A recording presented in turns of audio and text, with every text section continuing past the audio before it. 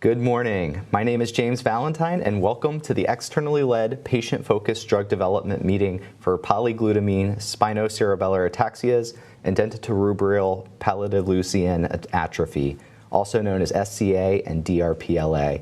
We're coming to you live from the Washington, D.C. metropolitan area, actually not too far from where the U.S. Food and Drug Administration headquarters are. To open today's meeting, it is my pleasure to introduce my appropriately socially distanced co-host, Andrew Rosen, the Executive Director of the National Ataxia Foundation. Andrew? Hello, Ataxia Nation. My name is Andrew Rosen, and I'm the Executive Director of the National Ataxia Foundation. I'd like to welcome you to the externally led patient-focused drug development meeting on the polyglutamine spinocerebellar ataxias and DRPLA. I can't believe this day is finally here, and on International Ataxia Awareness Day to boot. A special shout out to the many staff members of the U.S. Food and Drug Administration that are taking the time to join us today. I know that you're going to learn a lot from this wonderfully brave group of people affected by ataxia, their parents, spouses, and caregivers who are sharing their experiences, and we're excited to have you with us. Thank you for taking the time.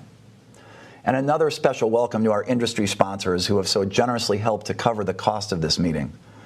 Thank you to Biohaven Pharmaceuticals, Ionis Pharmaceuticals, Takeda, uniQure, and Vico Therapeutics. But most importantly, I want to welcome the members of the audience who live with ataxia. This meeting is about you and for you. I joined NAF at the beginning of 2019, and one thing became very clear to me almost immediately. It is the dawning of a new age for all those affected by ataxia. After so many years of being told, you have something called ataxia, it's going to get worse, and there's really not much you can do about it, that message is changing. The pharmaceutical industry has become very interested in the ataxias in the past several years, with numerous research studies and clinical trials already in progress and being planned for the near future. The unmet medical need of treatments and an eventual cure for ataxia is no longer just some vague hope for the future. That is why this meeting is so important today. Many of you will have the chance to share your stories directly with the FDA, explaining the symptoms of the disease that have the most impact on your daily lives. We know thousands of you in the U.S. alone are affected by the various forms of ataxia that we're discussing today, and many more have joined us from around the world. We have so much to learn from you all, and your involvement today is critical. You'll have the chance to respond to a number of polling questions online and also make comments directly to the audience. I know watching this on a screen cannot replace meeting in person, but please hang in there with us. It will be well worth your time. I'd now like to introduce Andrea Compton, President and co-founder of Cure DRPLA. Andrea has been a wonderful partner to NAF during the planning of this meeting. Andrea. Thank you, Andrew. Good morning. My name's Andrea Compton, and I am the president and co-founder of DRPLA. By way of introduction, dentatorubral pallidoleucian atrophy, commonly referred to as DRPLA or DRPLA, is an autosomal dominant trinucleotide repeat disease, similar to the spinocerebellar ataxias that are being discussed today. Due to these characteristics, it's a fitting addition to today's meeting. Cure DRPLA was founded in 2018, shortly after my son, Tayson, was diagnosed with the disease. Tayson was tested for the disease only because we had been contacted by his birth family and told that his birth mother had tested positive for the disease. If it wasn't for this communication, he never would have been tested. At that time, Tayson presented with epilepsy and cognitive difficulties, a combination that isn't uncommon. The only other symptom that Tayson had during that period that was of concern was a decreasing IQ. Tayson started kindergarten with an IQ of 90 at a school for children with learning difficulties due to some learning challenges that were identified at age 4. He did really well his first year, but the second year he stopped progressing. At that time, we learned that his IQ had dropped to 70. After a few more years of little to no progress, and at the onset of epilepsy, we transferred Tayson to a school for children with more severe learning issues, where he remains today. His IQ is now 57. Tayson's chronological age is 14, although his cognitive age is much closer to 3. He slurs his words tremendously. I'm one of the few people that can understand him. His balance is deteriorating. He can no longer stand on a dock to fish a crab due to the minor undulations of the water. He stopped riding a bicycle years ago.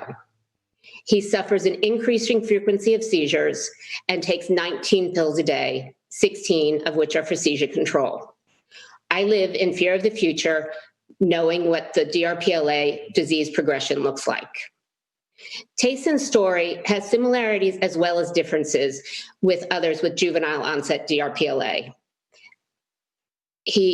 And today is about hearing from patients and the caregivers. We want the FDA and other stakeholders to hear directly from those affected what is the similarities as well as the heterogeneity amongst these diseases. As you will hear today as well, there is a massive unmet need to treat these diseases. I truly hope by the end of the day, you will understand why it's so important to develop treatments for these diseases, as well as what treatments could be most meaningful for the population. On a lighter note, NAF has been a wonderful partner. They have an amazing team of thoughtful, hardworking individuals that have made planning for today actually fun. Today, I hope that you will find sharing your stories as fulfilling as we have found organizing this meeting. We will hear from we hope to hear from many patients, caregivers, and spouses during the meeting with regards to their experiences. It's these perspectives that are so critical to help inform future disease research and drug development for SCAs and DRPLA. Thank you. Back to you, Andrew. Thank you, Andrea. I'd now like to introduce Dr. Wilson Bryan, Director of the Office of Tissues and Advanced Therapies in the Center for Biologics Evaluation and Research at the Food and Drug Administration, to provide some opening remarks. Dr. Bryan. Good morning. On behalf of the FDA, it is my privilege to make a few opening remarks for this meeting to discuss the ataxias. What I want to talk about is education. And for me, my medical education began, it's been over 40 years ago when I enrolled in medical school. And for me, the opportunity to become a doctor was a great honor and privilege. After medical school, I trained as a neurologist and then specialized in neuromuscular disorders. So at that time, I worked for well over a decade at a neuromuscular clinic in Texas and had the privilege of taking care of many patients with hereditary forms of ataxias. But back then, in the 1990s, it was very different. The science of the ataxias was just beginning to be understood, and we didn't have good genetic tests to distinguish the different forms of ataxias. I'm not sure when I first heard the word polyglutamine, and so I'm looking forward to the presentation by Dr. Wilmot to update me on what's happened in the science. Fortunately, the science has moved forward in the last couple of decades so that now we do have good diagnostic tests that allow us to distinguish the different forms of ataxias. And I believe that this science is on the verge of not just helping us with diagnosis, but bringing us forward to treatments that will really have an impact on this disease. I have the privilege of working at the FDA in the part of the FDA that deals with gene therapies. And over the past 3 years, we have approved our first 5 gene therapies in this country. And that includes one gene therapy for the treatment of a rare neuromuscular disorder. I am extremely optimistic that over the years ahead, we are going to have not dozens, but hundreds of gene therapies come forward. And that will include gene therapies for ataxias. This is going to happen. And it's meetings like this that help us to advance the development and the regulation of these products that are going to come into development. So how does that happen? Well, these meetings, what we hear helps the FDA to think about how clinical trials should be designed. For example, it helps us to think about how long do the studies need to be to find an effect, and helps us to think about what sort of monitoring of the patients needs to occur to protect their safety, and what eligibility criteria are important, which patients are going to be the best to enroll in each specific trial. What we hear today helps us to think about endpoints for these trials. Which endpoints are most relevant to patients? What is clinically meaningful to the patients? And we also need to think about how do patients want us to balance benefits and risks? As the FDA is somewhat of a paternal organization, we have to make decisions for a lot of people in this country. And we need to hear from you and what matters to you and how you would want us to balance benefits and risks. So that brings me back to education and a reminder that when it comes to medicine, the best education always comes from the patients. And you, as patients and caregivers, help us to learn. When you participate in meetings like this, when you enroll for clinical trials, because clinical trials to move us forward won't happen unless you're willing to participate. And also when you serve on FDA advisory committees. So I would like to thank the good folks who organized this meeting, to give us the opportunity to hear from you and the patients, and you, the patients and the caregivers. And particularly thank you for participating in this meeting. Because what we hear from you today gives us the opportunity to continue our medical education so that we can work with you in helping to bring forward new therapies. And with that, I'll turn it back to Andrew in the studio. Thank you, Dr. Bryan. We so appreciate your comments and educating us on why this meeting is so important to those of you at the FDA. Now I'd like to introduce Dr. Chip Wilmot, Assistant Professor of Movement Disorders at Emory University, to give us a clinical overview of the SCAs and treatments. Dr. Wilmot. Thank you very much. So today, we can go to the next slide. It's wonderful to give you an overview today. It's going to be just a very kind of clinically based. There's so much information to cover on these complex set of diseases that I'm really kind of limited in 15 minutes to be able to give a basic overview of where we stand right now. We have a long way to go to help out patients more.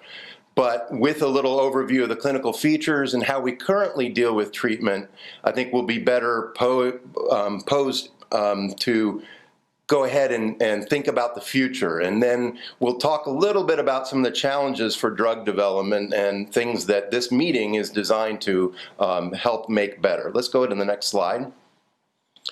So what is spinocerebellar ataxia? This is a little complicated, and there are people on here that might not understand all the genetic principles. So the bottom line is that ataxia, which refers to incoordination of movement, can affect a lot of people. And those, sometimes it's genetic and sometimes it's not. If it's genetic and inherited in an autosomal dominant fashion, it's technically a spinocerebellar ataxia.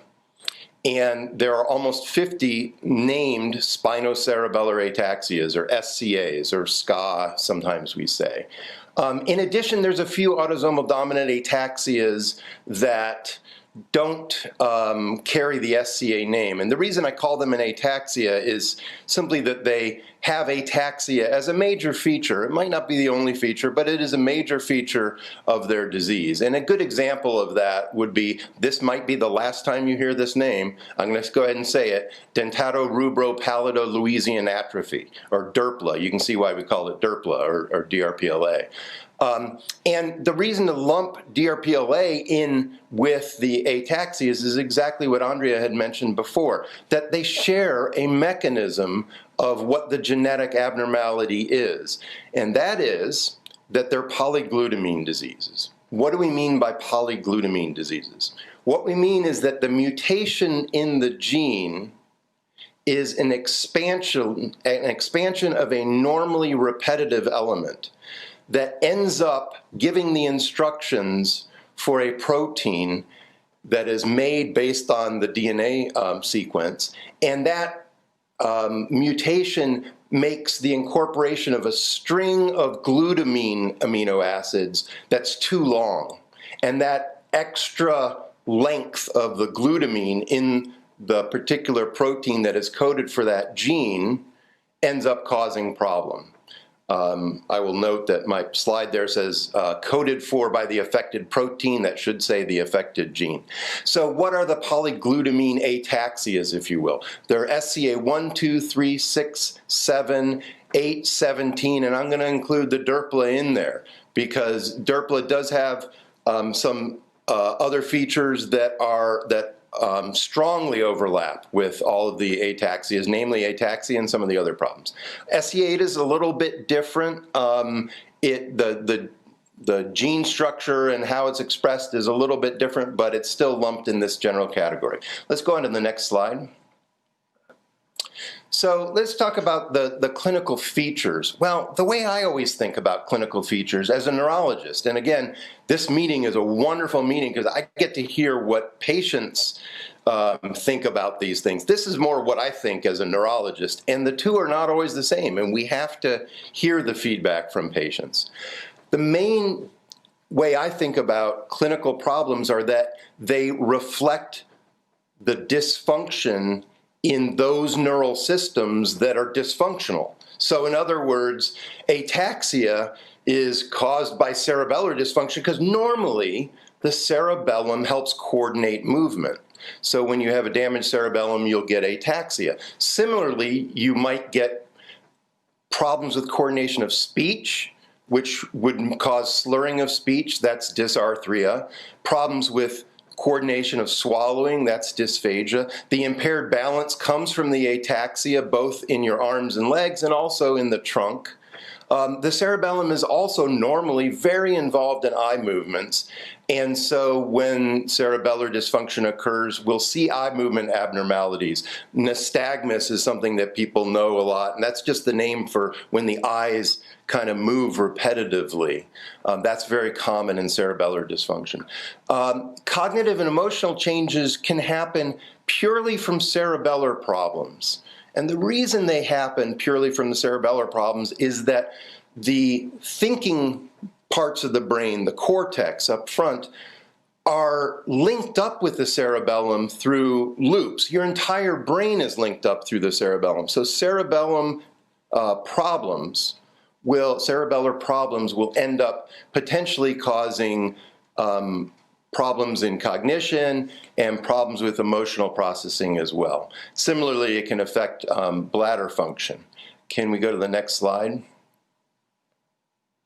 And then it's not just the cerebellum in most of these diseases that's affected. It's also other neurologic areas in the brain. So you might get spasticity, which is tightness of muscles and oftentimes muscle cramps, increased reflexes we see on an exam.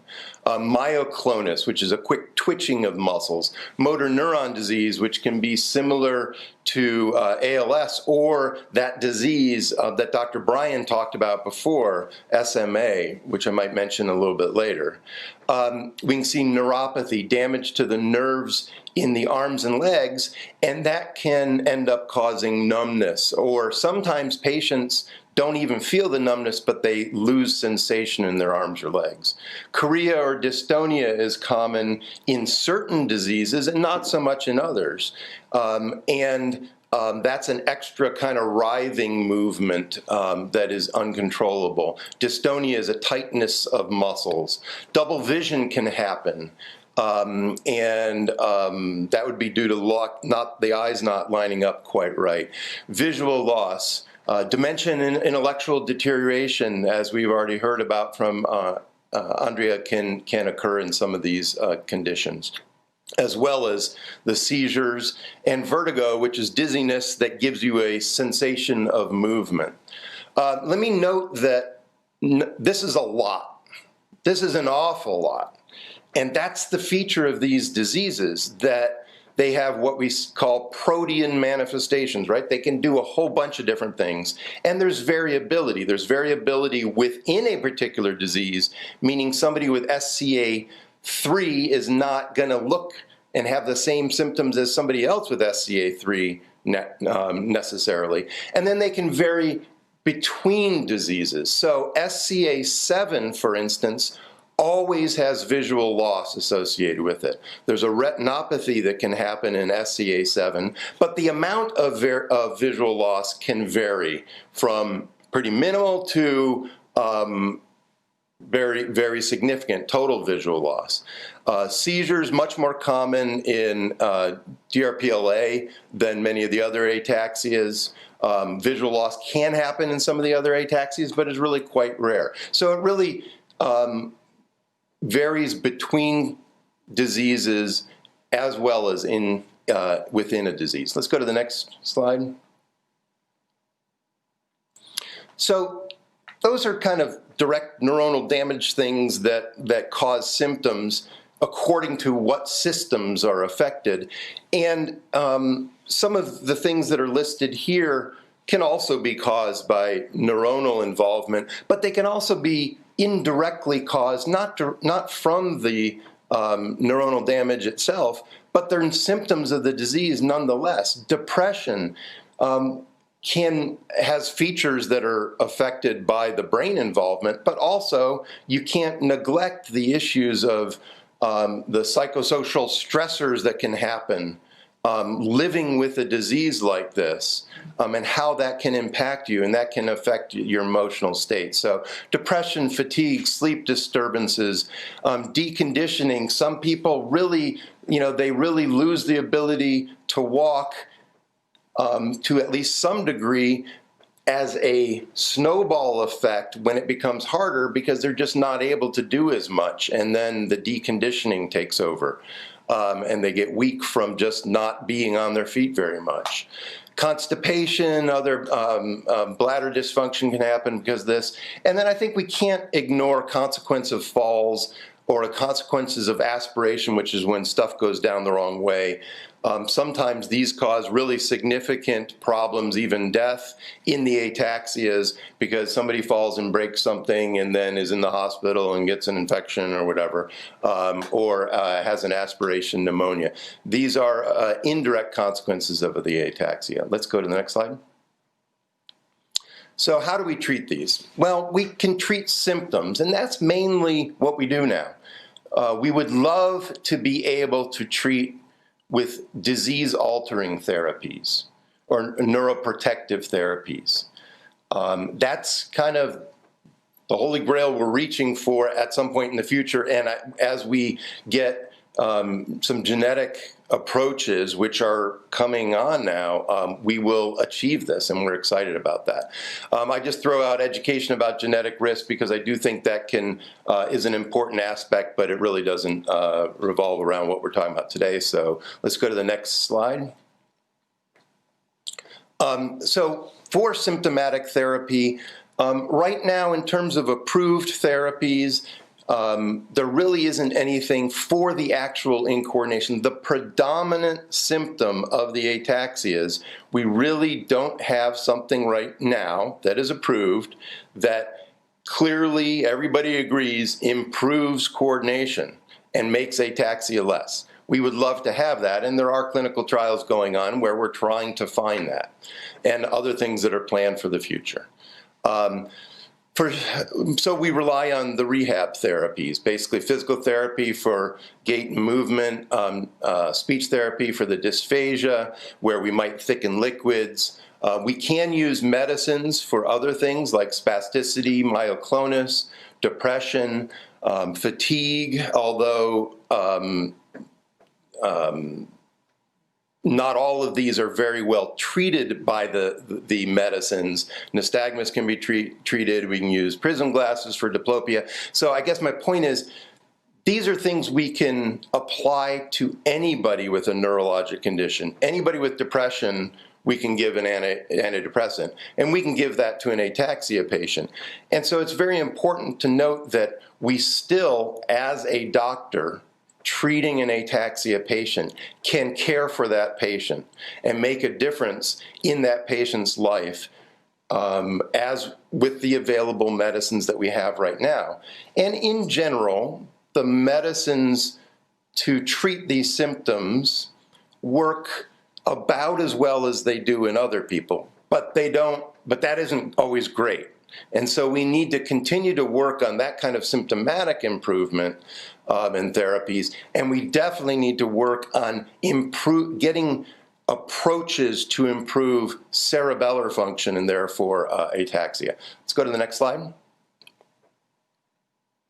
For the disease-altering or neuroprotective approach, again, we don't have anything right now, but there is a ton of interest in this. One of the interesting things is that in animal models, it's been shown that some exercise, really kind of light cardio type of work, actually does have neuroprotective benefit. So we always like to recommend exercise to patients. That's above and beyond what it just does for your cardiovascular fitness. It actually improves the brain a little bit in animal models. Never proven that for humans, but we like to think that it probably exists in the same way. And I just echo the statements that were said before by Dr. Bryan. This is an exciting time because we just have so many more tools for the genetic conditions now. And in other polyglutamine diseases like Huntington's disease, which typically does not have ataxia and isn't included here, there have been some human trials that have already started and have some encouraging results. It's nothing that is approved or anything like that right now, but in the pipeline is an approach to be able to affect the expression of that mutant allele that is generating the toxic polyglutamine protein. Because of the similarities between the ataxia, all of the polyglutamine diseases, we can use a similar approach. So what we learn in other polyglutamine diseases affects the other polyglutamine diseases, and that's really exciting. What we learn in SCA3 will help the development of an SCA1 neuroprotective treatment. They have to be done separately. They are different diseases. They are different genes. They do have some differences, certainly, but there's a lot of convergence of information and education here, which is super helpful. Let's go on to the next slide.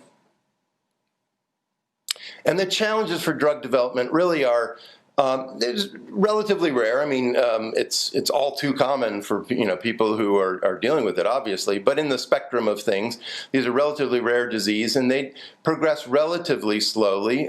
Again, a lot of variability within the different diseases, and there's this variability between different diseases and within each disease. And what these two things mean, or the implication for both of these, are that we have to study patients for a longer period of time, and we need more patients in each study because we have to statistically overcome the variability that's there.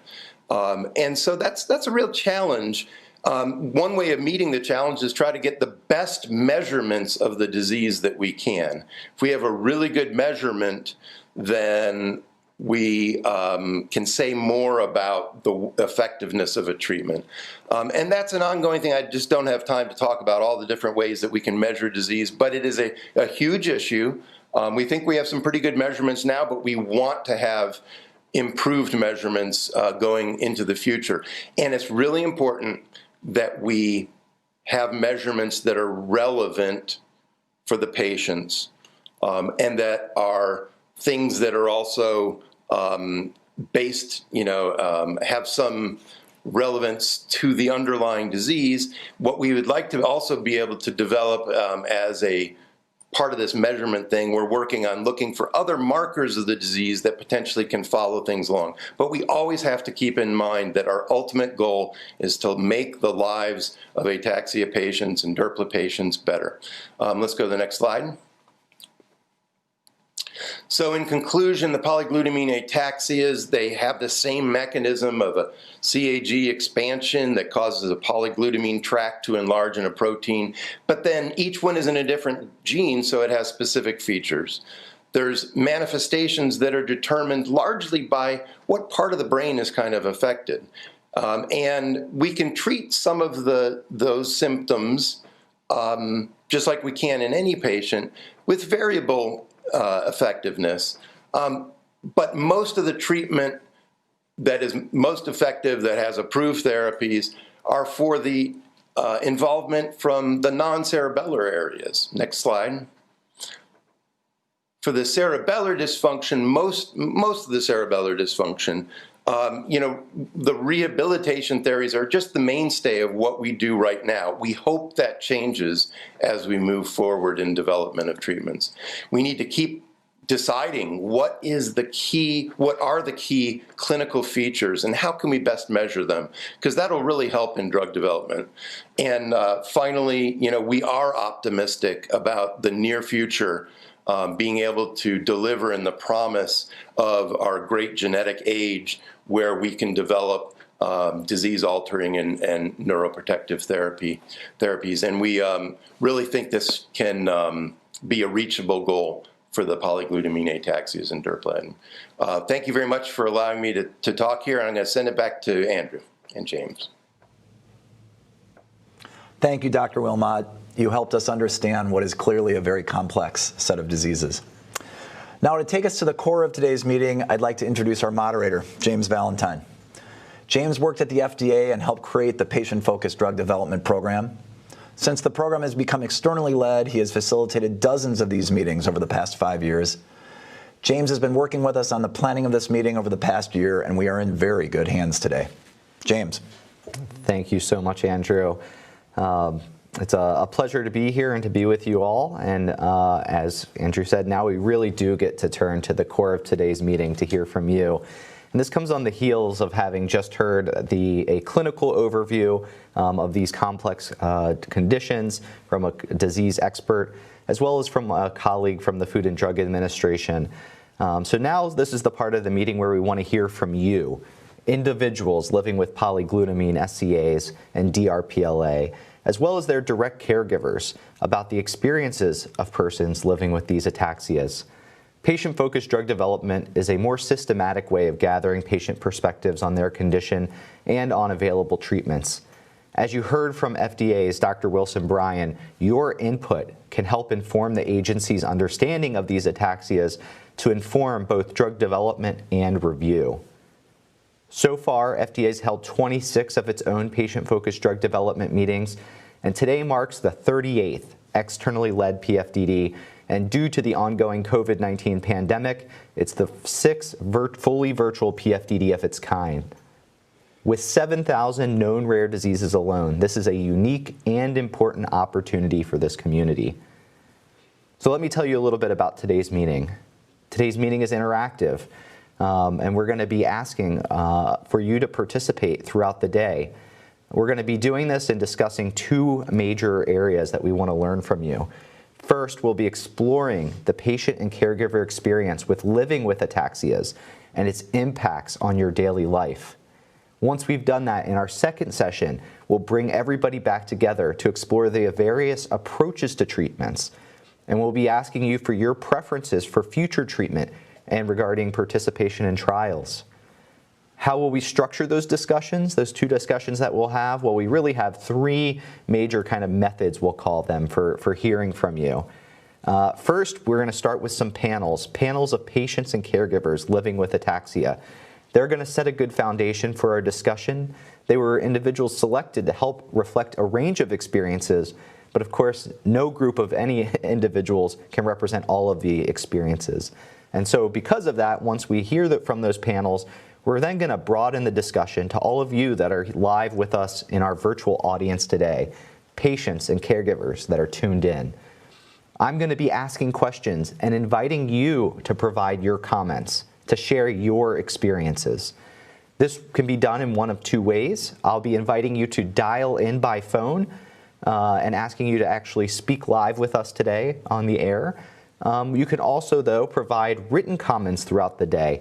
The instructions for both of those can be found on the webpage that you're following along in this live stream, and we'll be sharing those instructions as well throughout the day. We also have invited a group of patients and caregivers to serve as on a Zoom panel, and they'll be sharing their experiences as well. When you do write in or call in, we do ask that you state your name as well as your diagnosis before you answer. That will help us with tracking your responses throughout the day. Finally, we're going to be broadening the conversation also through the use of polling questions.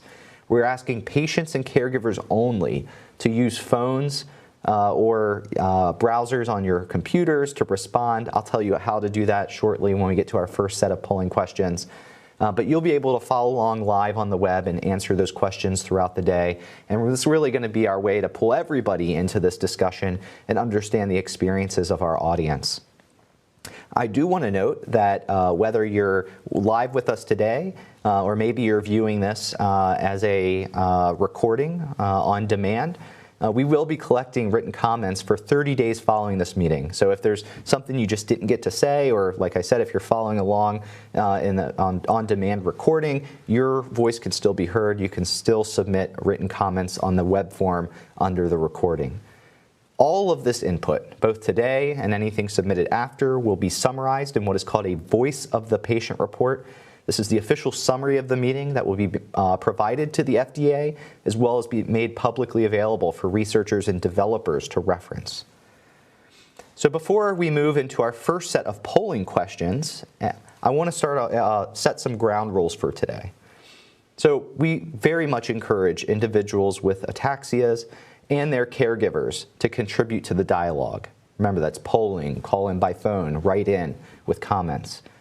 The conversation is limited to individuals with ataxia and their family members only. Our stakeholders at the FDA, drug developers, and clinicians are here to listen. I also want to mention that views expressed today are inherently personal, and the discussion may get emotional at times, given the nature of what we'll be talking about. So I just implore you to, of course, be respectful of one another, and to that end, try to be focused and concise in your comments so that we can hear as many voices as possible.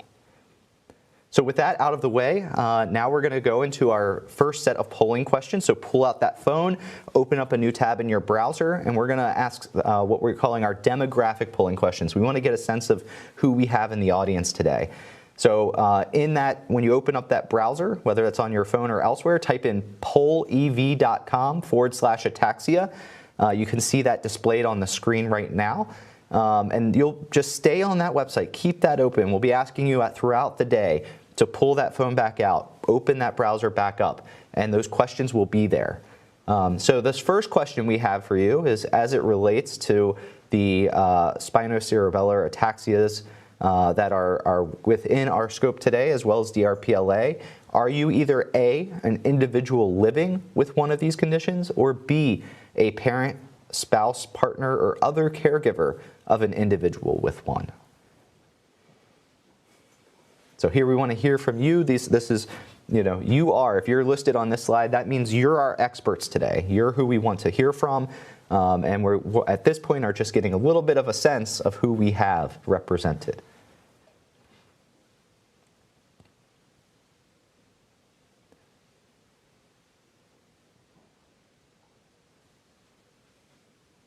We'll give you a few more moments to get into the system. I know this is our first question. We want to make sure that everybody's getting in, accessing the system. We'll be able to move a little bit more quickly through some of these other demographic questions that we have.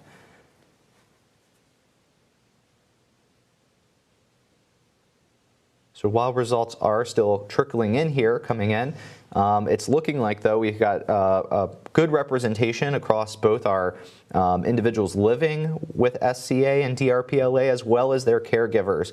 And we're seeing about 2/3 of our audience are actually individuals living with one of these conditions, and about 1/3 of the audience are those caring for them. So with that, we'll move into our second polling question. So here we want to know where does the affected individual live? So if you're a person with an ataxia, please respond for yourself. If you're a caregiver, these questions are you're going to be answering them with respect to the person that you care for. So where does the person live? The options are A, in the U.S. Northeast, B, the U.S. Mid-Atlantic, C, the U.S. Midwest, D, the U.S. Mountain Region, E, the U.S. West Coast, F, in Asia, G, in Africa, H, in Australia or New Zealand, I, in Canada, J, in Central or South America, K, in Europe or the UK, L, in Japan, or M, some other region not represented here on the slide.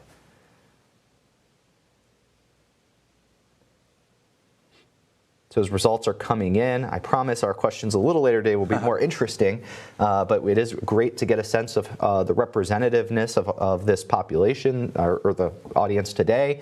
And we're seeing great representativeness here. We're seeing participants from all across the United States.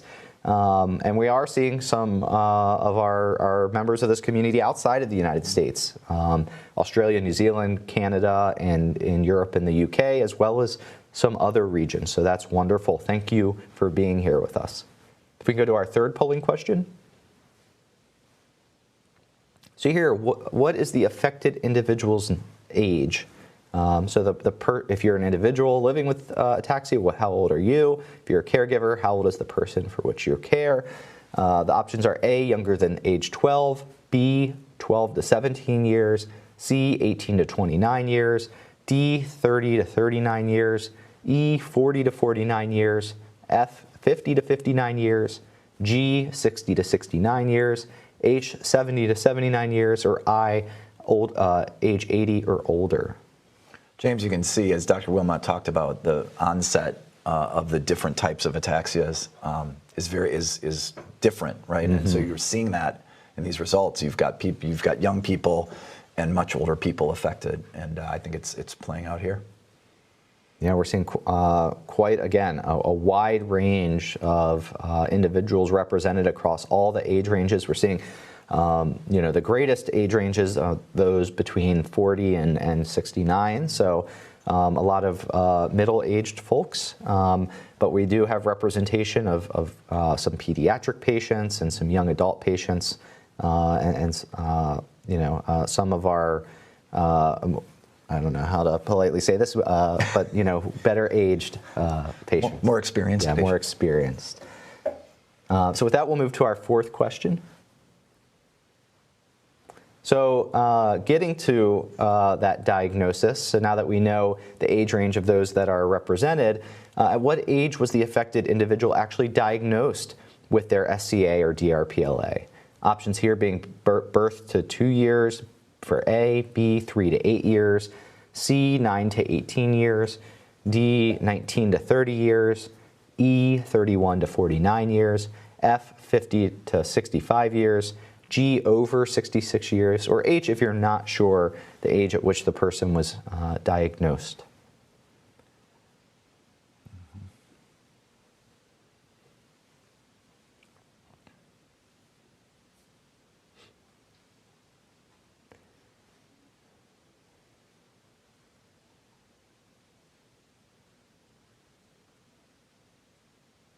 So what we're seeing here is it looks like we're actually fairly aligned, that people, the distribution we saw earlier pretty closely matches this, maybe a slight shift to the 30s and 40s for diagnosis. And of course, those individuals are represented here today at a little bit of an older age, becoming more experienced with the condition.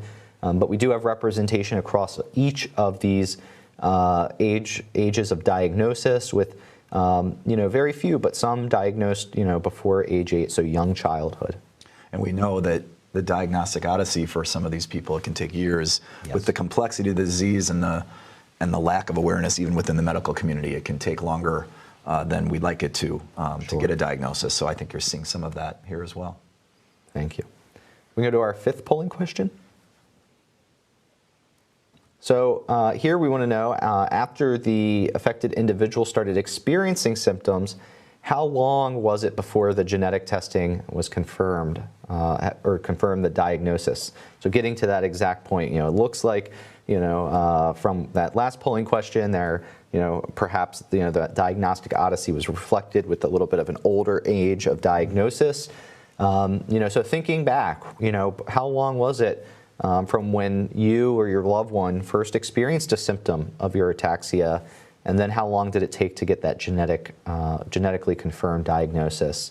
Options being A, less than 1 year, B, 1 to 2 years, C, 3 to 5 years, D, more than 5 years, or E, if you're not quite sure.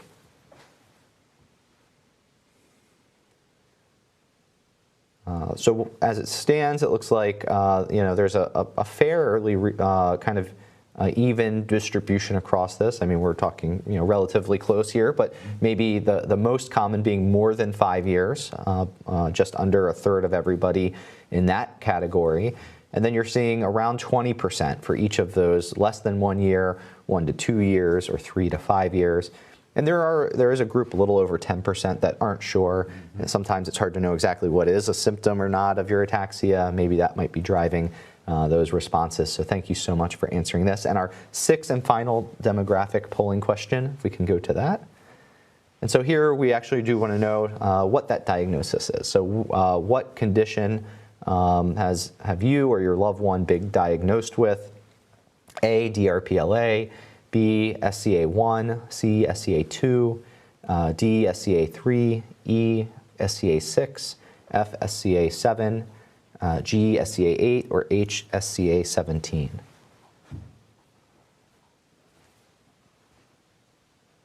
Please let us know your or your loved one's diagnosis. Great to see all of the ataxias that we're discussing today represented here.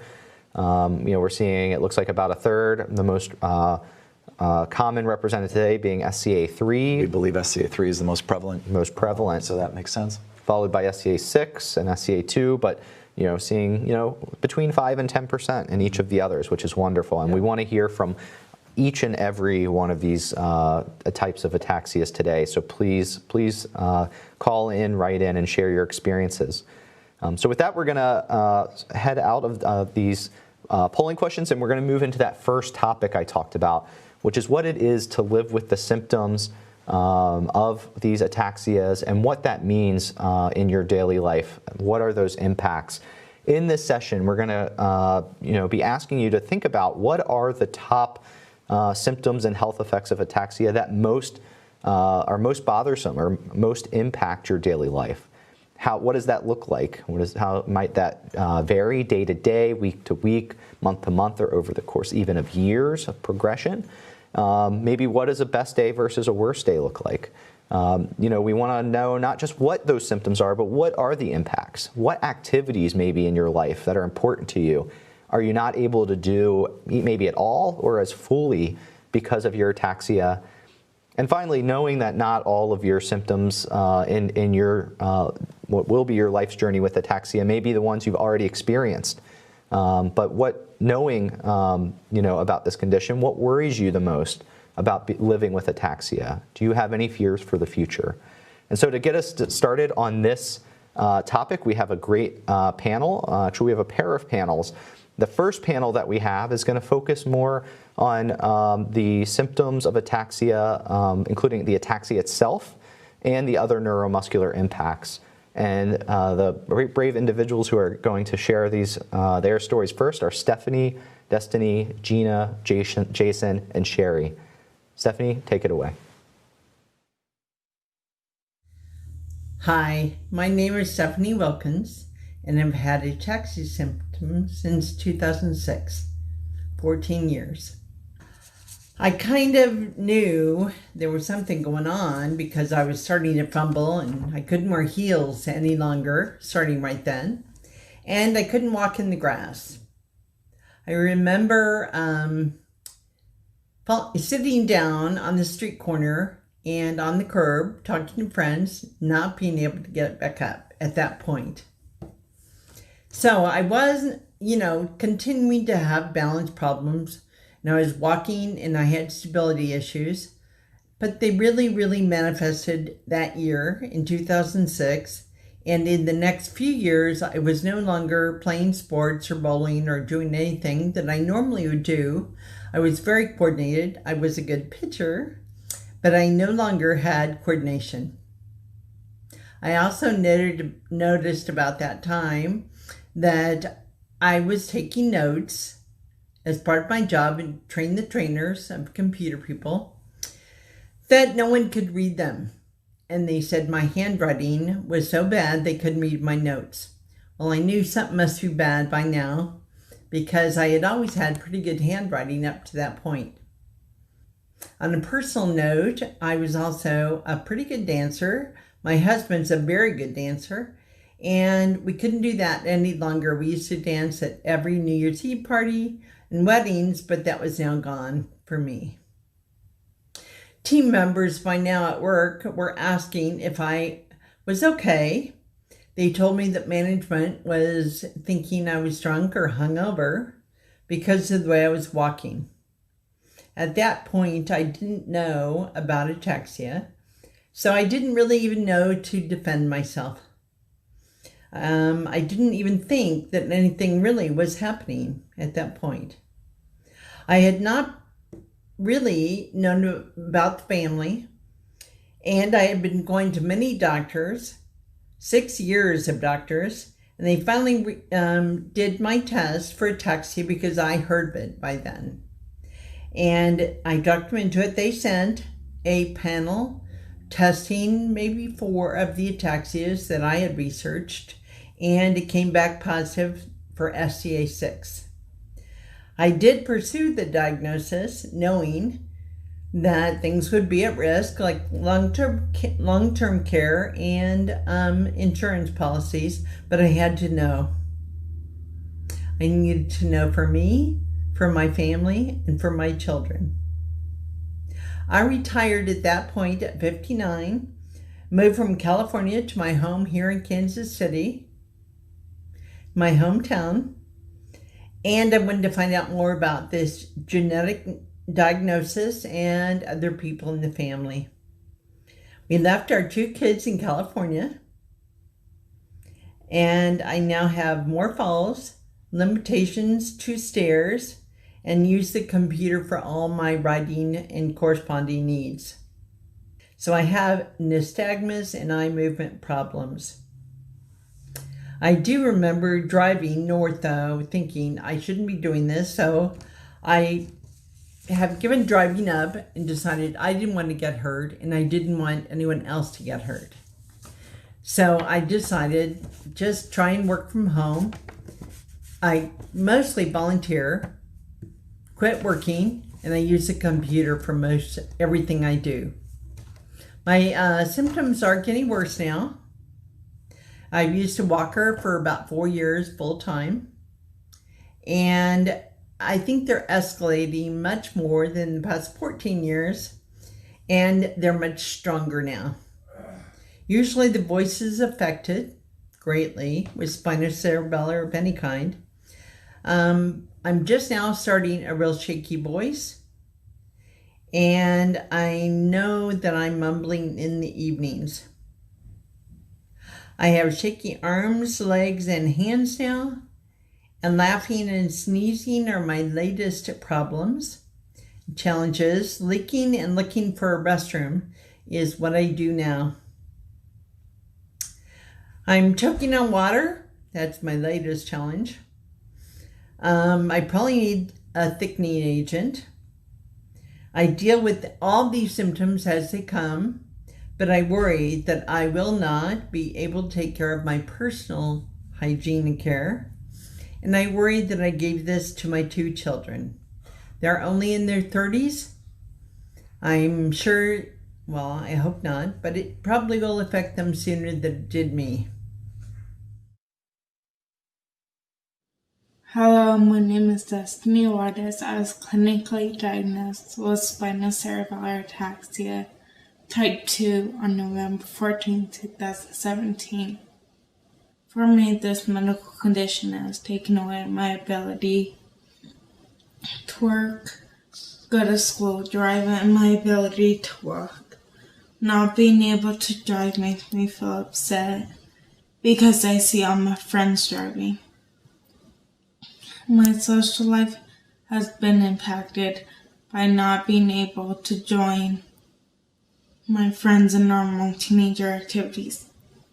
My senior year of high school, as I struggled to participate in physical education and difficult to get from class to class. My balance and coordination are affected, so I would leave class early to avoid the crowded halls right before Christmas break. When walking to my class without human support, my leg muscles suddenly gave out and I was unable to walk. This forced me to make the decision to finish my senior year online. This disorder has impacted the nerves and coordination in both of my hands, creating tremors. Because of these tremors, I had trouble doing my own makeup and painting my own nails. SCA2 has impacted my leg muscles, causing leg spasms, causes double vision. I get double vision when I try to read my phone screen or a book. What happens is all of a sudden my eyesight gets blurry and my eyeballs start to shake. It affects my balance and coordination, making me look drunk while walking and slurring when I talk. Since all of this regarding my ataxia, I had trouble showering, walking, playing volleyball, lifeguarding, and walking on ice. On my good days, I do a majority of everything by myself, with a minimum amount of help. I wake up at a normal time, do my makeup, feel more energized. Walk with the walker, get dressed, and use grab bars instead of human support to help with stairs and taking a shower. On what I thought was going to be a good day, I was at the mall with my friend and we were walking in a candy store. I wasn't using my walker or human support. I ended up losing my balance and falling and screaming. When I fall like that, I don't get a warning just before it happens, because my muscles will give out suddenly. Instead of asking if I was okay, customers and workers just glanced with an angry face. A worker came up and asked me to leave in a very rude tone. It's hard for a teenager when good days can easily turn to bad days. After these incidents, I made the decision to walk the walker or use human support whenever I leave the house. On my worst days, I feel fatigued, weak, non-motivated, and sick. The non-motivation affects my life by making me depressed. I don't have the energy to complete my normal activities. That's when I use as much human support as needed with walking, getting dressed, and showering. On these days, I normally don't do as many activities such as doing my makeup, house chores, or soaking up the sun. In the future, my biggest concerns for my life are worrying about having human help in my activities of daily living and the progression of the condition. It's my heart's desire to find a cure for SCA2. It will take lots of determination from patients, doctors, and researchers to find a cure. A medication to slow the progression is currently being tested. I'm blessed to be a participant in this study. I will not give up. I will continue to fight.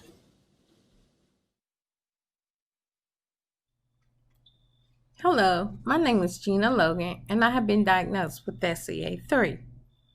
I knew I suffered from this affliction before I was diagnosed by my neurologist. You see, this was inherited from my father, who inherited it from his mother, who inherited it from her father, along with 5 of her siblings. I first noticed something was off with my balance around the age of 44. I am now 50. It is hard for me to discuss because it seems my symptoms are coming on fast.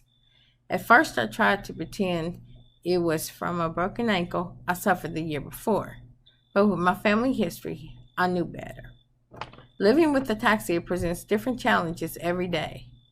When I first started writing this, I was in bed, the brace on my right ankle, not from the one that was previously broken, and a brace on my left knee.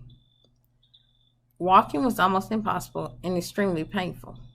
I didn't know if this was the beginning to the end of my independence. I also have trouble getting up off my sofa, and sometimes I have a hard time getting out of the tub. I have plenty of family. They are 100 miles away. They want me to move closer so they can take care of me. I have been a caregiver for my father, and I would rather end my life than to have to depend on someone to attend to my every need, from feeding, bathing, and other needs. The scariest thing about falling is you never know when it is going to happen, and I can't even tell family, doctor, or physical therapist what happened. I'll ask if I felt dizzy, and the answer is always the same: no. Ataxia is not about feeling dizzy. It is about my legs not wanting to work correctly, or crazy legs. I even make light of some of the falls I've had by saying I was airwalking. Those are falls when I don't know if my feet even touch the ground. I try my best to make others feel at ease with my affliction while I'm really crying on the inside. I lost my balance and crashed into the wall at work. Some laughed and asked me what I had been drinking. That was really embarrassing and hurtful. I'm afraid to have a glass of wine when having dinner with friends because my condition is not familiar to most, and I could never pass a sobriety test even if I had had nothing to drink.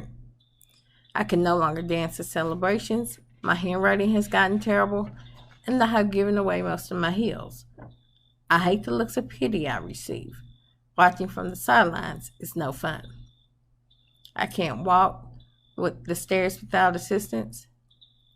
I would love to take walks outside, but I'm afraid of falling with no one to help me. I only have one friend that I can take walks with who I'm comfortable enough with to take walks with, and she is not always available. I would love to go to the gym to exercise. However, I have fallen twice in the gym, and I'm afraid I will be too tired for my legs to carry me home. I feel like I am losing my independence.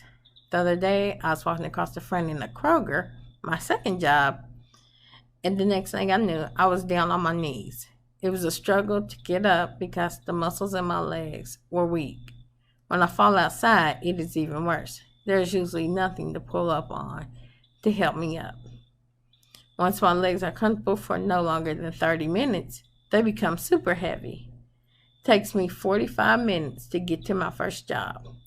Once I get there, it takes me another 5 minutes to get stable enough to get out of the car to be able to walk into work. I feel rigor mortis has set in.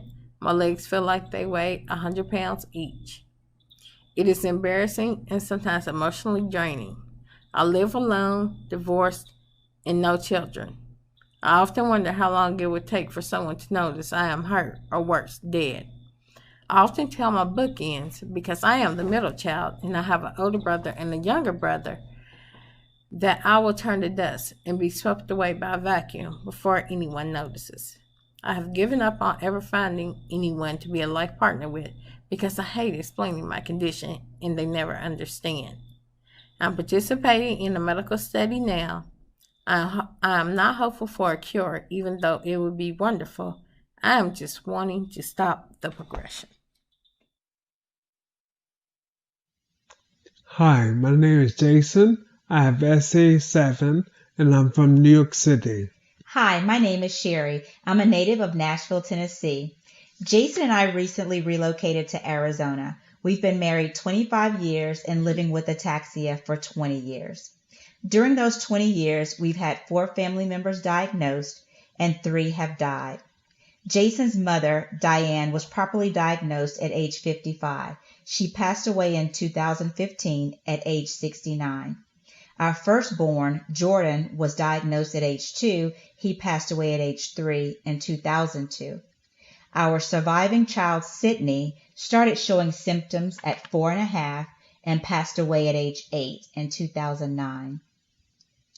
Jordan started walking at 12 months. However, when he was about 14 months, I noticed he wasn't mastering walking. He seemed to be doing worse because he kept falling and couldn't seem to keep his balance. At this time, he had frequent falls daily and would not brace for the impact or protect himself when he fell. So he busted his lip, it seemed, every day. He walked with a wide gait and constantly drooled. His pediatrician eventually referred us to a pediatric neurologist who diagnosed Jordan with ataxia. During the next 15 months, we watched Jordan go from walking to crawling to being bedridden.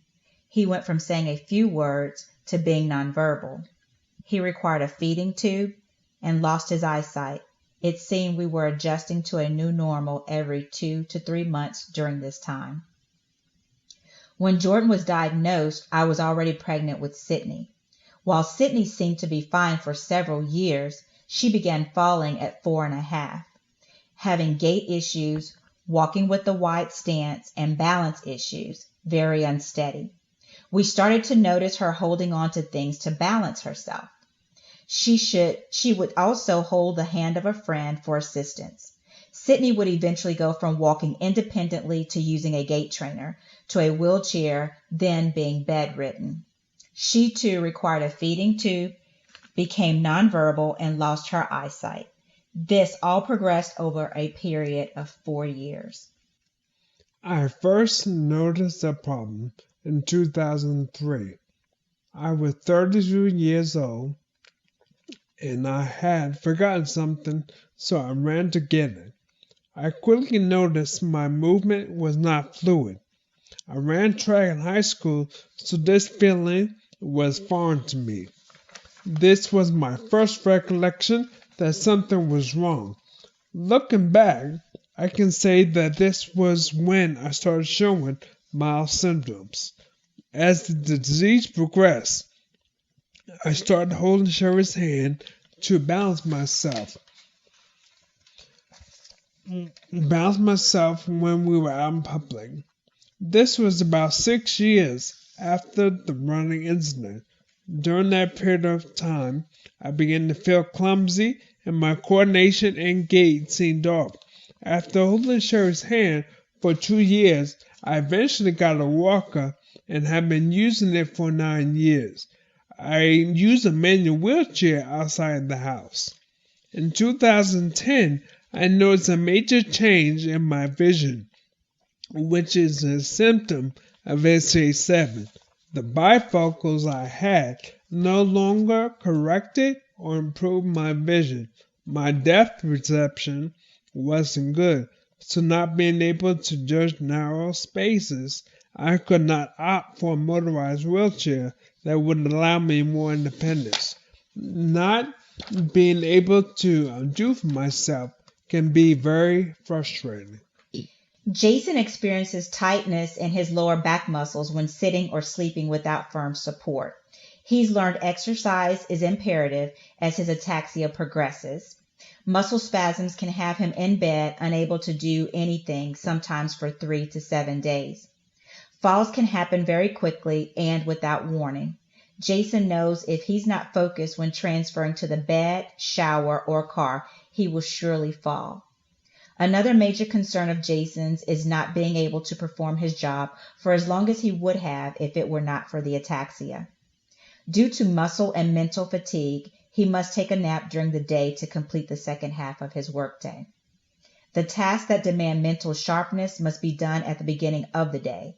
With Jason's vision and speech challenges, as well as muscle and mental fatigue, he will probably have to retire soon.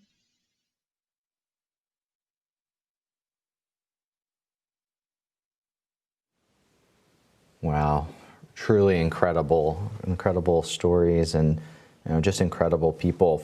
It's not easy to do what they did and put together and think and share with us all of those experiences. So thank you to each and every one of you who were a panelist on that panel talking about ataxia and other neuromuscular impacts of these conditions. We now have another panel that we would like to introduce that we're going to be speaking to the non-neuromuscular impacts. So you'll be hearing about things like visual problems, speech, swallowing, memory and dementia, even epilepsy and behavioral issues. So listen close. We've got a great panel with Tom, Cameron, Christy, and Jeanette. Tom, take it away. My name is Tom Sweeney. I have Ataxia SCA1. I live in Hopkins, Minnesota, and 3 of the 7 children in my family have inherited the disease. I was diagnosed in 2008 and at the age of 51 years old. My speech swallowing had been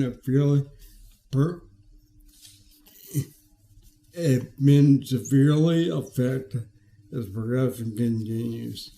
Choking is a common occurrence. When speaking, it's hard to form words and sentences. These combinations have caused my early retirement from my career in teaching. Losing my ability to be in a classroom is the most difficult consequence to accept. Recently, using the phone has become increasingly difficult. It's a challenge for me to simultaneously hold the phone and form coherent sentences. When my speech is not understood, the speed at which I speak slows down tremendously. Another side effect is the difficulty in controlling my voice. My word retrieval function is slow and continues to progress. This is exemplified by my beginning conversations with words like and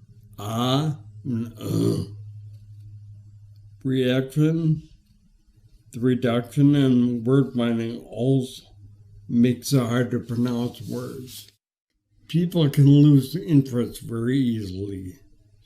Contributing my insight is very hard, and I'm challenged in social gatherings. I talk so slow that I cannot interject thoughts quickly into conversations. One-on-one communication is good as long as the listener is patient. Consequently, I want to withdraw from interactions with others. Occupational physical therapies help, but they don't stop the progression of the disease. These type of therapies are merely bandages. My family has tried to be understanding and supportive. I'm not the only one living with ataxia in our house. Swallowing and choking on foods and solids, even saliva, can cause uncontrollable fits of coughing up to 15 minutes in length, leaving me exhausted and scared. Eating requires cutting my food into tiny pieces and chewing 20 to 30 times per bite. Textures contribute to my choking as well. Using a straw is a must, helping reduce the incidence of choking. Clearly, my choking and coughing is scary for me and for any witnesses, and there's always concern for my well-being. Choking protocols never far from people's minds. There are emotional stakes with ataxia. Losing control of my emotions is an ongoing challenge. My reactions can be unpredictable and irrational. Many times I find myself apologizing for something I can't control.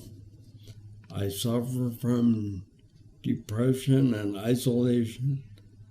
I feel loneliness and general sadness due to the loss of certain skills and the ability to perform household repairs such as and activities of daily life.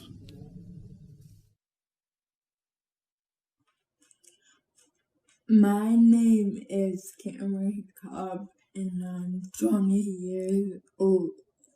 As a child, I was a competitive swimmer and water polo player, and I learned to play the flute in 3rd grade, which I played until my condition no longer allowed it.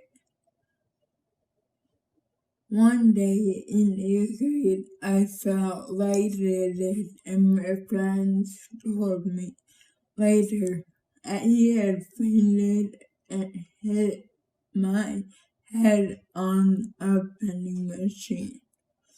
The doctor told us I needed to rest and no activities. My balance was off and I was no longer able to walk in a straight line. When I walked, I found myself having to take a wide step to regain my composure. Throughout high school, I felt like I was going to fall over all of the time. I no longer trusted my own legs. I started wearing ankle weights to help ground me. My coordination slowed and I couldn't take notes quickly in class. My voice was changing and people couldn't understand what I was saying. I became frustrated that I had to constantly repeat myself. My official diagnosis of spinocerebellar ataxia type 7 was confirmed in November of 2015. The simple things like walking became a challenge to the point by my senior year I needed an aide to walk with me from class to class because there was fear I might fall. My voice became labored and my mouth wasn't keeping up with my breath. My coordination and vision became so bad I had to quit playing the flute. I was devastated. Now I'm in college and find it hard to take more than 2 classes at a time. I type slowly, I speak slowly, and I need accommodation with taking tests. Teachers have to print my handouts and tests in larger font so I can keep up. Someone has to drive me to college and wheel me into a class. I haven't had a normal existence since my diagnosis. I'm not taking college classes this fall semester because e-learning is too hard for me. I hate ataxia and have been patiently waiting for medicine that will allow me to have my independence again. Living with ataxia is a nightmare. I am trapped in a body I can't control. My name is Christy Bundukumara. I'm the caregiver of 3 family members with DRPLA. My husband's presentation is typical of DRPLA ataxia presentation. I would like to take you through the symptom presentation of my children. First, meet my son, Reggie. When Reggie was 4 years old, we first saw that he was having difficulty sitting still. He wasn't progressing in his speech. By age 5, Reggie was not improving. He was unable to learn new skills, such as his alphabet, counting, and by age 6, he was reevaluated and his IQ had dropped from 86 to 70. Within a year, he began with drop seizures, and his first generalized seizure was in 2006. These seizures did not respond typically to medications and were significantly difficult to control. By the time Reggie was 9, he had intractable epilepsy, and post-ictally, he became ataxic. And that's when they did the ataxia genetic panel and found the DRPLA. Reggie maintained physical development and was able to walk, ride a bike, swim. His cognitive ability, however, stagnated at 3 years old. The last IQ testing we did, his IQ came out at 52. His seizures were never controlled, and we were on a clear cycle of 2 good days, often without sleep, and then he would go into a severe cluster of generalized myoclonic and tonic-clonic seizures. He usually had 6 to 12 seizures in a 24-hour period and did not function at all during that time. By the age of 13, Reggie began to regress. He was progressively using less words and progressively needing a wheelchair more days. His ataxia was obvious, with multiple falls and injuries. At the age of 15, Reggie had several significant setbacks: escalating dystonia, 2 traumatic femur fractures in the middle of a tonic-clonic seizure. His regression continued with no walking and minimal speech. He stopped speaking, and we were losing hope. Reggie started using an eye gaze, and we knew he was still in there because he could tell us how he felt and what he wanted. On October 30th, 2016, Reggie appeared sick, but there was no real indication it was serious. But at 10:30 that night, he was starting having difficulty breathing. I called 911, But by the time rescue arrived, Reggie went into respiratory and cardiac arrest. My son died that day. Now meet my daughter. Her name is Maya, and although her presentation is significantly slower, it is progressing just like Reggie. The MRIs are showing progressive atrophy, as with Reggie and my husband. When Maya was 5 years old, she had absolutely normal development, and her IQ testing was 90. She participated in competitive gymnastics. However, within a few years, her gymnastics coach said that she wasn't progressing like the other kids. Her school said she wasn't keeping up. We did tutoring and changed schools, but it was becoming evident that there might be something wrong. Maya continued to struggle in school and stopped doing gymnastics. We had her IQ tested again and it came out at 69. At age 11, she started with tonic-clonic seizures. Medication started to become ineffective. Even though she was 14, Maya's academic grade level was at 2nd or 3rd grade, and her verbal skills and reading skills were very low. We continued to have problems controlling her seizures. In a 24-hour EEG, she would have over 300 generalized myoclonic seizures. It is devastating to watch your child continue to get worse and to watch these seizures.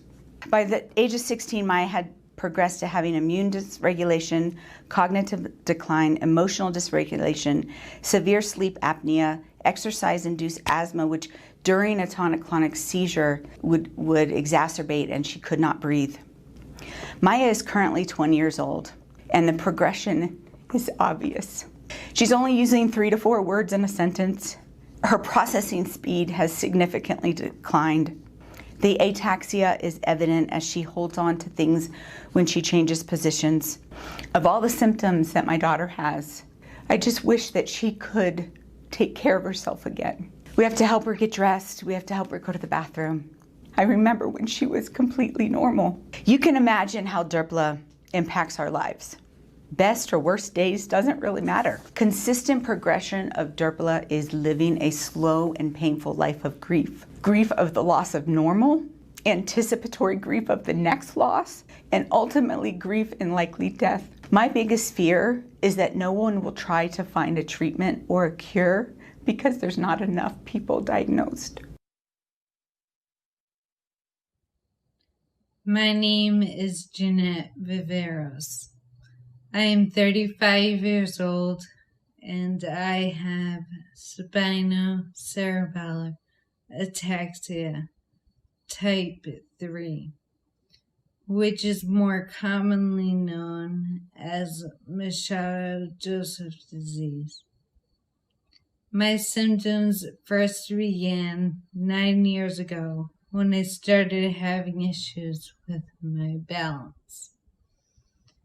Knowing my father's family suffered from Machado-Joseph disease, I had hoped it wouldn't surface until later in life,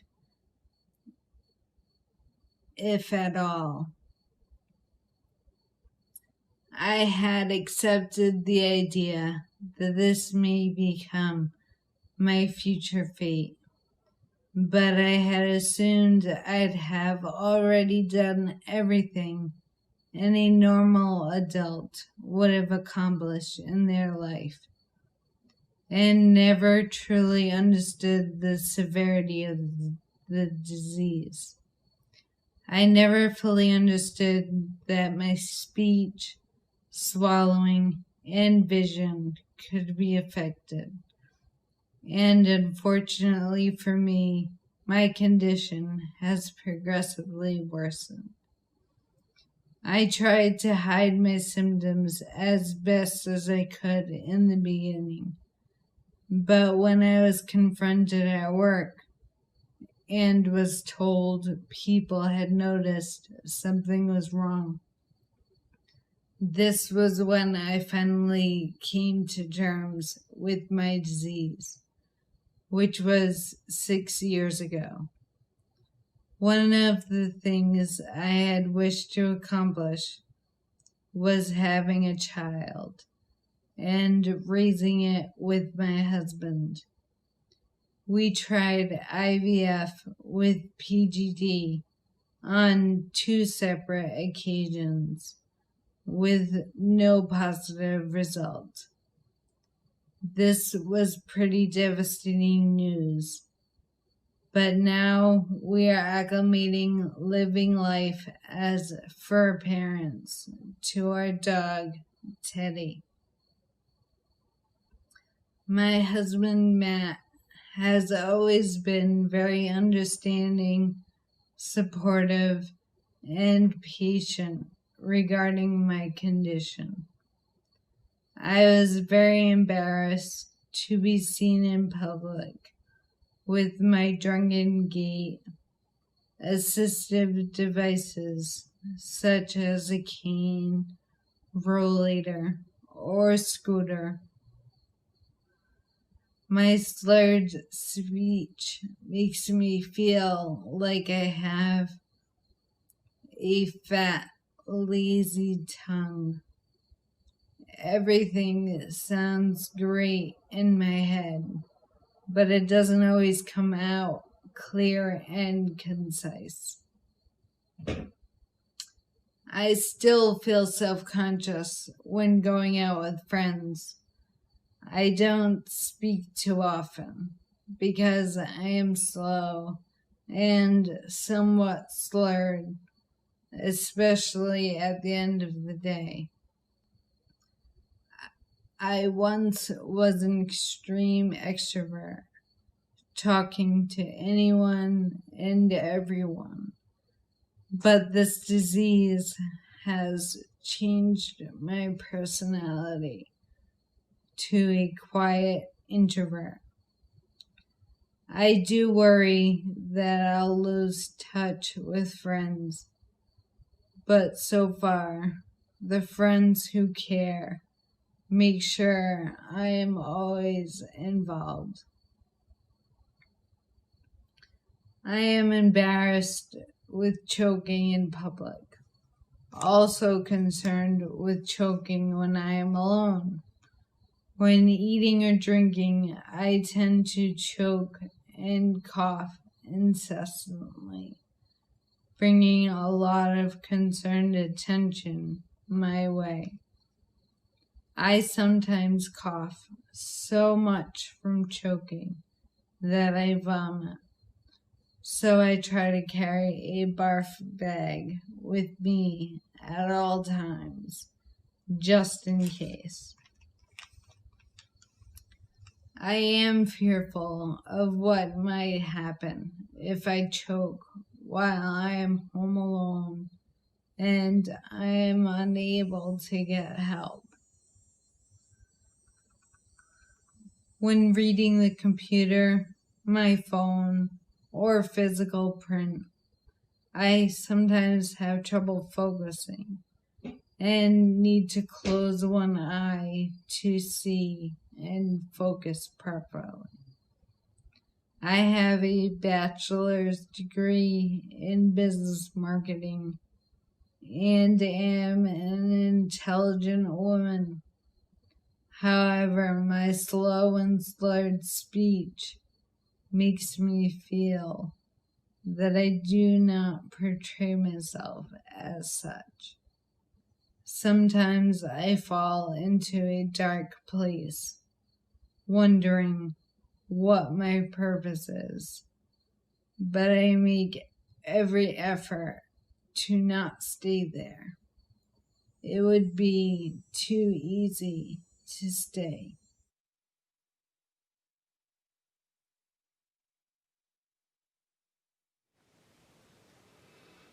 Another incredible panel. So much, to process there and think about. And I just want to, thank each and every one of you for taking the time and sharing today.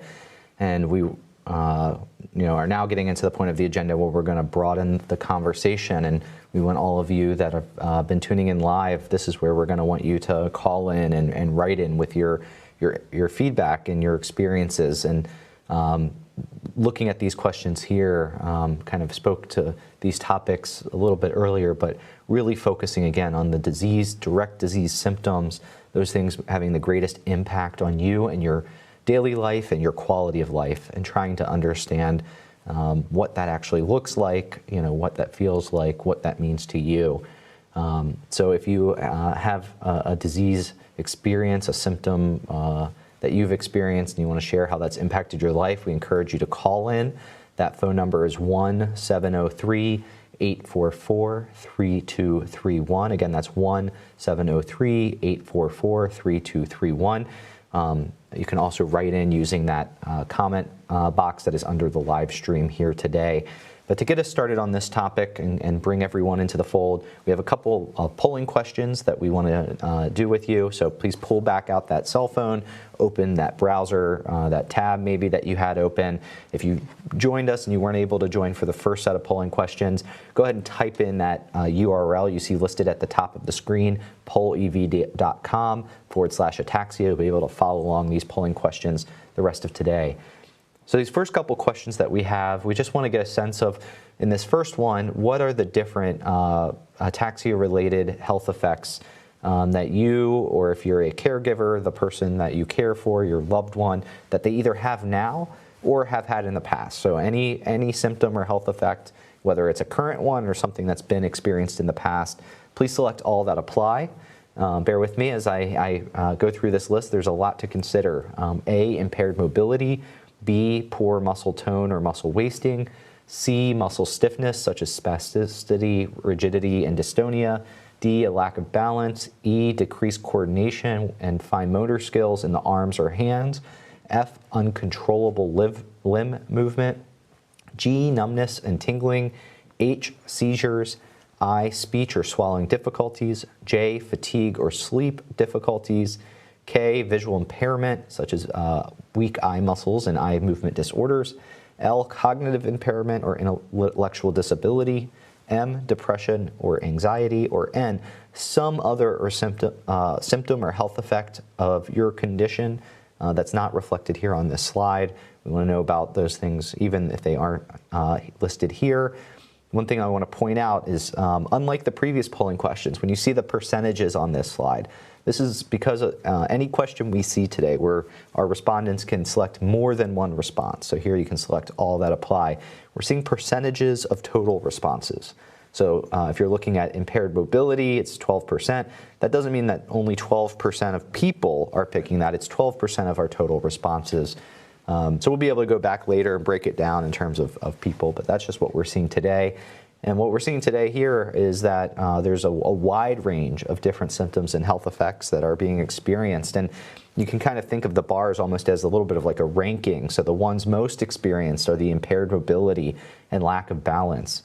Perhaps after that, it's the decreased coordination and fine motor skills in the arms and hands, as well as speech and swallowing difficulties. Close behind are the muscle stiffness, the poor muscle tone and muscle wasting, and fatigue and sleep difficulties. And we're seeing really responses with experience across all of these. Maybe one of the more rare symptoms being seizures, and we do have people reporting some other symptoms that aren't listed. So we're shortly going to be going to the phones and written comments, and so we'd love to hear your experiences with any of these symptoms, and if you reported other, we'd like to know what those were too. Absolutely. I think we're seeing, people are reporting all of those symptoms that Dr. Wilmot talked about in his presentation across the board. Yeah. So you all are the experts in these, so we need to hear from you. If we go to our second polling question, you'll notice in this that the response options are very familiar. They're just actually exactly the same as the last. Here we want you, though, to only pick the top 3 most troublesome of those symptoms in terms of how they've affected you as an individual. So if you're a person living with an SCA or DRPLA, which of these 3 has had the greatest impact on your life? If you're a caregiver, which of these 3 have had the greatest impact on your loved one's life? So this one, you're familiar with what the response options are, but do a little bit of thinking and let us know which ones are most troublesome for you.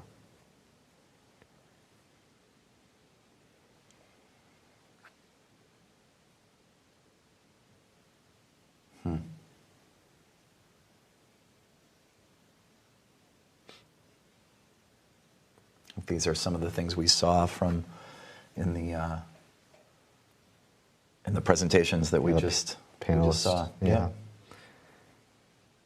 Yeah, so while you're thinking and while responses are coming in, it's looking like, again, this is percentages of responses, so it's looking like the top of the top threes is lack of balance having the greatest impact on people's life, followed by impaired mobility, and maybe number 3 being the speech and swallowing difficulties. So kind of a clear top 3 emerging, maybe 4th in the ranking being decreased coordination and fine motor skills in the arms and hands. We heard about that also in the panels.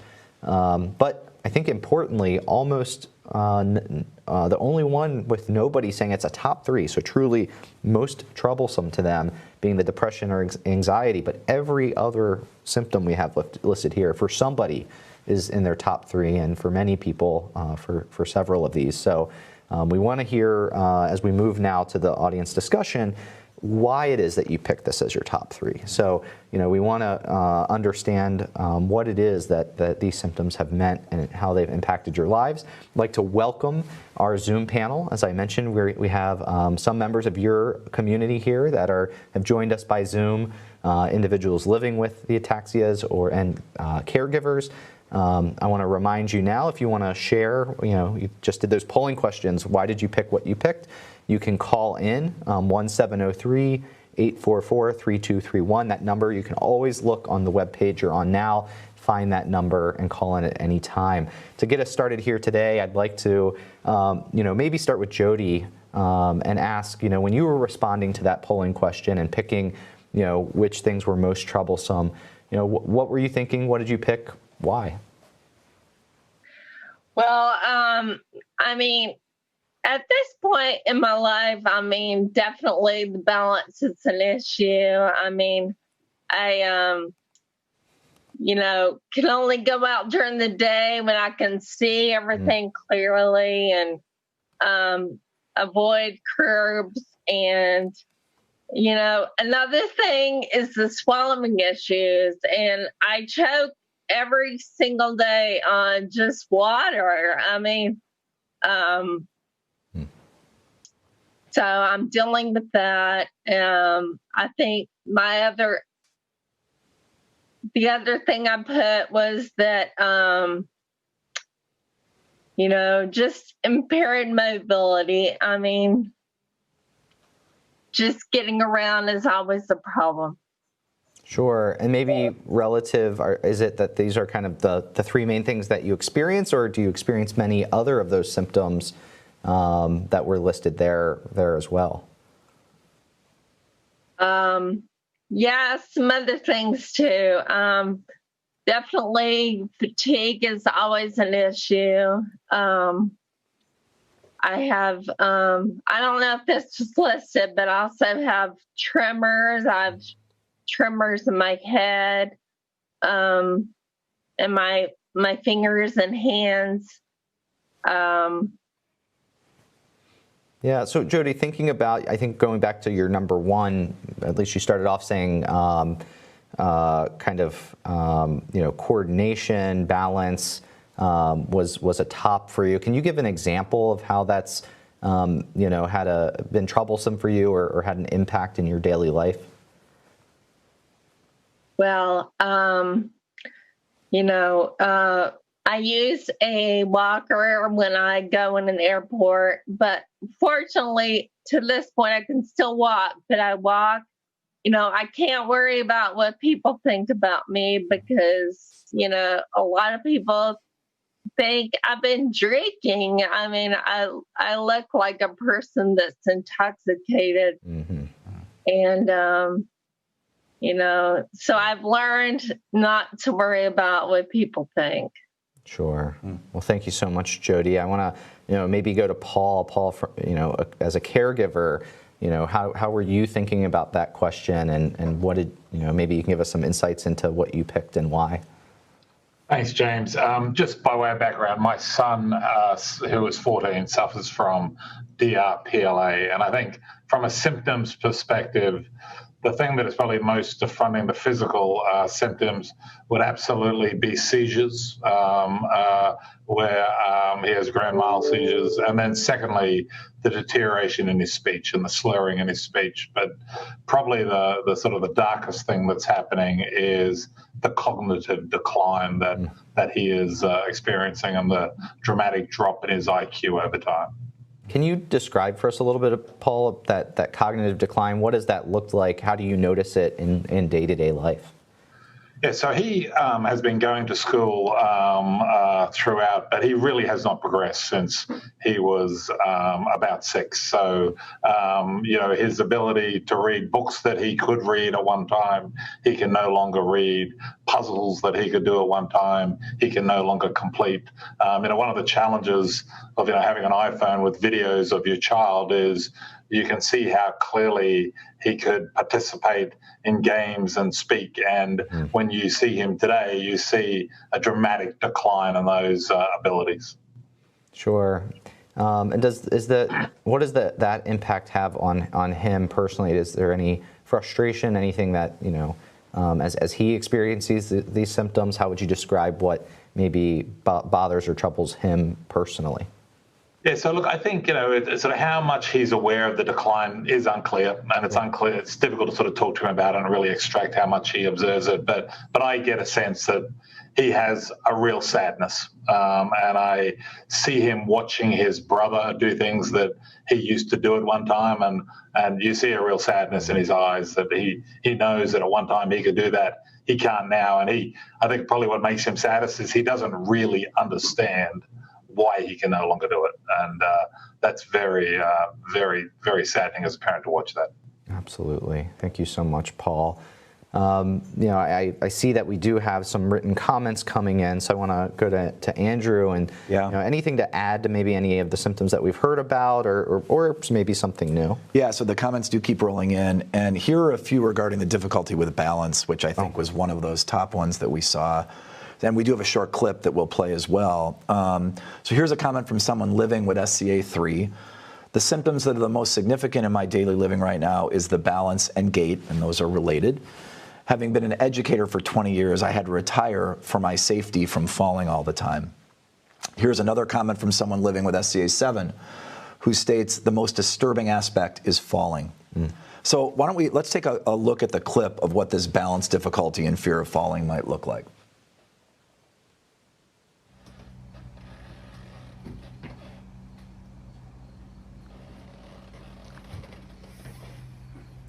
You can see here even navigating a familiar home hallway can be precarious for those living with ataxia.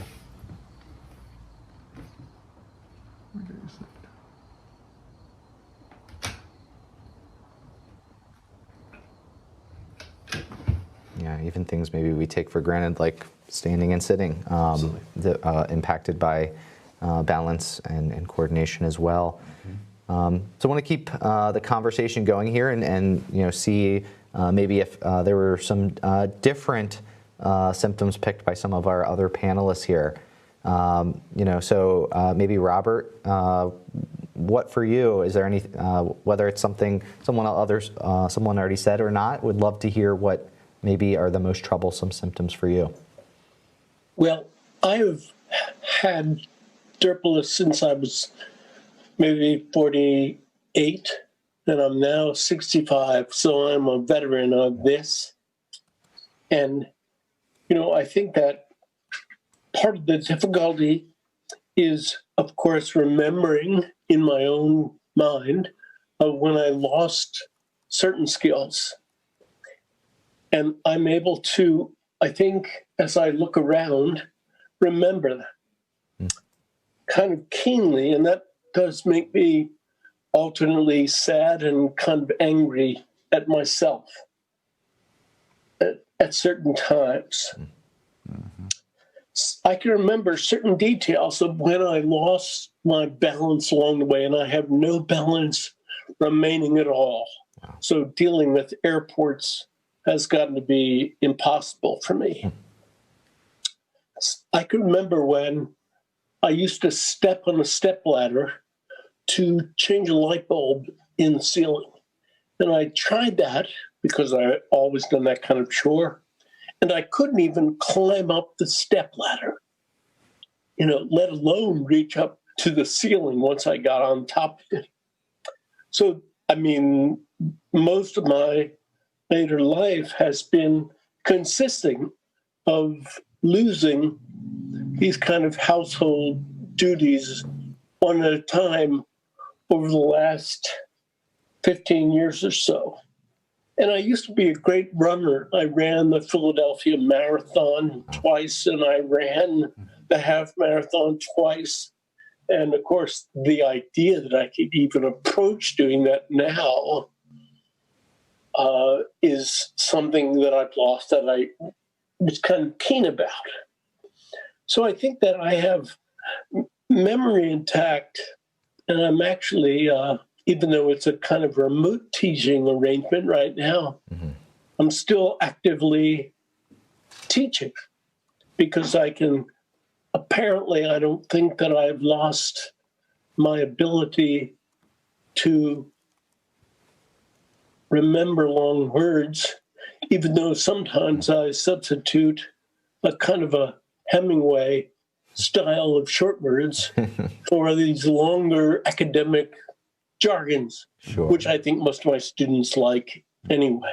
Yeah. So Robert, you spoke a lot about losses, and you've mentioned a number of those. Maybe to put that in some context, kind of in terms of timing of those. Can you just describe maybe you said you're a veteran, you're very experienced.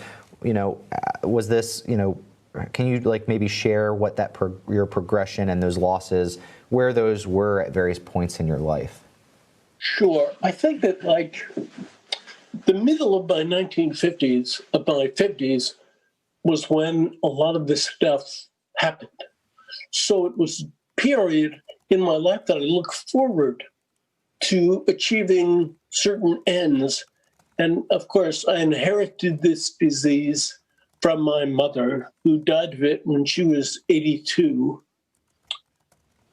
And of course, I didn't pass through my 50s in a smooth manner, because that's when I lost so many abilities, and I'm having trouble speaking right now. Sure. And I think that I agree with a previous speaker that I'm doing better at the early part of the day rather than at night when I'm really kind of beside this. And what I mostly do right now, I get around the house, not in a rollator or a walker, but I have a kind of electric cart. And that's what I get around on. And I actually then go into the living room and sometimes sit contentedly on the couch in my last 3 years in order to appear more self-possessed than I actually now am. Mm-hmm. Right. So that word, self-possessed, has come to mean a variety of slippages along the way. You bet. Thank you so much, Robert. That's incredibly insightful, and thank you for sharing with us your all your experience, as you said it. Would like to get another caregiver perspective on this and go to Laura and Devin, and want to hear what symptoms, impacts are you seeing as most troublesome and why? Yes, thank you. So this is for our daughter, Cameron. She's 20 now. She has SCA 7. So similar to what's been shared so far, her gait, her balance, spasticity. So it's affected her ability to walk, and her coordination, and also as coordination, her speech. And as many people have talked about, her speech is better in the morning, but as the day goes on, it becomes more impaired and or slurred. And I think also the vision. So for her, I think the last time we went to the doctor, optometrist, it was steady, but it has definitely been impacted over time for her. So the past 5 years, she's seen the decline in her vision. So yeah, that's what we that's what it's part of our norm on a daily basis is the vision, speech, and gait and coordination. Yeah, and can you give an example? It could be multiple. Maybe that multiple of those things are impacting it. But what's an example of a way that impacts her daily life? Is there, some activity in her life that is more limited, or has had to change the way that she goes about doing it because of those symptoms? Yeah, I think the perfect example right now due to COVID is, e-learning. So this semester, she's not comfortable taking classes online. She prefers to be in a classroom. So she has that person next to her that, she can ask a question or, raise her hand and talk to the teacher directly. It's hard for her to keep up with the materials. So, seeing the screen, if something was too small, in an e-learning environment is not ideal. The teachers print things out for her in extra large font. So that would be difficult, to navigate as well.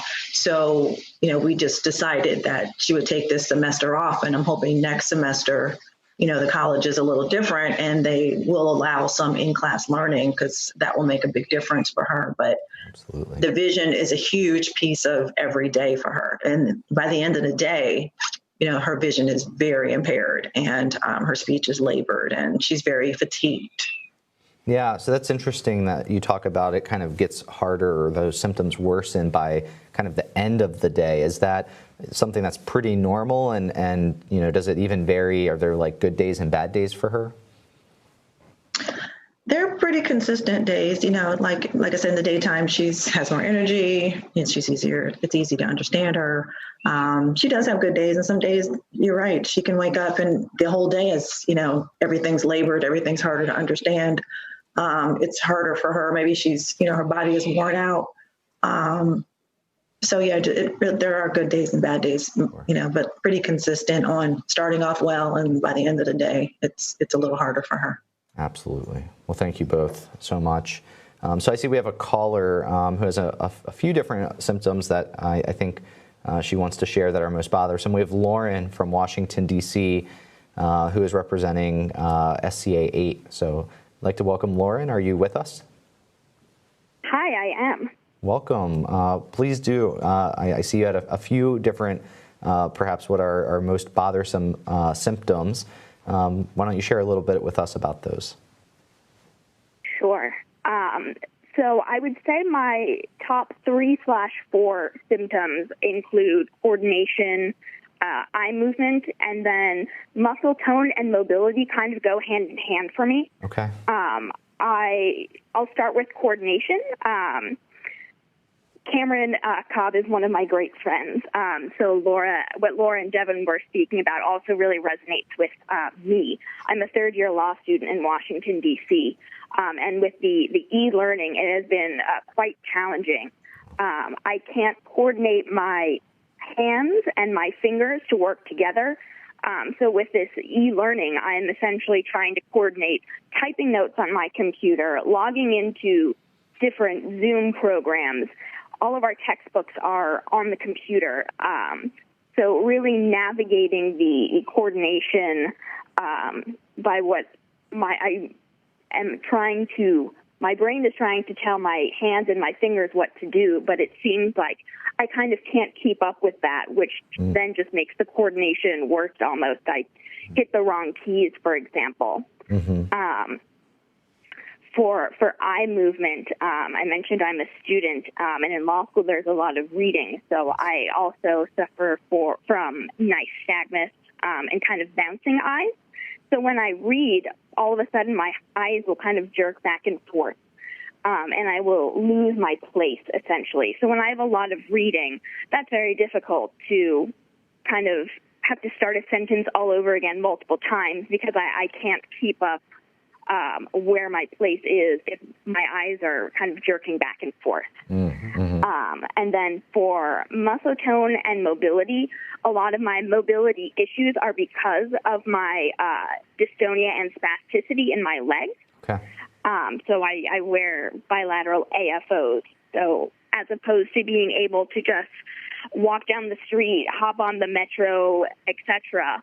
I really have to plan out, okay, I can't go down this stretch of sidewalk because I know they did work there recently and it's really uneven. Or the escalator is down on the metro. I now need to go find an elevator.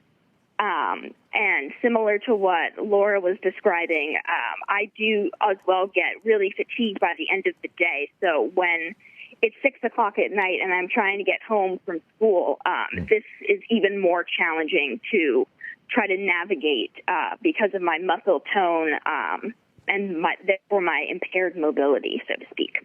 Sure. I mean, incredible, examples that you shared there for each of those. Very kind of illustrating, clearly what those are doing for you. And given that you're a third-year law student, congratulations with that. I think it's all downhill after year one. I've been there too. But would love to know, on a given day, are there days where it's even worse than what you described, or is that kind of, pretty consistent in your experience? So I would say that's kind of my baseline. I certainly do have days where it is worse. And off the top of my head, I can't really think of any specific factors as to why it would be worse, other than if I don't get enough sleep the night before. I find myself needing at least 12 hours of sleep for me to function normally. So with school, that's been very difficult. And if for whatever reason I get less than that amount of sleep, I just find it overall more challenging to control my entire body. Sure. Wow. Thank you so much, Lauren. Really, thank you for calling in. I want to keep encouraging others to call in. That number again is 1-703-844-3231. We've heard now about a number of different symptoms here, so I want to check to see what we're hearing from the written comments. Yeah, well, so James, as Lauren talked about, the term nystagmus, or kind of slow eye tracking, is something we've been getting comments on, and I do think we have a clip to show you all as well coming up on that. This is from a caregiver of someone with SCA3. There is nothing to be done about the slow eye tracking, but it's worth mentioning as a symptom, not that he notices, but that I notice. It often looks like he is blankly looking at you if he has to turn his head to look at you when you speak. Once his eyes and then vision and perception catch up, then all is well again. It's an emotionally draining symptom that I have not told him about because I fear what it will do to him. So why don't we, again, I think we have a short clip to kind of show that eye tracking issue that I think many people with ataxia suffer from. Why don't we go ahead and play that clip?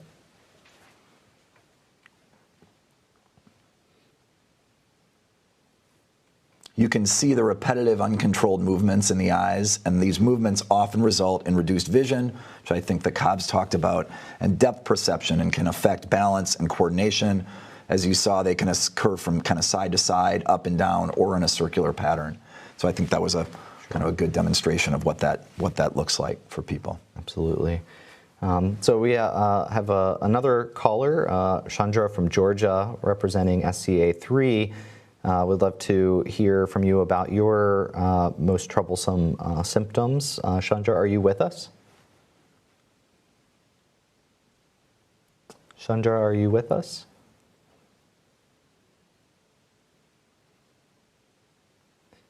Not, that's okay. We can come back to you if we can get you back on the line there. So going to our Zoom panel, I want to kind of complete the discussion with the five of you. So want to put this to Dana. There's been a lot that's been talked about. What specifically would you describe as being most troublesome? Well, since everyone else kind of I'll just quickly say that the lack of mobility is really hard for me because I'm, very active, and it's a lot harder for me to get out and do yard work and just do some basic things. I live in a house, so there's cleaning and dishes and cooking and yard work, and so over time, it's difficult to think at how much harder it is today to do those things. Or, some things I can't do anymore. Like Robert mentioned, changing a light bulb. I can't even, there's no way I can do that. And that's, to me, like a pretty basic household chore. I think probably a couple of things I haven't heard from other people that, is just worth mentioning is that I've had depression my whole life. And the combination of depression and ataxia is pretty overwhelming. And I know it's probably fairly common, not just in the general population, but I know that it makes dealing with the symptoms of ataxia, even harder to kind of bounce back from. Right. Yeah, no, and the mental health considerations are one we haven't heard a lot of people speak to, but we did see show up in those polling questions. So Dana, thank you so much for speaking to that. I do think we have our caller, Chandra, back. So I want to go to her, and again, from Georgia, representing SCA3, have her share what were the top impacts from her perspective. Chandra, are you with us? Yes. Welcome. Thank you. Okay, I was 43 when I started having my symptoms, and I was diagnosed at 46. And I'm 51 now, and I had to retire from being a teacher.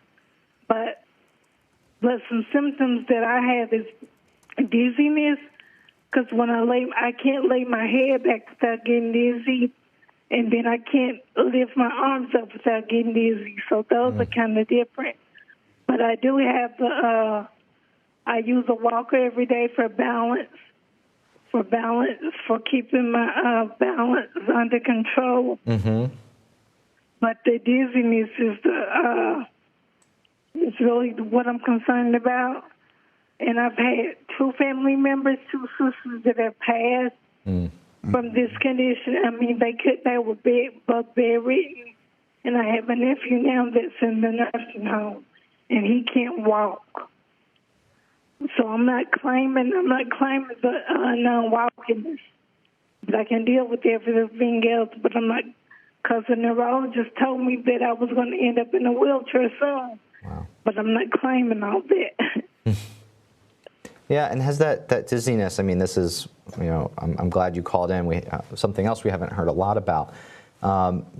Is this something that's kind of there all day, or does it kind of onset or become worse at different parts of the day? Is there anything that you can, is it predictable? It's just when I hold my head back to go to sleep or something. Okay. It's when I lay my head back in a back position, and when I lift my arms up over my head, sometimes I get dizzy. Absolutely. Wow. Well, thank you so much, Chandra, for sharing that. Really added to the conversation. Want to throw it one more time to Andrew before we move into our next discussion question. See what else on symptoms. I just want to cover a couple of things. So Chandra just brought up dizziness. We have a comment here from Macy from Texas, living with SCA1. She comments that my mother and I have SCA1. Our top 3 items with the most impact daily are dizziness all the time, swallowing issues, which I think several people have brought up, involving choking, and tiredness or fatigue. The dizziness is the one part that will not fade. It is not a vertigo-type feeling, but rather like you are standing in a funhouse or playground on a wobbly bridge that is only connected at the ends. Boy, I think that is such a powerful way of describing what that must be like.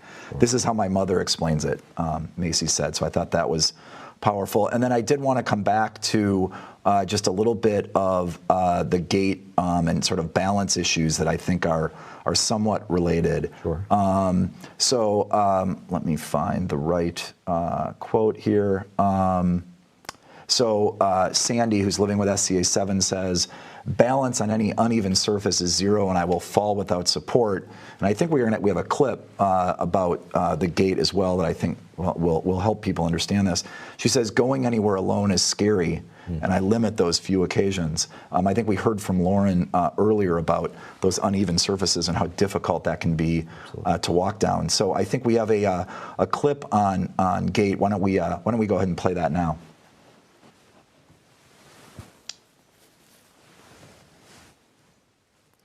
You can see, obviously, the unsteady, kind of staggering nature of gait, right, for someone with ataxia.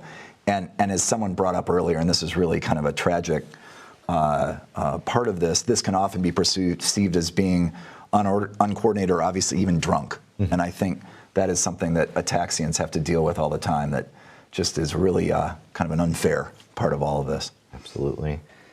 So we've kind of already got into this. This is related, but I want to probe a little bit on, with all of you that are with us today, on what activities have been impacted by these symptoms of your ataxia.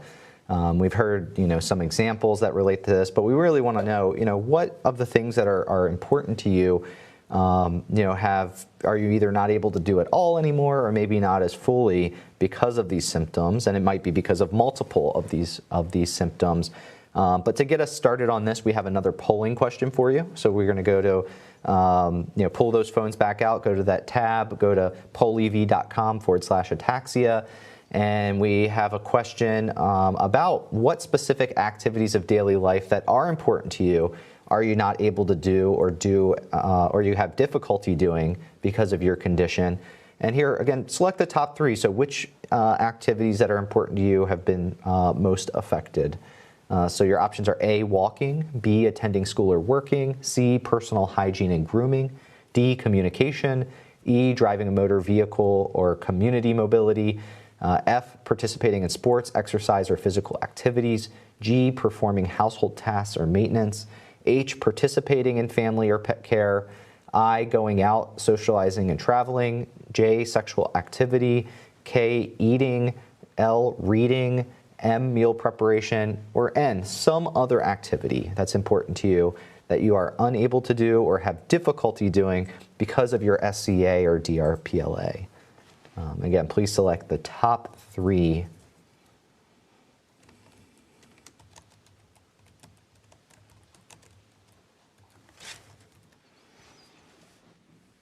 All right, so as it stands, it looks like that, again, this is more of ranking. This is not the percentages of people, but by far the top most impacted activity in daily life is walking. So we really want to understand what that means. Walking is a activity that can really, impact many other, specific activities. So we would love to hear from you about that. Short of that, and some of those related things might be what is number 2 in our ranking here, participating in sports, exercise, and physical activities, followed closely by communication, going out, socializing and traveling, and performing household tasks or maintenance, and attending school and working. So a lot of really important activities here that are impacted.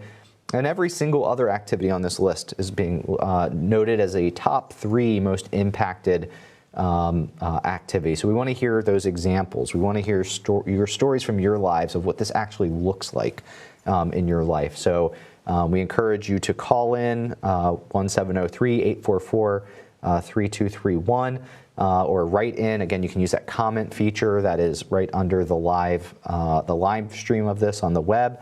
But I want to start with a caller. We have Maya from the UK, who is a caregiver to both her husband and son with DRPLA. Maya, I'd love to hear from you. What activities have been most impacted, and what symptoms have been driving those for your husband and son? So I'd like to welcome Maya if you're with us. Are you with us? Yes, Sam. Hi. Welcome. Right. I wanted to say that depending on the time of the onset of the illness, I have seen my husband, who has a midlife onset, which is a much slower progression of the illness, and our son, who has a very early onset, juvenile onset, which comes with epilepsy and various other difficulties.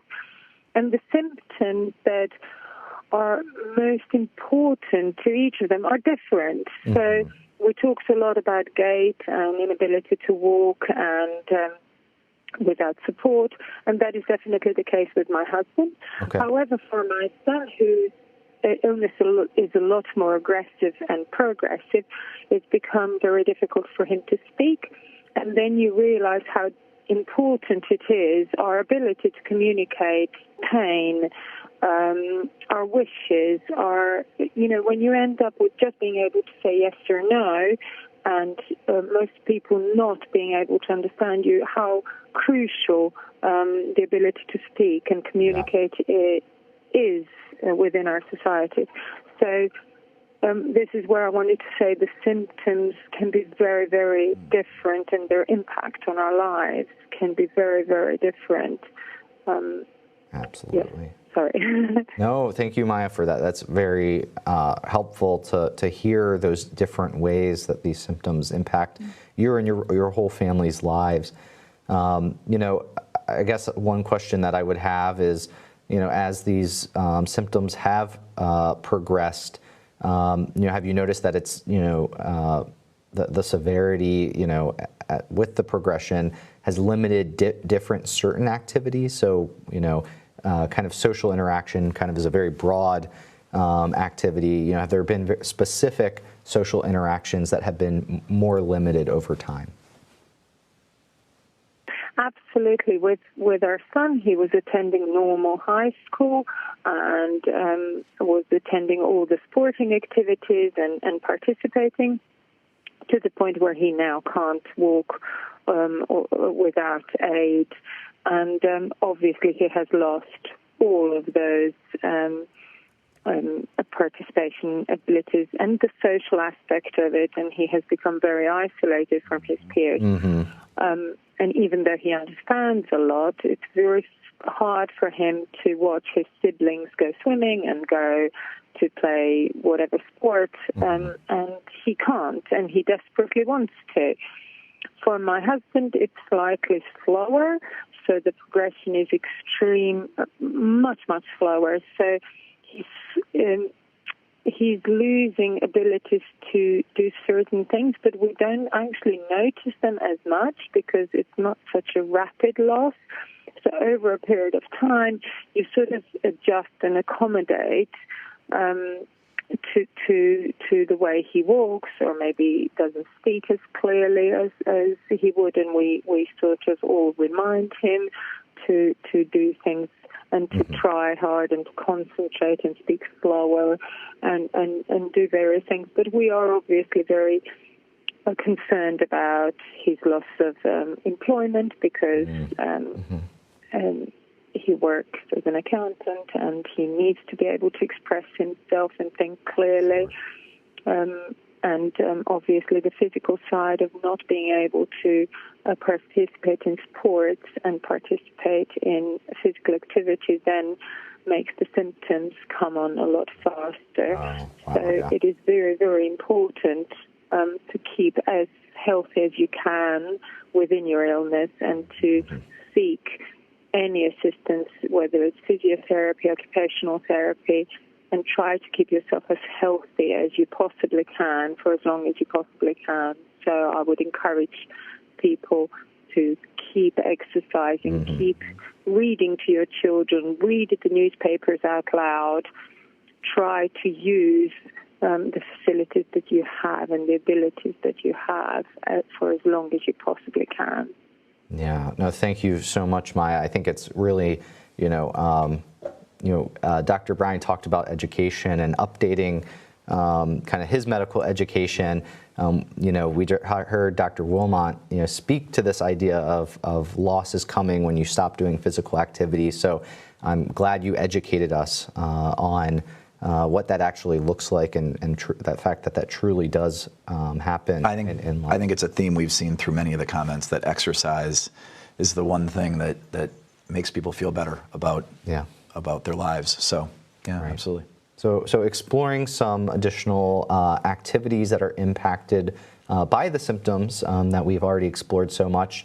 I want to come back to our Zoom panel here and ask Jody maybe if she can share anything, whether it's something we've talked about, but just how it impacts in your own life or something we haven't heard. Yes, I wanted to speak about my ability to handwrite has greatly diminished. And so in order to fill out forms or things of that sort, I'm in the duty falls on my children who are busy teenagers and they don't.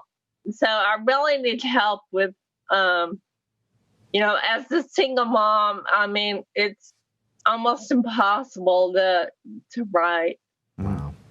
Yeah, thank you, Jody. I see you're nodding. Yeah, so we actually have a clip on handwriting that we can show you all. I think that's several panelists have talked about a noticeable decline in their ability to handwrite, and obviously that's one of those fine motor skills that is affected by the ataxia. So why don't we go ahead and play that clip?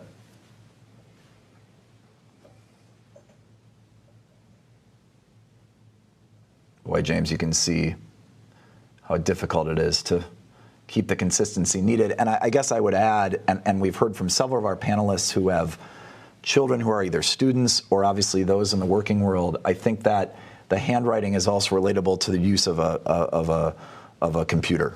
So much time is spent having to type, and boy, the lost art of handwriting these days. But I think that's a symptom that would also sort of carry over to the ability to use a computer. And obviously there are assistive technologies that can help. Right. But it's, as we heard from several, especially if you're a student trying to take notes and keep up, really difficult for those with ataxia. Sure. We heard about so many different activities being impacted as we were describing those symptoms. So I think we have really talked about many different of the real life, real world impacts of these symptoms. As we are coming kind of to our final part of this session, I have one final polling question for you. I want to now kind of we've talked so much about what has been experienced, both currently and in the past. But we want to explore with you also about the future. And here we want to know what worries you most about your condition in the future. And we want you to select up to 3, so select the top 3 things that you're most worried about. And so again, this is pull out your phones, open that tab on your computer. We'll be going back to these polling questions throughout the whole day.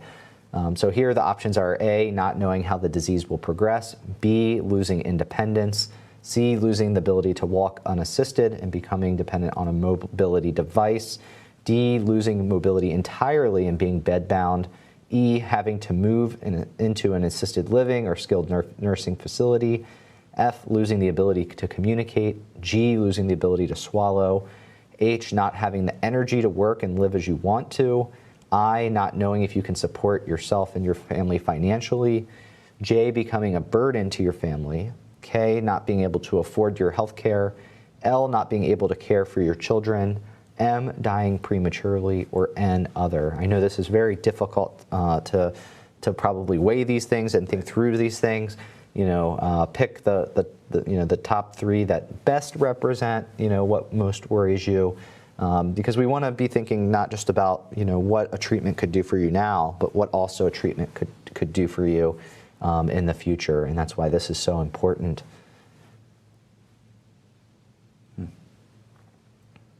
So again, you're seeing the percentages of the responses. So this is essentially kind of a ranking of based off of the bars that you see. Please, we'll give you a couple more minutes to think about this, to get these responses in. As it stands, it looks like we're seeing a number that are towards the top of the list. Perhaps number 1, although they're very close, being losing independence, also losing the ability to communicate being right up there, having to move into an assisted living or nursing facility, not knowing the uncertainty, the not knowing how the disease will progress, losing mobility and being bedbound, and losing the ability to swallow. So We're seeing, those maybe being kind of in the top tier, but we do see quite a few, or actually all of these being in somebody's and many people's top threes, including some others that aren't listed here. And so we definitely want to have you call in, have you write in and share your worries. And to maybe get us started here, we actually have a caller. We have Ken from Michigan, who represents SCA2, that wants to talk about, some of the fears that relate to the progressive nature of this disease. So Ken, are you with us? Yes. Welcome.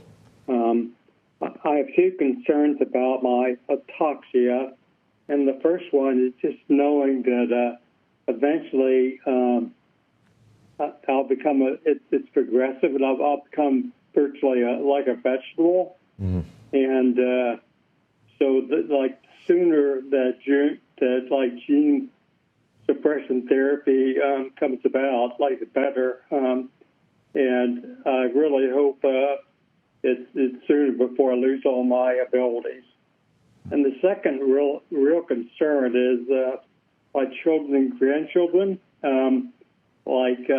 SCA2 is hereditary. Mm-hmm. And so half of my children have SCA2.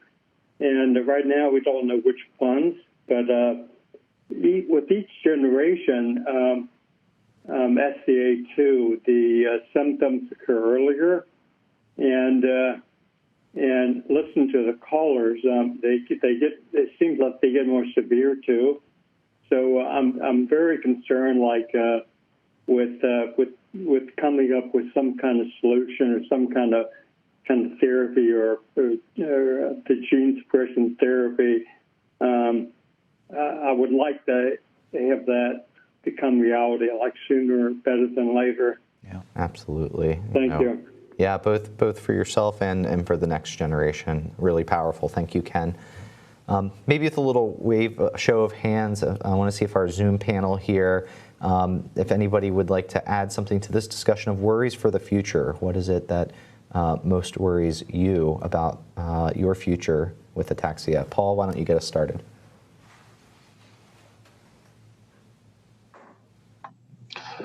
James, there's a lot that's not known about DRPLA and the pace with which it onsets. But I think what is very clear is if we do not find a cure for this disease, it will kill my son. And so we are very aggressively trying to develop a drug to save my son and many others who suffer from this disease, which is why days like today are so critical, which is why developing a very productive relationship with the FDA is just so critical. And that's the journey that we're on. Well said, Paul. Yeah, well said. Others on our Zoom panel want to add here. Yes, Robert. Oh, Robert, you're on mute.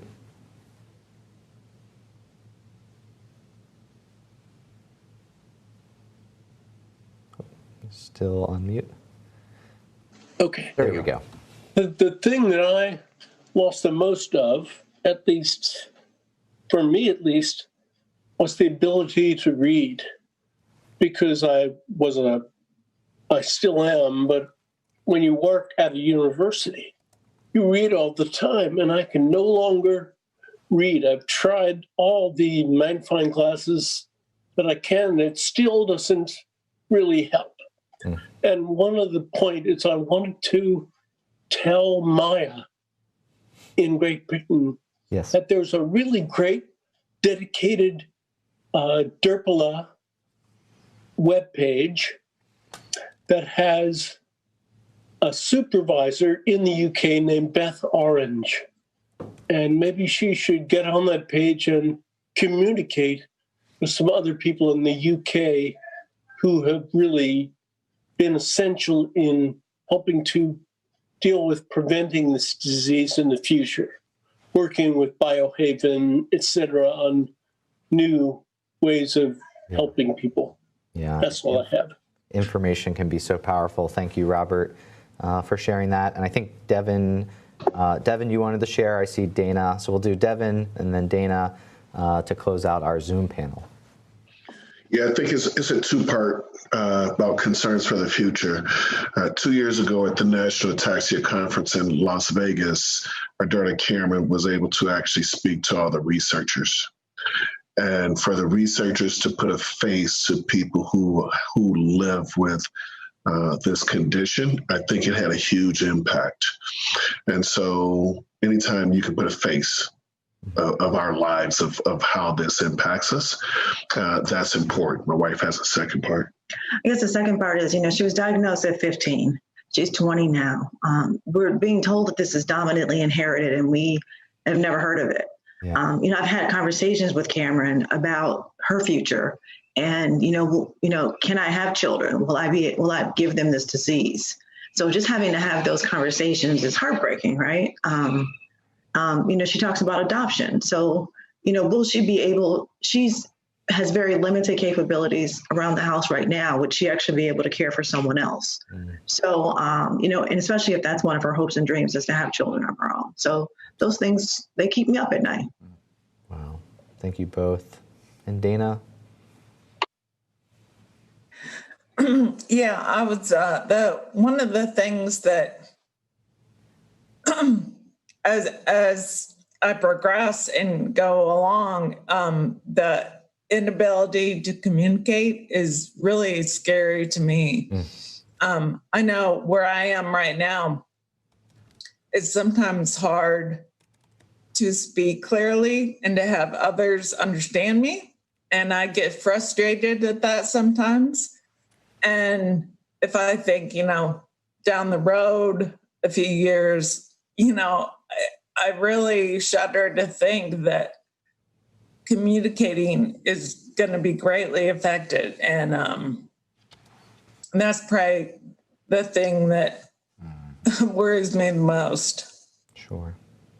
Thank you. Well, I think we've covered so much ground in this first session here, and this won't be your last chance to participate today. It's only halfway. We're only halfway there. We still have so much to build on in the afternoon and hear about your treatment experiences and what has worked, maybe what hasn't, what are the downsides, and importantly, what you want from the future. And of course, tied to that is understanding your own disease experience, to kind of put that into context. So if you wanted to share something about your experience, I encourage you to call in our next session, and share that as part of that treatment discussion. So with that, I want to thank our Zoom panelists. I want to thank everybody that called in and wrote in for this first session. We are going to take a 30-minute lunch break here and come back at 1 p.m. Eastern Time. Like I said, we'll be continuing the conversation, building on this, and really understanding your experiences with treatments. So thank you all, and we will see you back shortly.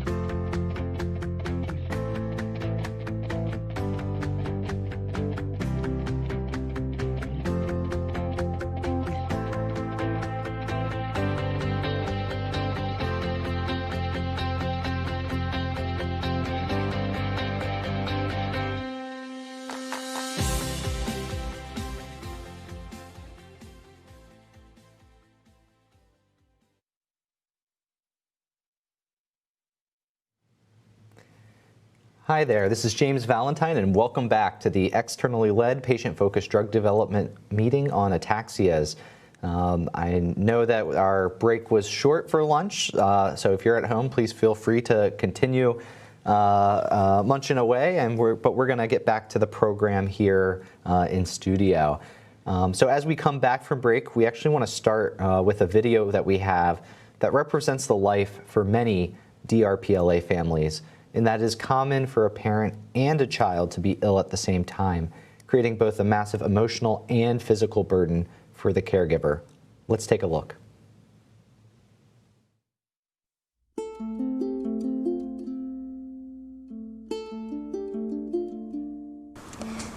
My husband, Chiaki, and I traveled around the world and made documentary shows. Kuri was born 10 years after we got married. She was a plump and cute girl. We moved to Hawaii when Kuri was 6 years old. At first, we had a simple life. But when she was 8 years old, she had a big seizure and our life changed dramatically.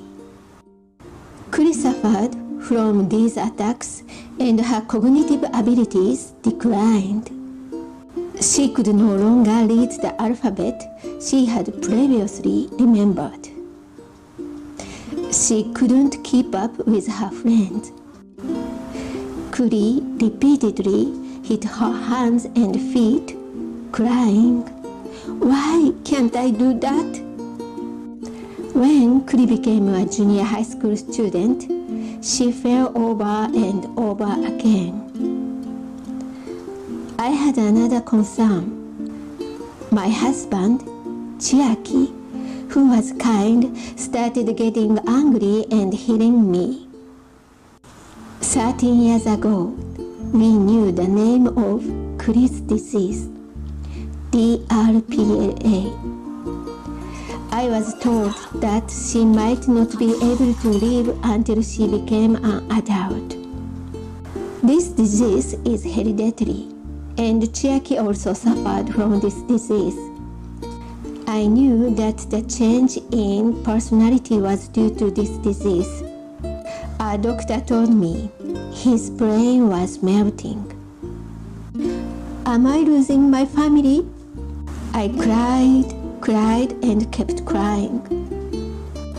With his illness, Chiaki couldn't control his emotions. I resented him because he kept yelling at Kuri and me. The pain of this illness is that even though the families love each other, we can't even live in peace. Still, we wanted to protect Kuri and make her feel happy. We took Kuri to hospitals in Japan and Houston. The two were steadily declining. Kuri has had severe sleep disorders for many years. Chiaki's symptoms also progressed. I thought Kuri wouldn't live until she graduated from high school, but she graduated with her friends. Chiaki could no longer feed himself, but thankfully he returned to his own character and no longer yelled at us. He always said, "I want to give my life to Kuri." I had no choice but to say it. Yes, to him. 3 years ago, Kuri was hospitalized with sepsis and was in a serious condition. A few days later, Chiaki had an intracerebral hemorrhage and was taken to another hospital. Chiaki was connected to a respirator. I thought he went to help Kuri. Both symptoms were hopeless, and I was told by both doctors on the same day, "Today is the last day." But Kuri Kuri was able to come back. Chiaki was not conscious, but he shed tears and showed a smile when I told him that Kuri was discharged. Then Chiaki passed away. Our life is very difficult. 13 years ago, we had no hope of medicine. But right now, there is hope nearby. Many families like us are waiting for a cure. We need all of your help.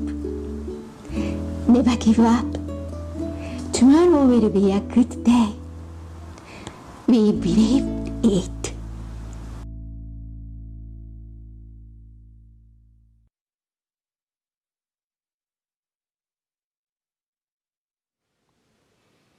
Thank you, Junko. Thank you for not only sharing your and your family's story, but also for sharing your hope and your hope for future treatments. And that is the perfect segue, I think, into our second of two topics that we're going to address today. So if we can see our discussion questions for this second topic, just to introduce what it is that we really want you all as experts in your experience to share with us and this is related to your perspectives on current and future approaches to treatment. So what we're going to do in this topic session is ask you to tell us about your treatments and other things you're doing to help manage your SCA and DRPLA symptoms and disease. And when you think about treatments here, I don't want you to think just about medications, but of course we do want to hear about maybe symptomatic treatments that you're using, medical procedures. But think broadly, what other types of therapies, whether PT or OT, or things that you do more holistically in your life, whether it's diet or exercise or even lifestyle modifications, things that you just try to do in your life to make living with your condition or your loved one's condition a little bit easier. And so in exploring and hearing from you about what those different things are, we want to understand how effective have those treatments been for you or your loved one. How well have they worked? How have you noticed that they've worked? Try to paint us a little picture of that. But knowing that no treatment comes without some kind of trade-off, we also want to know what are the most significant downsides of those current treatments. And how do those downsides, whether that's a side effect, whether that's the burden of having to travel to a healthcare setting, whatever you view the downsides and what they may be, how do they affect your daily life? Once we've explored current treatments, maybe things you've tried in the past, things you're currently using, we're then going to, at the end of this session, look towards the future. And short of a complete cure for your ataxia, we want to know from you what specific things would you want from an ideal treatment. Maybe another way to think about this is when considering a new treatment, what factors are important to you? So to get us started on this topic, we have another great panel, members of your community, patients and caregivers. We have Carrie, Hannah, Jessica, Eric, Michelle, and Brett who are going to share their treatment journeys. So Carrie, take it away. Hi, my name is Carrie Mackey, and I'm the mother of 7. My 4 youngest children all have DRPLA with juvenile onset. My oldest son, Aaron, is 8. My daughter, Shiloh, is 7. Samuel is 6, and my youngest son, Joshua, is 5. We adopted them when Aaron was 3, and a short time later we noticed he was having myoclonic jerking and some balance problems.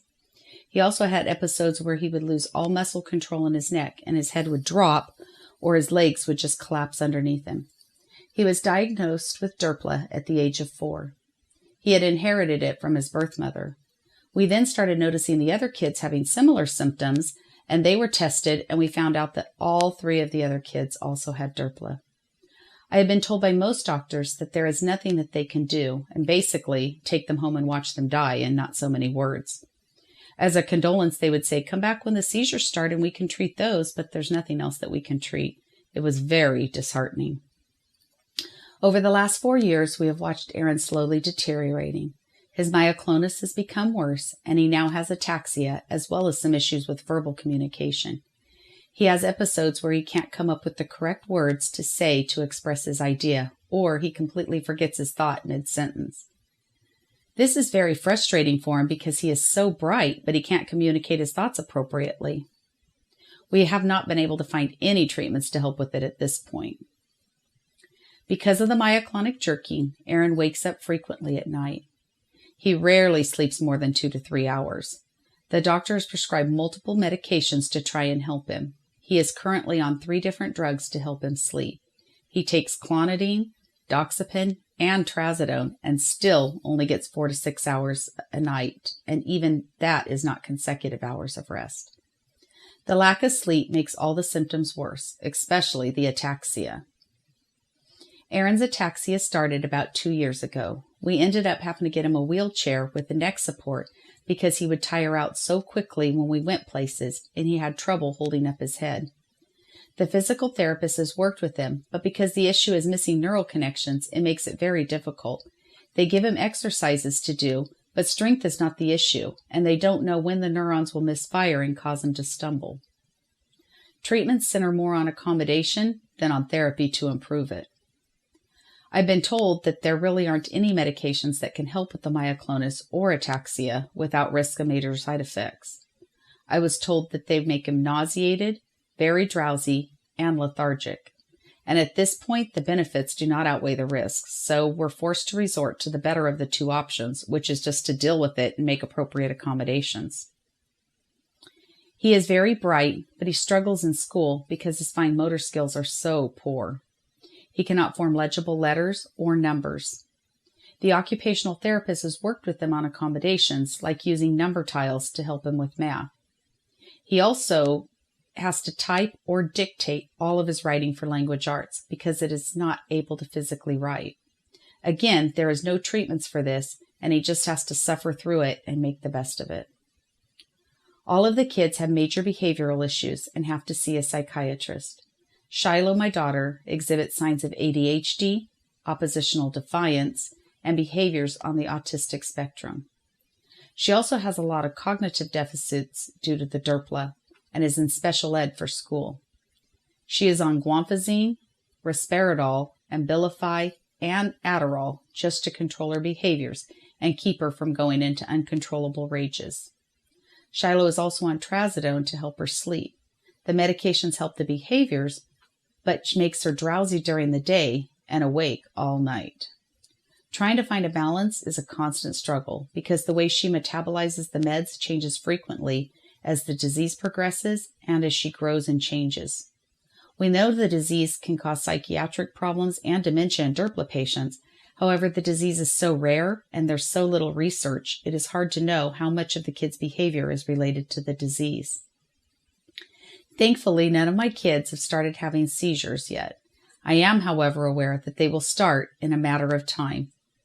This is a horrible disease, and I would love to see some kind of treatment that can help slow the process. The amount of time that we spend in doctor's appointments and therapies is taxing on the kids. They just want to be little kids and be able to play with their friends. I think the most important treatment for them right now is improving the ataxia and myoclonus and preventing the seizures from starting. Preserving their independence is essential. I know there is no cure, but any treatment that could help improve or restore some of the neural connections, or at the very least halt the decline, would be beneficial. Thank you for listening. Hi, I'm Hannah. I live in California with my husband and my son. He's about 8 years old. In about 2012, when I was 36, I gave birth to my son. My friend, who had not seen me for a long time, pointed out my balance problem. At that time, my balance problem was not very noticeable, and he suggested I should get it checked. After a few medical exams, I was diagnosed with SCE1, which I inherited it from my father. I was worried about my son, as well as I learned he had a 50% chance of inheriting the bad gene. We could not do anything except pray. Shortly after my diagnosis, my doctor also sent me to a physical therapy. The physical therapist was nice, but it was frustrating that he did not know much about my disease. Because ataxia degeneration happens so slowly, I was not showing enough progress for insurance to justify that I continue physical therapy. This year, I decided to represent California and participate the Joint Mission Bintan, a 26.2-mile walk. Planning to participate in this walk meant I was followed an exercise training program. While training, I was able to build up my exercise tolerance to walk for 1 to 2 hours every day. More exercise meant I was more fatigued day to day, but I also noticed my balance was better when going up and down hills. For 1 year, I participated in a clinical trial. I found the clinical trial procedure was easy to navigate, but I did have to find the time to travel 1 hour each way every month to get to the clinical trial site. My thyroid score was the same before and after the trial, which means that my symptoms had not improved according to the doctor's clinical scores. To me, it seems the drug may have helped with slowing down the progression. I did notice a significant decrease of my pain in my leg when I was participating in the trial. My doctor also thought the lack of change in my thyroid score could be because of my active lifestyle. I'm definitely not as strong as an athlete, but I try to keep up with 30 to 60 minutes of exercise every day. I truly believe in the positive effect exercise can have, but it feels like exercise is the only treatment I hear about over and over for ataxia.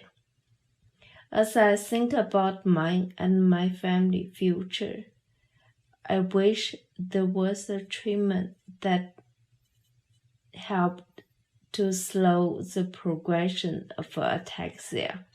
Especially, I wish a treatment could address the inevitable deterioration of my balance.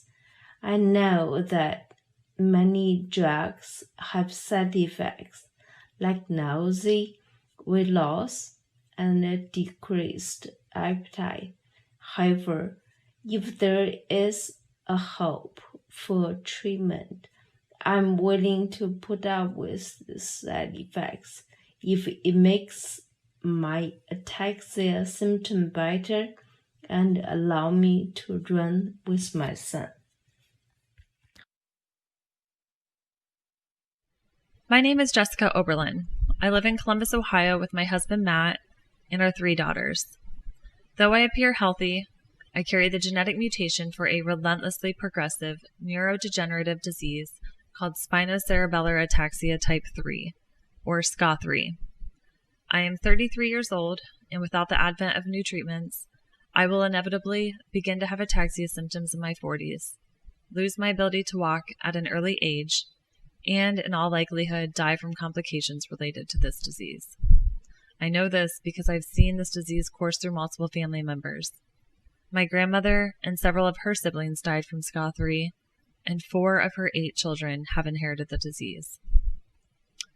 My wonderful dad, Bill, was always very adventurous and athletic prior to his onset of ataxia. Now, at the age of 63, he relies on a walker and has been on long-term disability for about 10 years. He has had 3 corrective eye surgeries that grant short-term relief from severe double vision. His nights are a constant struggle due to agonizing leg cramps, REM sleep dysfunction, and restless legs, which he currently takes clonazepam and magnesium for. He's never quite sure if the medications actually help, since none of them have led to sustained improvements. They often have worsened other symptoms, such as incontinence. He has slurred speech and difficulty swallowing food and liquids without coughing or choking. He suffers from loss of fine motor control and has been experiencing an increased number of falls and injuries. It is heartbreaking to watch him struggle. My dad takes several off-label prescriptions that have demonstrated promise in slowing the disease in animal models of ataxia, but have not been assessed in clinical trials. These include the combination of the muscle relaxants baclofen and chlorzoxazone that were shown to improve Purkinje cell firing, as well as the antidepressant citalopram, which lowered levels of the SCA3 disease protein in mouse models, but again, this has not been studied in humans. Overall, my dad feels that while some of the medications may slightly lessen the discomfort in his symptoms, none eliminate them or delay progression. My dad has also tried experimental treatments like CBD for his restless legs, but found them to be ineffective. His only other treatment is moderate exercise, using his recumbent tricycle and swimming. This must be regulated, though, as excessive exercise has a negative effect on his sleep, while not enough causes increased ataxia symptoms, such as spasticity, cramping, and balance. I tested positive for the SCA3 genetic mutation in 2012.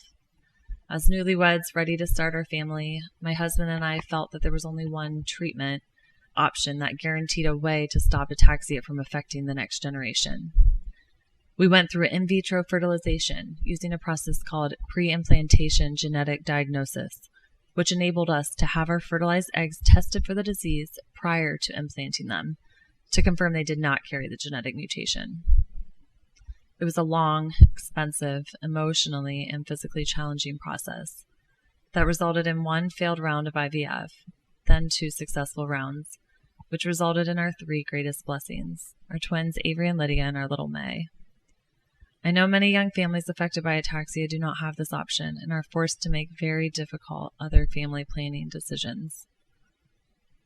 Just looking at my own family lineage, you can see the desperation for real treatments. My grandmother chose to donate her brain to ataxia research following her death. My husband and I donated our affected embryonic stem cells that carry the genetic mutation to a lab researching ataxia. Multiple family members have participated in clinical and natural history studies. I'm currently in the Ready Scott clinical research study that requires 2 spinal taps, annual trips to Minnesota for MRIs, and frequent appointments in Michigan. This is just for a study, not even a trial for treatment. We will do anything. I've witnessed generations in our family hearing that a treatment is around the corner.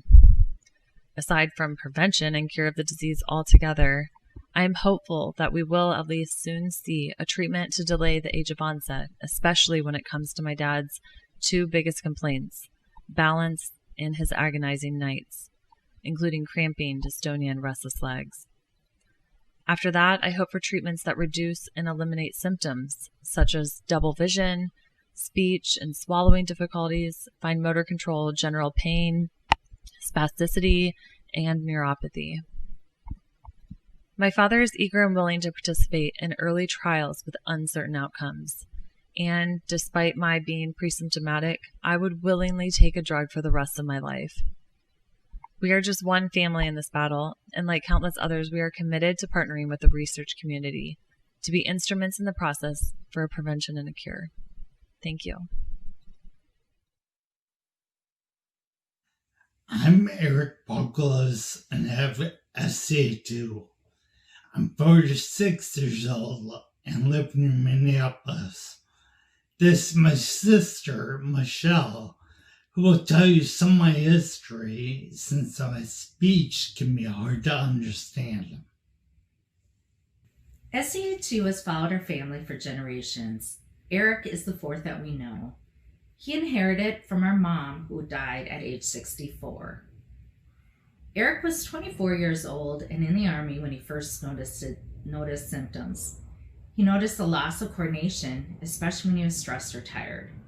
He could still do his job and no one else had noticed the symptoms. However, when his unit received orders to go to Iraq, he knew he'd be a liability to himself and others. He had watched our mom progress, so he figured he knew what was wrong.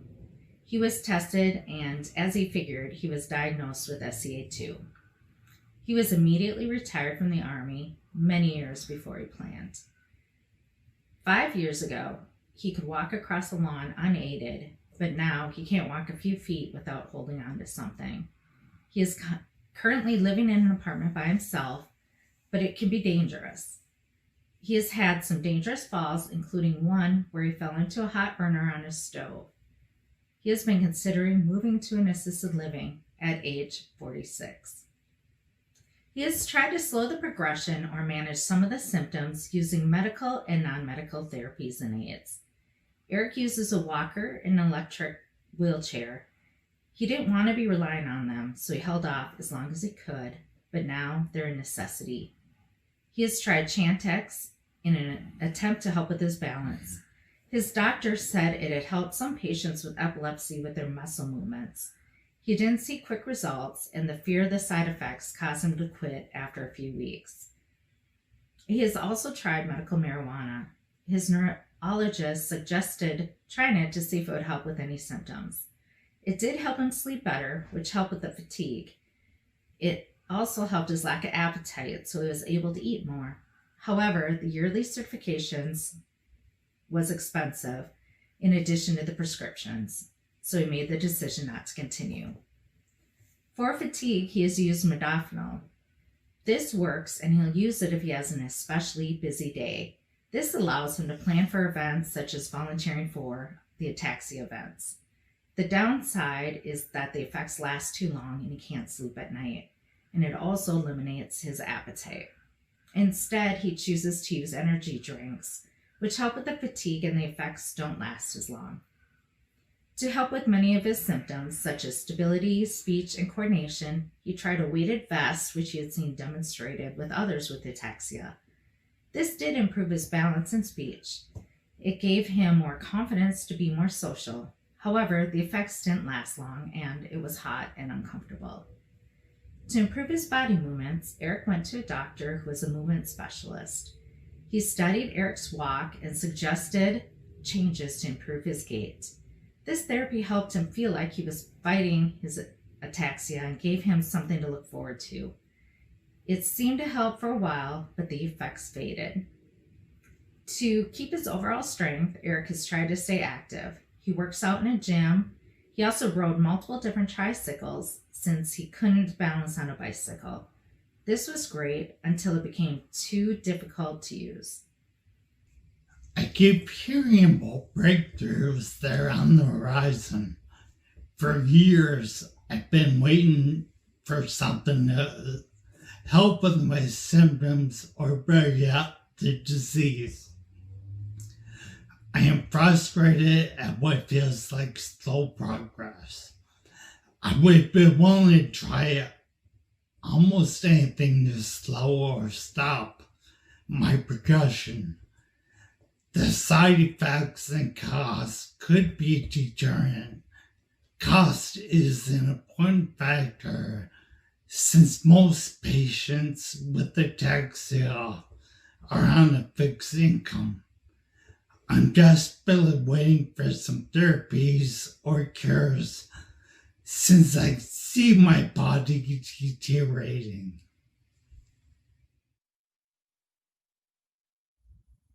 My name is Brett. I'm 34 years old and I live in Utica, Michigan. I was diagnosed with SCA1 at 29 years of age. We have a dense family history of SCA1. My grandmother had SCA and all four of her children developed it. My dad, Brent Masserons, her son, was inducted in the Monroe Catholic Central Sports Hall of Fame 2011 and was one of the only people to finish the CPA licensing exam in the 80s, all 4 parts without a retake. He was very smart and very athletic, and I watched Ataxia break him. I am pretty smart. I have a Juris Doctorate and pretty athletic. I've broke some Guinness World Records, and I'm watching Ataxia break me. Ataxia is spasms in muscles. The spasms are spastic movement, which is either a lack of control or cramping muscles that I'm not even using. Ataxia for me has definitely been a downward progression. Every day since I was 15, I work out, but since 29, I keep losing strength. We need something other than my working out to stop the progression. One form of exercise specific for ataxia I do every day is balance exercise. These sort of help me, but it seems like they are delaying the inevitable. I don't really get better. I don't know if I would get worse if I did not do them. I've been on several different prescription medications for ataxia and an ataxia trial drug for the last 4 years. It has not been very effective. The first 2 non-trial medicines I tried were about 5 months ago. I take baclofen 8 pills a day and chlorzoxazone 4 pills a day. They create nausea and dizziness, but it is not as bad as ataxia, so I'm okay with the side effects. They help with my muscle tightness and spasticity and seem to be relieving the symptoms by about 30%. I use several things that are not prescription. I take green tea powder for energy to combat ataxia, taking your energy away. I also take arginine, 10 pills a day for repairing cerebellar receptors. I read about that in a study from Japan. I'm not sure if either of them are doing anything, but I keep taking them because I'm scared not to. I am 34 and I take over 20 pills a day just to be third the effectiveness of a regular person. I've taken CBD pills to help with cramping and sleep, but they were not very effective. Sometimes I feel more anxious. I worry about the possibility of losing the ability to walk, speak, eat, and eventually dying. My mood is often very changeable. It is easier to get down with ataxia. It is easier to feel worse. I've never seen a therapist, but I'm considering one. If there was a new treatment, the most important symptom I would like to treat is balance. I know if my balance was better, I could walk and lift things more stably, and I would feel more confident. I would definitely like to see a new treatment stop the progression. Thank you.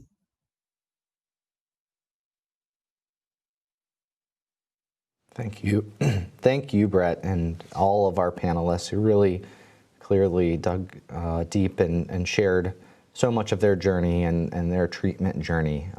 Clearly, we heard a lot about a lot of different approaches to treatments, and we want to keep hearing about those in this session.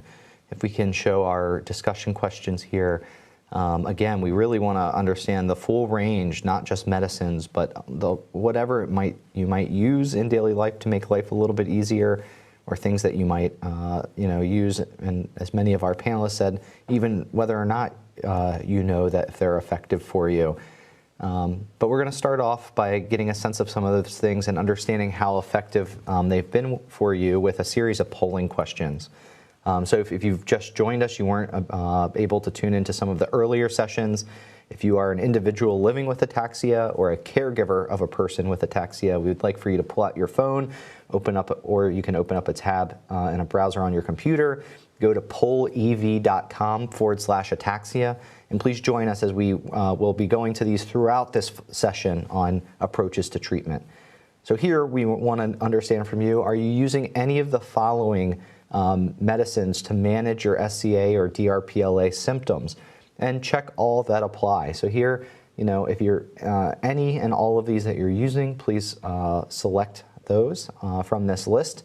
The options are A, prescription medications for muscular issues, some examples provided there.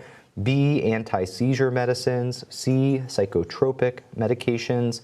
D, acetyl-D-L-leucine. E, CoQ10. F, over-the-counter medications, again, some examples provided. G, medical or recreational marijuana or cannabidiol or CBD. H, dietary and herbal supplements. I, other medications not named above. Or J, if you are not currently using any medications or supplements. And I should note that we will be asking about other types of treatment modalities in future questions, where we're focused really here on medicines, both prescription, over-the-counter, as well as dietary and herbal supplements. So please select all that you are using or your loved one is using. Select all that apply. Like before, because this is a question where we can see, or our respondents can select more than one option. We're seeing a percentage of responses. So this does not represent a percentage of individuals that have selected the option on the screen. So you can think of it as a ranking kind of exercise with the bars. And as it's looking right now, we're seeing some of our top experience with different medications and supplements being with the range of different prescription medications for muscular issues, followed behind dietary and herbal supplements. We heard about some of those from our panelists. After that, it looks like we've got a lot of experience with other over-the-counter medications, as well as CoQ10, as well as a number of people who are using other things that are not named above. And so we definitely want to hear about that. We do have experience with all of the different treatments that are listed. And I should note that we have a fair amount of experience of people who are not currently using any medications or supplements. We really want to hear from you as well during this session. This is, your considerations for why you're not using any of these things. Whether, is it, just the stage of where you're at in your condition? Is it concerns about potential side effects of these? Whatever it might be that's informing your decision to not use any of these, please let us know. So with that, we're going to go to our second polling question. So as promised, beyond medications and supplements, we want to know about what other of the following things you are using to manage your SCA and DRPLA symptoms. Again, please select all that apply. The options are A, exercise, B, physical therapy, C, occupational therapy, D, speech therapy, E, aquatherapy, F, mobility aids such as walkers, scooters, or wheelchairs, G, modified home environment, H, diet modifications, I, complementary or alternative therapies, J, special education programs, K, counseling or other therapy, for example, talk therapy, L, other things beyond what we've listed on this slide, other approaches or ways to try to manage your condition and its symptoms. And then M, if you are not currently using any of these, approaches to managing your symptoms, you can select M. So again, please select all that apply.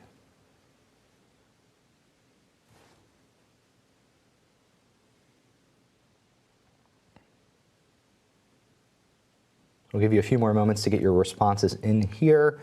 As it stands, it looks like the top treatment or management approach is through exercise, followed by use of mobility aids and physical therapy, perhaps number 4 being a modified home environment. I would really love for, for those of you that have selected these to let us know, why you chose to approach and try these different management techniques, how well it's working, if at all, why you choose to continue using these things. And it's great to see that we do have experience across all other management approaches listed on this slide, and many fewer that are not using any of these additional types of management approaches, at least relative to the previous question where we were talking about medications and supplements. There was a larger proportion of our audience today that's not using any medications or supplements, but it appears that they are using some of these management techniques. One more polling question for now. If we go to our third polling question. So thinking about all of those things, all of those medicines, all of those supplements, all of those other techniques and approaches for treatment, how well does that current regimen control your symptoms overall? And your options are here: A, not at all; B, very little; C, somewhat; D, to a great extent; or E, if this is not applicable because you are not using any of those approaches, treatments or approaches. So again, please select the category that best represents your experience or your loved one's experience with their current treatment regimen.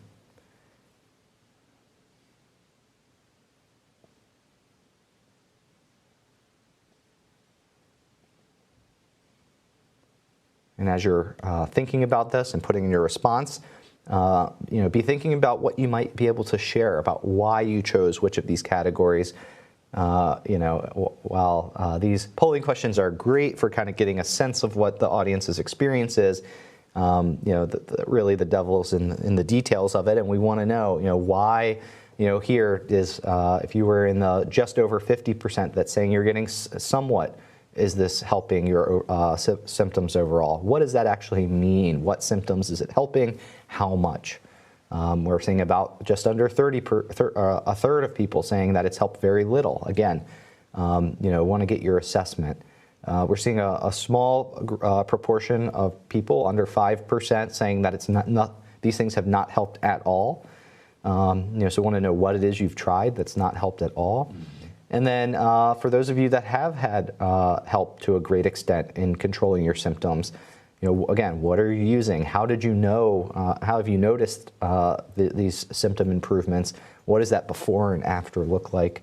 And then again, consistent with our other answers, some individuals have not used any treatments, and again, want to understand where you're at in your journey and why that is. So let's broaden this now to the discussion. I want to invite you, our audience live today, to call in, write in with your comments. You can call in, get in the queue for us to be able to have a little bit of a conversation together, hear about your treatment experiences. That number is 1-703-844-3231. Again, that's 1-703-844-3231.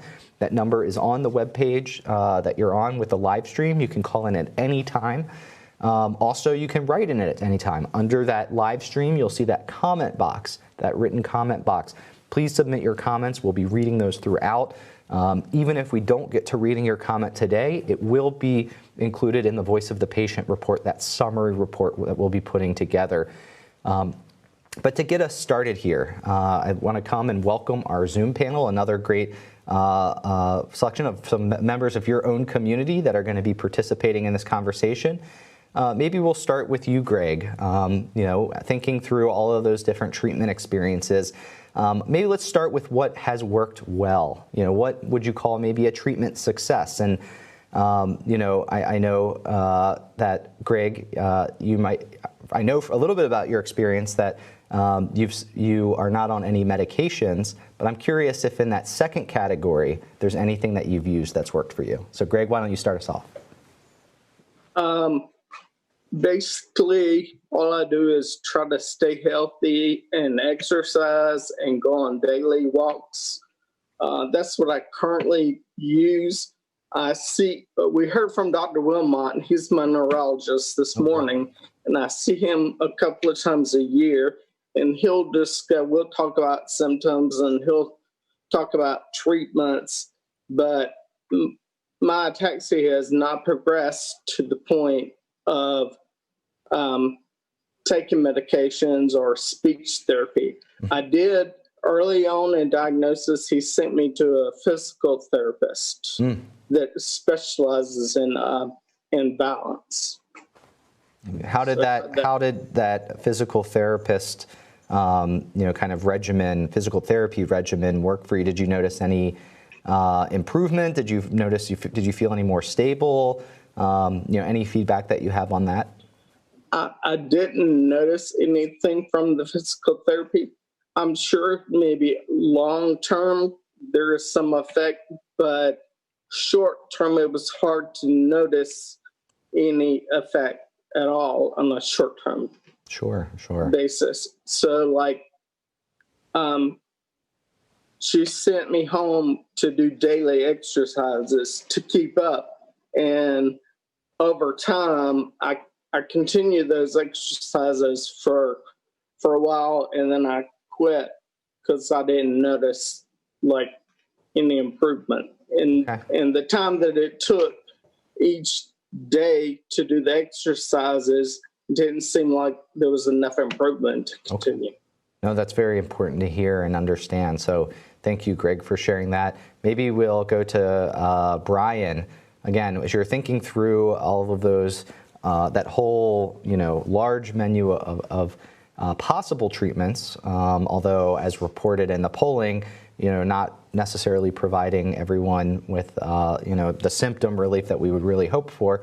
But, where have you seen some, benefits or treatment successes in your experience?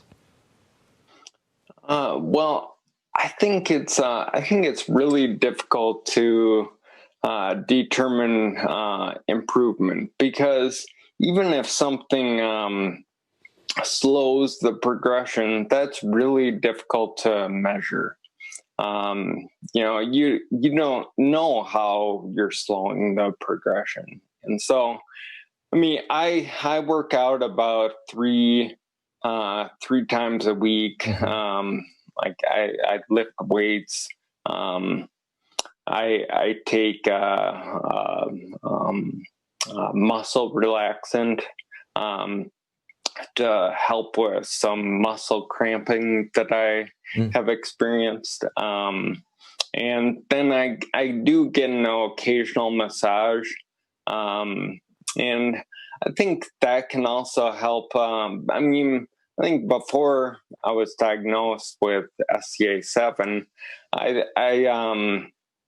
my muscles were tight to begin with. And so I think massaging and muscle relaxants, I think, do help. But it's really, as I mentioned, it's really difficult to know. Yeah. So I think what you've said something really important. You said that you don't think it's really helping the progression, but that some of these things have helped you some. And so I'm just wondering, when you say something like even massage, helps some, what does it help? Is it certain symptoms it relieves? What does that provide you?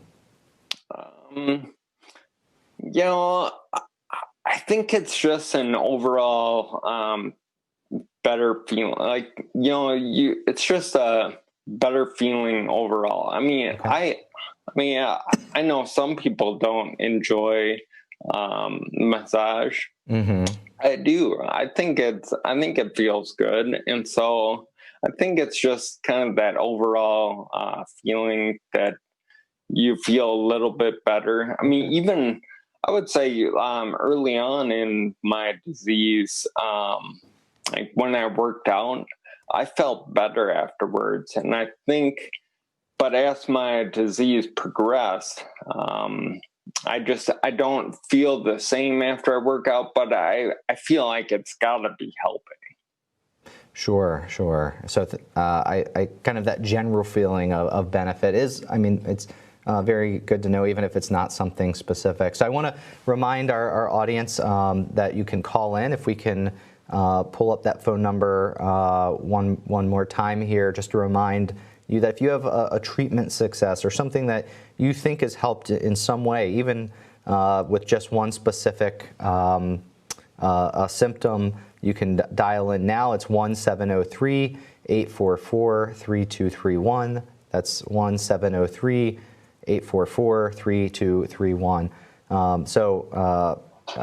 Just while we're doing that, I want to go one more time to our Zoom panel and kind of keep rounding out this discussion, seeing what else maybe has been working for you.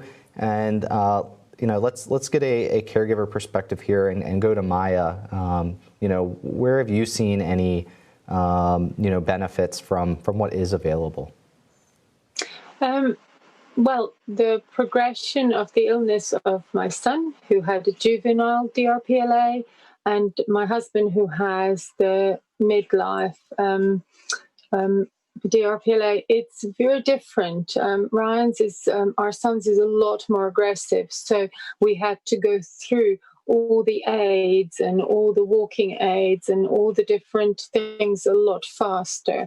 But I think it's really, really important what Brian said is you don't actually know whether you are slowing it down or not. So stick with it. Try to do your best, because that's all you can do is, and I do believe that exercise will help you feel better. It gives you some control over your body, and it will make you feel better. And I would urge you to look on the National Ataxia website. They have exercise lists there that you can follow at home. Even if you're in a wheelchair, and that's really useful. That's been very useful for us. Yeah, can you give maybe, you were saying that it can be really helpful. Can you give an example of how it's been helpful, in your family's life? That exercise. For instance, yes, for instance. Absolutely.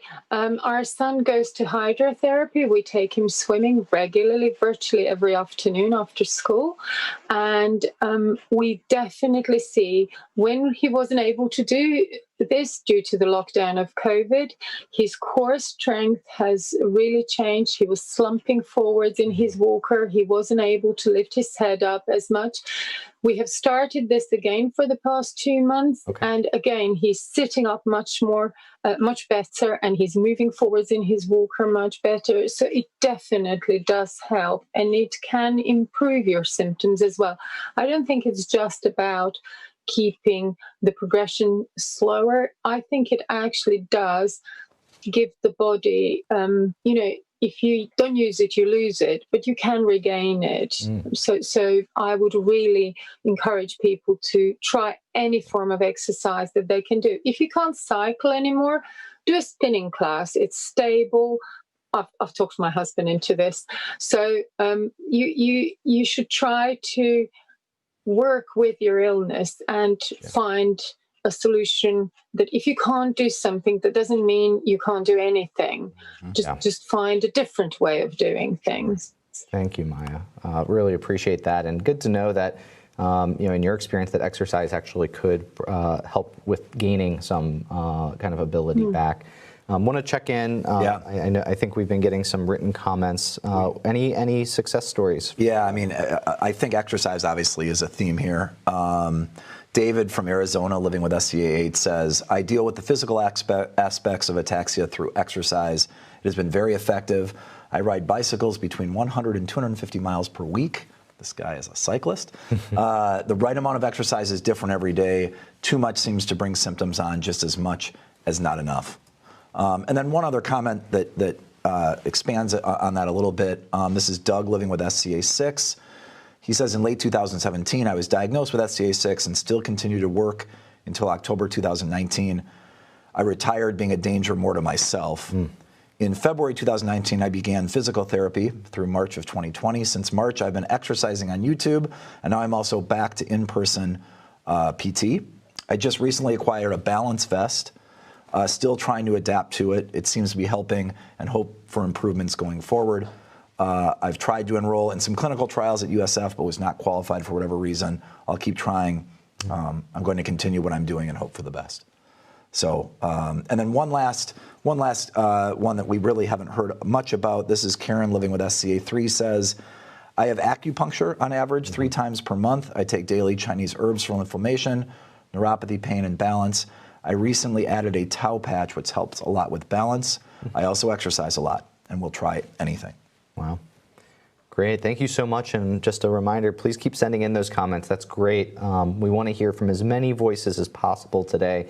We know every treatment is going to be different for every person. And so to hear, those differences is really valuable. So I see we have a caller, Mary Beth from Sioux Falls, South Dakota, representing SCA 15 with a treatment therapy we haven't heard much about yet, hydroaquatic therapy. Mary Beth, would love to hear your experience with that. Mary Beth, are you with us? Hi, yes I am. Welcome. Okay, I just want to let you guys know that my swimming, I call it swimming, but it's really not much swimming. I'm just doing a lot of exercise in the water is great for me. Like almost everybody else, I have a lot of mobility problems and balance issues, and I just want to say I've noticed that water is like the great equalizer. I just feel so much more, quote, normal. I can walk, water jog. I put that little that blue belt around me. Most people can identify with that. And water jog, and I do walk, but it's a physical therapy pool, and so it has grab bars in the water, and so or whatever parallel bars, and so those I walk there, and it just feels really good. I can stretch out, and I was doing some land therapy and with a physical therapist, and I said, "Can I do the stuff in the water?" And he said, "Sure." So, like someone will throw a ball to me, and that really helps with just where something is in space, because I have a difficulty with that in my gait, and it always challenges me to put my feet closer together. And I'm like, oh, then I'm going to fall over. But so what if you fall over in the water? So this is actually this, kind of hydroaquatic therapy that you just described to us, your take on that. That's actually helped with your coordination and your gait a bit?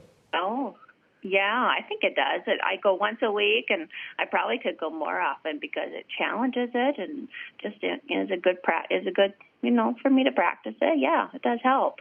I mean, I feel like it does, just like what I said, every little bit. I'm 48. I was diagnosed when I was 40, so I don't want to go down any sooner than I will. So I just keep this going. Absolutely. No, thank you so much, Mary Beth. That's so helpful to hear that treatment experience. Yeah. Okay. Thank you very much. So now what I want to do is kind of keep broadening this. Of course, if you want to share things that have worked well for you, we want to keep hearing those. But we're going to now kind of broaden the discussion to maybe share things that have not worked as well, or other downsides of treatment. So maybe you've tried a therapy and it is giving you some benefit, or as some described, you're unsure if it's giving you a benefit, but you continue to do it. But it comes with some downside. And so to get us thinking about this kind of range of topics, we have another polling question for you. So if we can go to our fourth polling question for this topic. So here we want to know about those challenges. What are the major challenges with your current treatment approaches? Again, thinking back to all of those different options that we started this discussion with. And here, select up to 3. So pick the top 3 most challenging aspects of your current treatment approaches. A, they're not very effective. B, they have a high cost or copay or are not covered by insurance. C, they're of limited availability.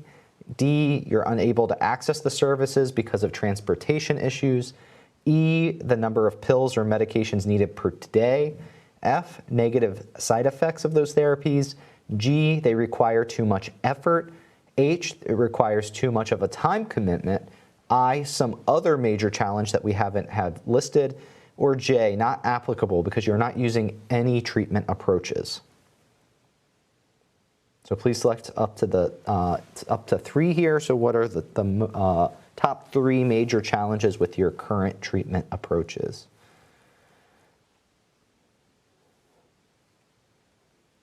Give you a few more moments here to think about this.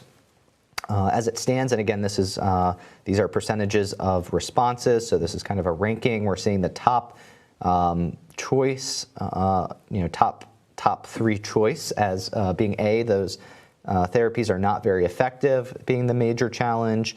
After that, we're seeing the high cost and copay and lack of insurance coverage, followed very closely by limited availability or negative side effects. So we want to hear about these things. When you say something's not very effective, how did you know that, or what makes you believe that? Did that make you, stop taking a therapy, or do you still continue taking it? Very valuable to understand those treatment decisions that you make. We do see here every one of these being picked as top three challenges amongst our audience, including others that are not listed here. So we definitely want to hear about those. And again, consistent with our other questions, we do have a part of our population that's participating today that are not currently taking any treatments. So on this topic of challenges with treatment approaches, I'd look to go back to our Zoom panel and kind of start the discussion there. And perhaps, Doug, could you share with us any treatment challenges or downsides that you've experienced?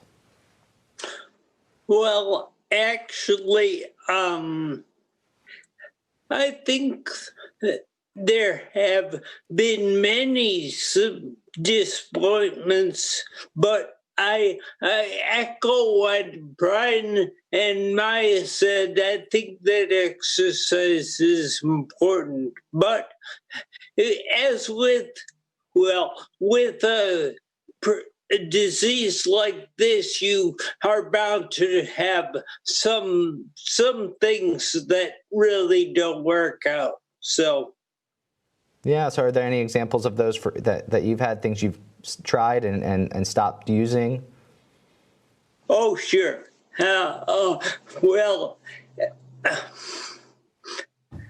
Hey. I think the doctors are somewhat limited as far as what they can prescribe. So I have tried, different forms of medication that really has not worked, but it's kind of a trial and error thing. Okay. Well, thank you very much, Doug. Why don't we also go to Jessica on this topic of treatment challenges, anything treatment that maybe wasn't effective, or maybe some of these different downsides of therapies that really stood out to you in that list, in that polling question? Yeah, so my perspective is a little bit different, where I'm currently mostly pre-symptomatic. I've watched this disease progress through my dad, but for me, the problem is the lack of treatment. I exercise as often as I can. I'm in my 30s now. I will probably start seeing symptoms in my 40s. And the only treatment I have is to exercise. I would love it if there were a treatment that I could start taking now that might even give me some time, the age of onset, delay progression. But for me, it's just I have to sit and wait. And I know it's coming. I've watched it, not just for my dad, but through other family members. So it's really the lack of treatment that I'm really struggling with. Sure, no, and that makes a lot of sense. But knowing your family experience, with the treatments that are out there, are there any of the, side effects or downsides that concern you, maybe in the future if you're presented with what is currently available now? Mm-hmm. Yeah. So even just looking at my current situation, I just started having really bad restlessness at night in my arms and my legs. Mm-hmm. I've tried CBD. I don't know if I'm not doing it right, but it hasn't been working. I did just the prescription that my doctor or my neurologist wanted to give me. I'm already struggling with insurance, trying to get it approved. So he said he really doesn't want to, but we're going to have to start with this. And that right there just kind of turned me off. So I'm trying to figure out just my very first symptom. I'm going to try to naturally figure it out, do a better sleep pattern, and things like that. But it's very discouraging when that happens. The very first symptom I have, I'm struggling to get the medication that I need. Right. Yeah, well, thank you, Jessica. Yeah. I see we have a couple of callers that have some experiences they want to share. Why don't we start with Jackie? Jackie's from Minnesota and the parent of a 28-year-old daughter with SCA17. So would love to hear about your daughter's treatment experiences. Jackie, are you with us? Yeah, yes. Welcome. So my daughter Angela was diagnosed when she was 15. She's 28 now. And she was on one medication to try just to maybe give her a longer time frame where she could use a computer and things like that. It was carbidopa, levodopa, and she was so sick from it, vomiting, and she went down to about 70 pounds. So we got her off of that, in which she had to be weaned off of it because she was on like 12 pills a day. Wow. So that took months to get her off. And so now our daughter, she cannot walk, she cannot speak, she cannot move her arms or move her eyes on command. She cannot feed herself. She cannot sit up. When we have her in a wheelchair, she is strapped in. And so I would never, we could not put her on any medications because she could not communicate to us if she is now in pain or if she's hurting. Sure. And because of what she went through before, we just couldn't do that to her. But we have been trying for years and years now to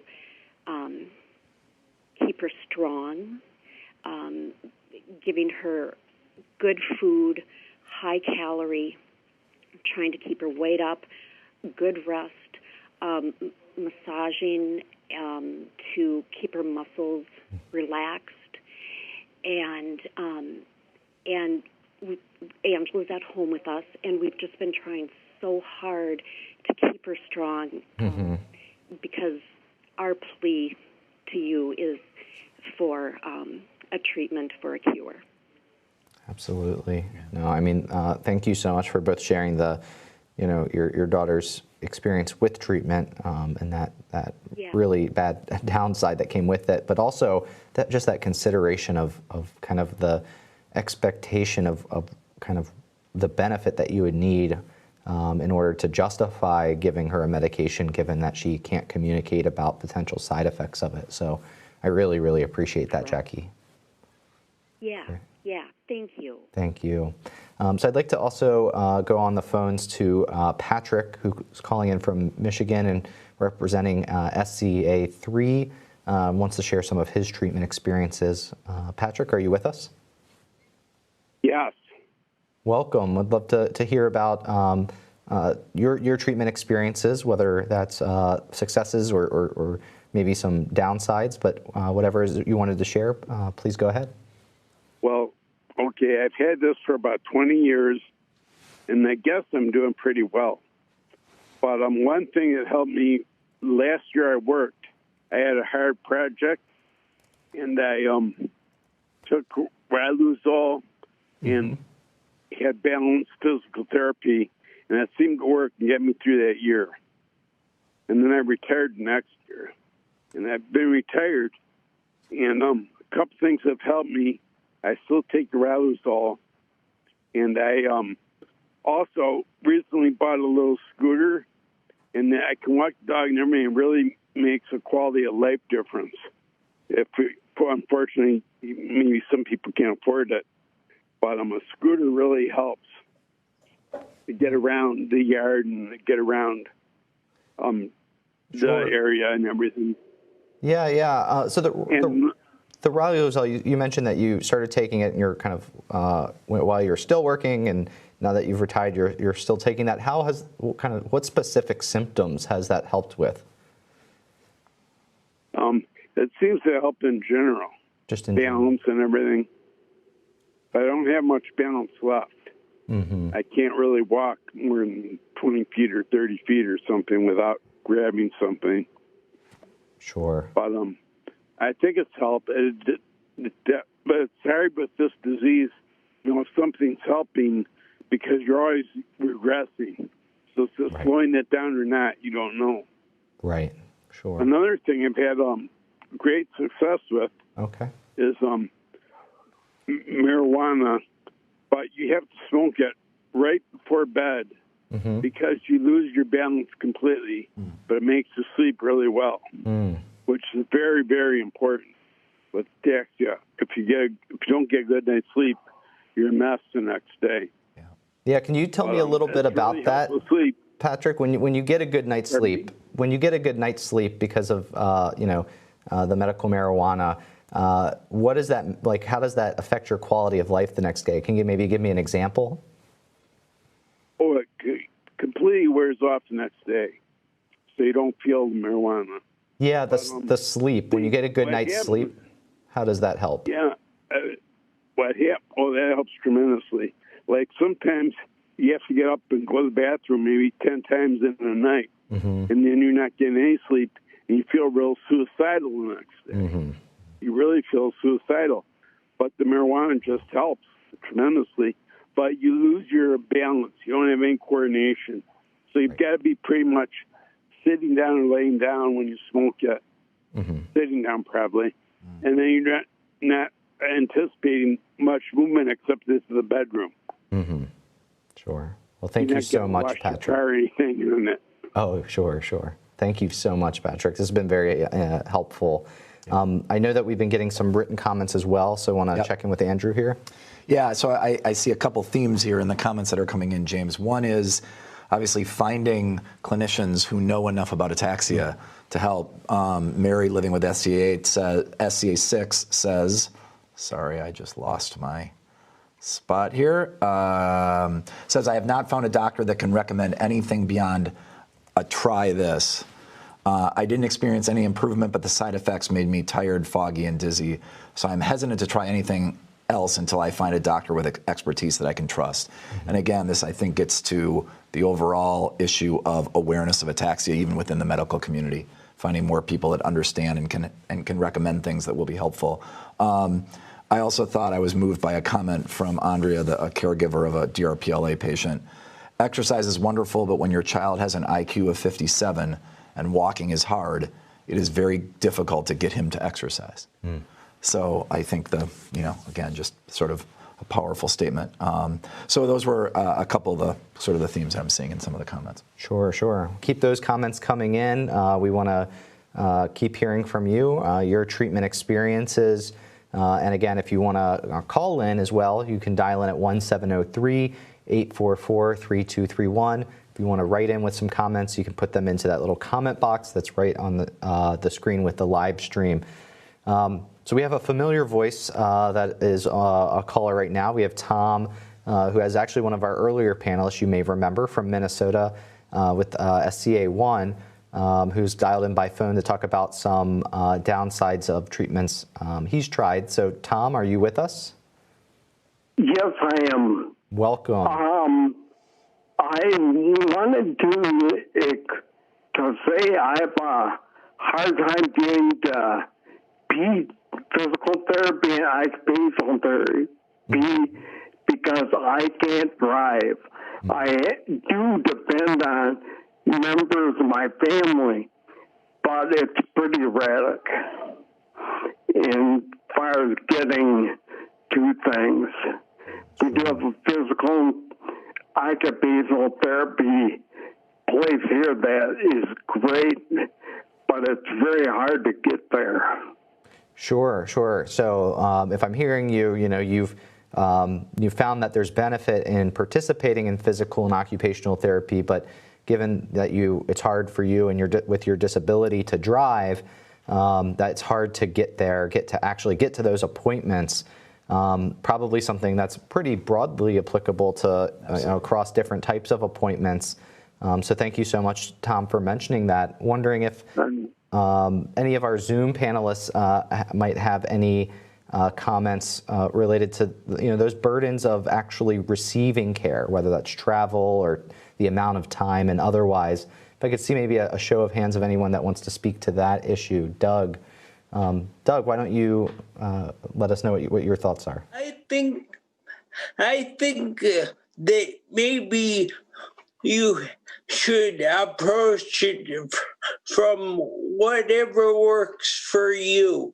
As far, of course, exercise is important, but also, just having a good frame of mind.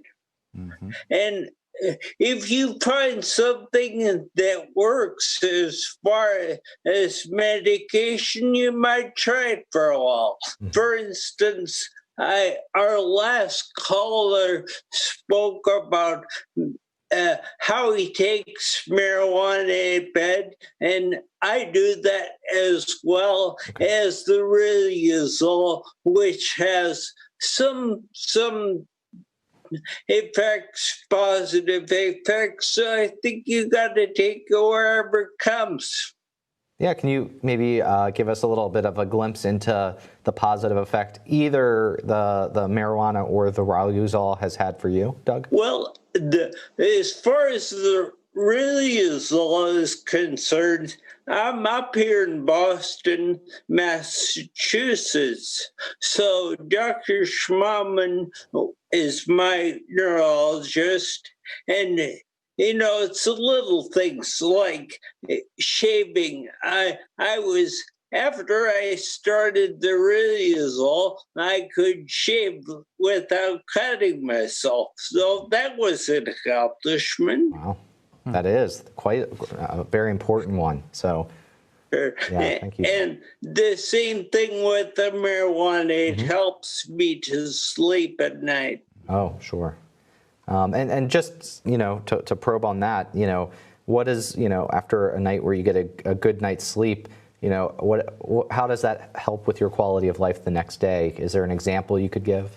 Oh, well, as the caller said, when you have a good night's sleep, you feel normal. When you're up all night, then we've all experienced that. That's kind of how it is. So it's not so much that you have a great night's sleep with the marijuana, it's just you have a lousy night's sleep without. Without it.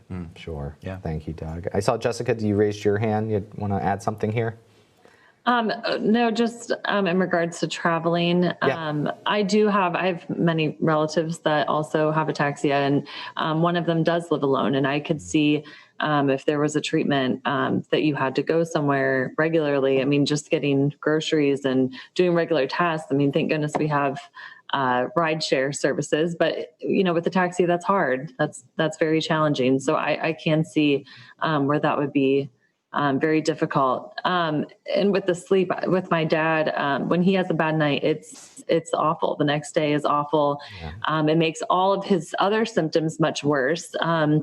He takes several medications at night, but he still has rough nights, I would say 90% of the time. So it just makes everything else with ataxia worse. Mm-hmm.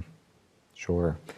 Any from our panel, again, with a show of hands, any unique or maybe newly realized burdens, in the era of COVID-19? I think that's in all of our lives, we're learning, certain things are harder, certain things are easier, maybe even with all of the changes in the way that we're living life. But, I saw a show of a hand from Doug. Anyone else as well that wants to, maybe has thoughts on this? All right, well, we'll start with Doug, and then we'll go to Maya. Well, the only thing I can say about the COVID, this is a very slow-moving disease. In my case, many of ours, we see over, let's say since February or March. If you don't go out, it's that old thing, use it or lose it. So we're more susceptible to that. Sure. No, that's a really good insight, probably one I hadn't even thought of. But Maya, do you want to add something as well? Yes, I do. COVID has really affected people with disabilities.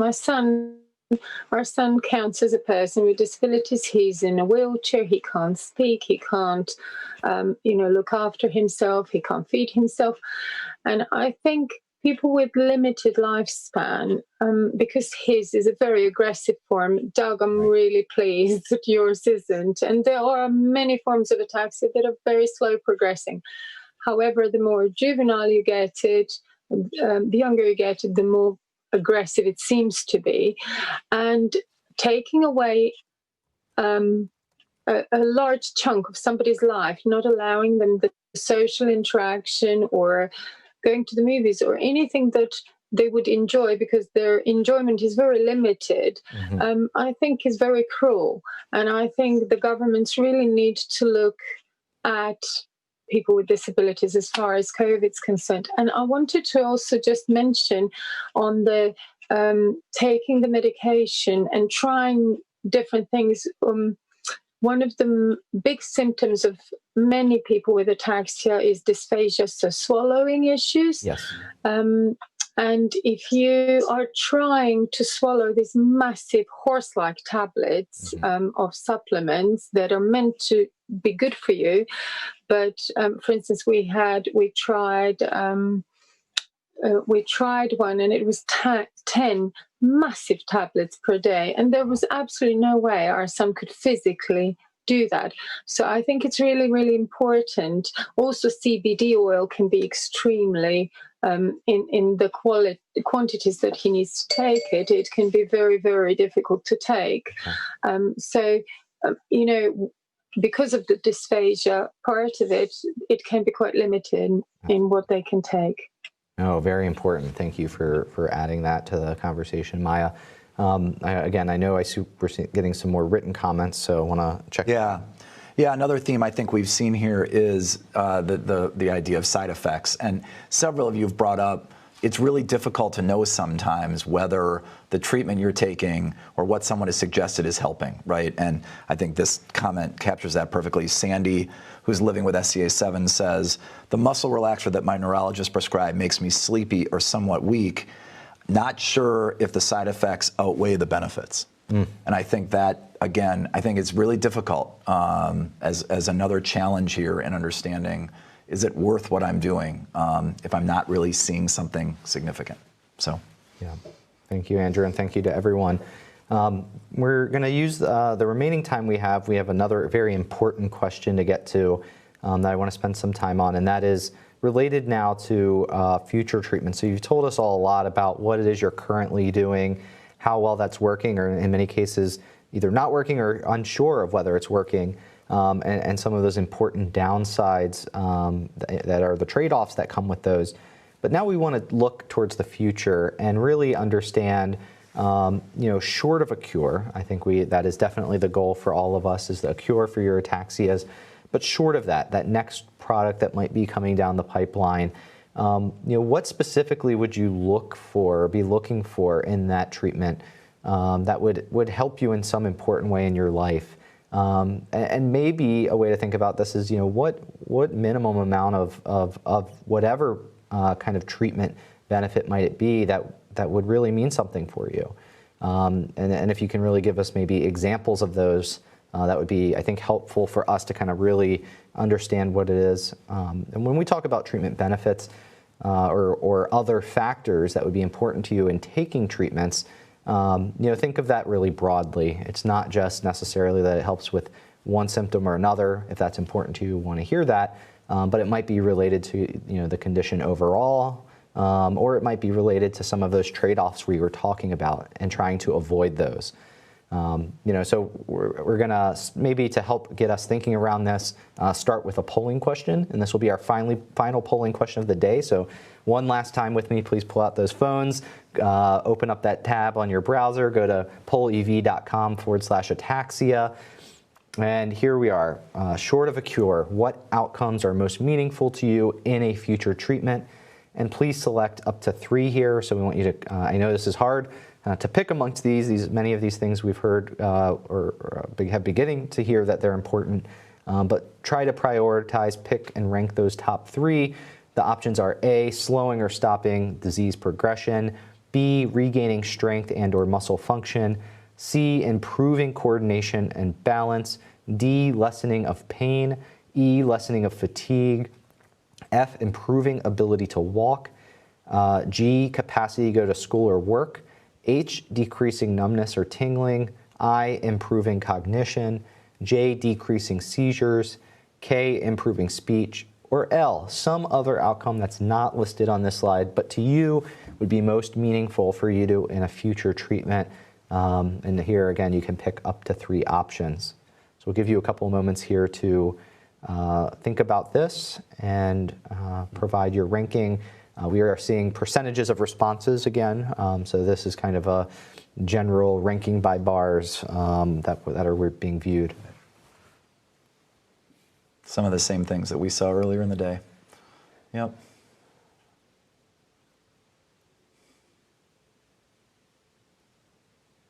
So we'll give you a few more moments to get in responses. As it stands, it looks like the thing that is you're reporting as being most meaningful to you in a future treatment is the slowing or stopping of disease progression, followed number 2 kind of in the ranking being improving of coordination and balance. A bit distant behind those 2 would be improving speech and improving the ability to walk, kind of in pretty close neck and neck as 3 and 4. And then maybe, a 5th would be regaining strength and or muscle function. However, we do see, I am seeing, although small numbers, each of those other treatment goals listed as top 3 for some of you. So don't want to discount that at all. We want to understand why it is you've selected the top 3, whatever those top 3 are here.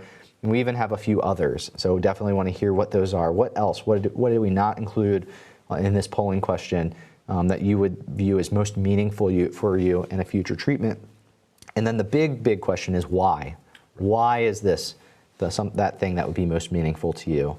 So let's have one final discussion here as a group. It's been a long day, I know, but this is a really important one, and so.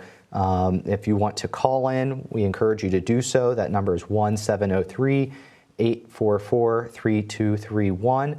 And of course, you can also write in with your comments. Keep using that comment box under the live stream here today. But let's kick it to our Zoom panel here.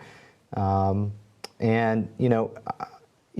want to maybe start with Greg. Greg, we had started with you, and you had mentioned that you're not on any medications now. So I'm really interested from your perspective, of what would be most meaningful for someone that's kind of in your stage. Why don't you get us started, Greg? Since I'm in early progression, stopping progression would be the most important thing to me. Stop where it stops progression where I'm at now, where I can continue to live independently like I am. And with that, stopping progression and not necessarily slowing progression. Okay. Because I think slowing progression would be hard to evaluate and judge. For instance, each individual progresses at a different rate, and they don't know. They can't predict how long my progression will be. So if I take a drug and it's 5 years, well, that could have been normal for me. Mm-hmm. So normal progression could have been 5 years. Mm-hmm. So it's more important to stop progression to me. Right. Sure. Thank you, Greg. Kind of similarly, kind of where you're in your stage, Jessica, it's probably a little different than maybe some others. What were you thinking when you saw that polling question? Where for yourself maybe would you prioritize of those treatment goals? Right. For me, definitely the age of onset. I don't want to deal with this for as long as I can. And then after that, probably balance and speech. It just seems with my dad, that's really what bothers him the most. His night issues too, but balance is just so big. But priority, let's get this later in life as far as we can. Sure. Oh, it makes sense. Now we're going to kind of keep going through the rotation here, but let's go with the caregiver perspective next. So Maya, for you, thinking about whether it was the options that were presented or something else, what in your view is a top priority for that next treatment, short of a cure? Well, short of a cure, it's definitely stopping the illness from going any further, because then you can wait for the cure to arrive. But, barring that, speech is extremely important. And I know everybody concentrates on movement because that takes the longest and that takes a lot out of people's lives. But not being able to say if you're in pain or how somebody can help you, not being able to communicate is extremely important. And I think regaining speech would be crucial for a lot of people. So I would go with speech would be my priority, because movement, even, I'm not saying that that's something anybody should look forward to, but even if you're in a wheelchair, you can still access life. If you can't speak and you can't communicate, you will get so isolated, you won't be able to get support, help. It's very, very difficult one to tackle. So I would say that's really, really important. Absolutely. And can I maybe just probe on that for a moment? Improvement in speech, that could mean a lot of different things. What could, be given back, that would mean something? Is there something in your mind that you think of that, if I could just, if they could just, communicate in this way or this much, that would be so helpful for communication? There are many communication devices out there that we've tried with our son, like eye gaze. Unfortunately, because of his epilepsy and myoclonic movements, he can't use that very efficiently. Then we've tried various modes of communication and support with communication, but now he's at a stage where within 3 years, he's progressed from being an average high school kid to not being able to say virtually, it went to single words and then yes and no, and now it's mostly no. And I dread the day when he loses the yes and no, because if something's hurting him, I can start from the top of the head and say, is your head hurting? Is your neck hurting? Are your arms hurting? And I can get yes or no. But if he stops saying yes or no, it's going to be very, very difficult for him to make any decisions and communicate those decisions. So being able to even speak in single words would be incredible. But again, it's the people's progression of illness. Everybody will have a different need. But I would definitely implore everyone to look at various options that are internet-based or a special device-based, where they can improve their communication, because I think it's an extremely necessary part of our lives within society. Yeah, thank you so much, Maya. So we're going to, I see that we have some written comments coming in, so we're going to jump over to that for a moment. We will come back to you, Brian and Doug, to get your views on this as well. Yeah. But Andrew, why don't we share some of well, I just wanted to share one. I think the decision about using a treatment. And someone brought this up earlier. Naho, whose daughter passed away from DRPLA, says medications that are easy to take because of the high frequency of intellectual and cognitive impairment and swallowing problems. So obviously, whatever treatments are available have to be realistic for this community. And I think that's a theme we've been hearing. Yeah. Great. All right. So I will, make a call. One more final pitch. If you have something to share on what you're looking for from a future treatment, please call in. That number is 1-703-844-3231.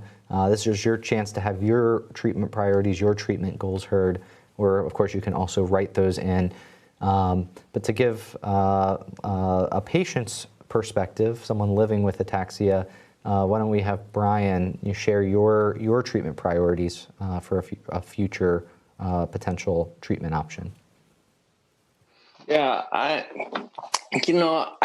was thinking about that last polling question, and I think I would have answered it much different. Like 3 years ago, my answer would be stop progression. Okay. But now my answer is improve symptoms. Like if you could have stopped it 3 or 4 years ago where I was, then I could have dealt with that a little bit better. But now it's progressed to a point where I want to improve my balance and coordination and get back to where I was 3 or 4 years ago. And the other thing is with the type that I have, SCA7, there's some vision impairment. And so if I could improve my vision, that would really improve my quality of life. Sure. And when you said some of the symptoms maybe going back to where you were 3 years ago, can you describe that to me? Maybe like, give me an example of where you were 3 years ago versus now, to just help me understand that a little bit. Yeah, well,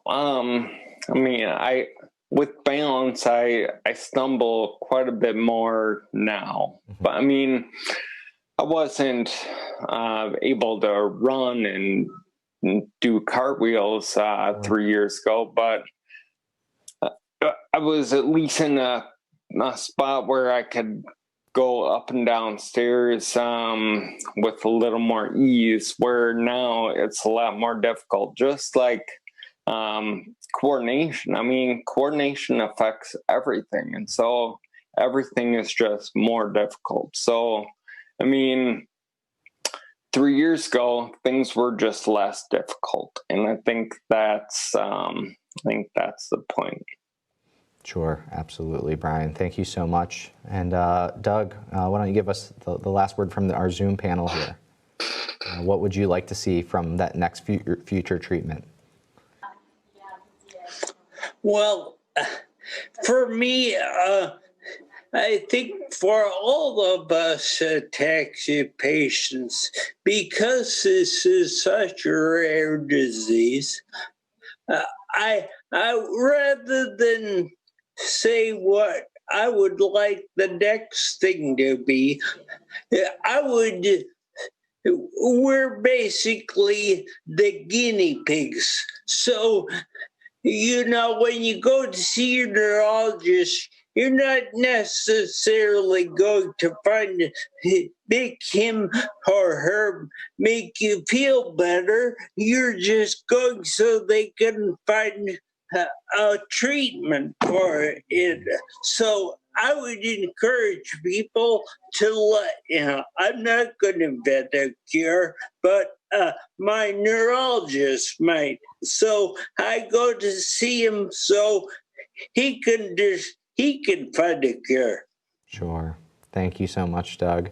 And I want to thank our whole Zoom panel here today and let them go a few minutes early here.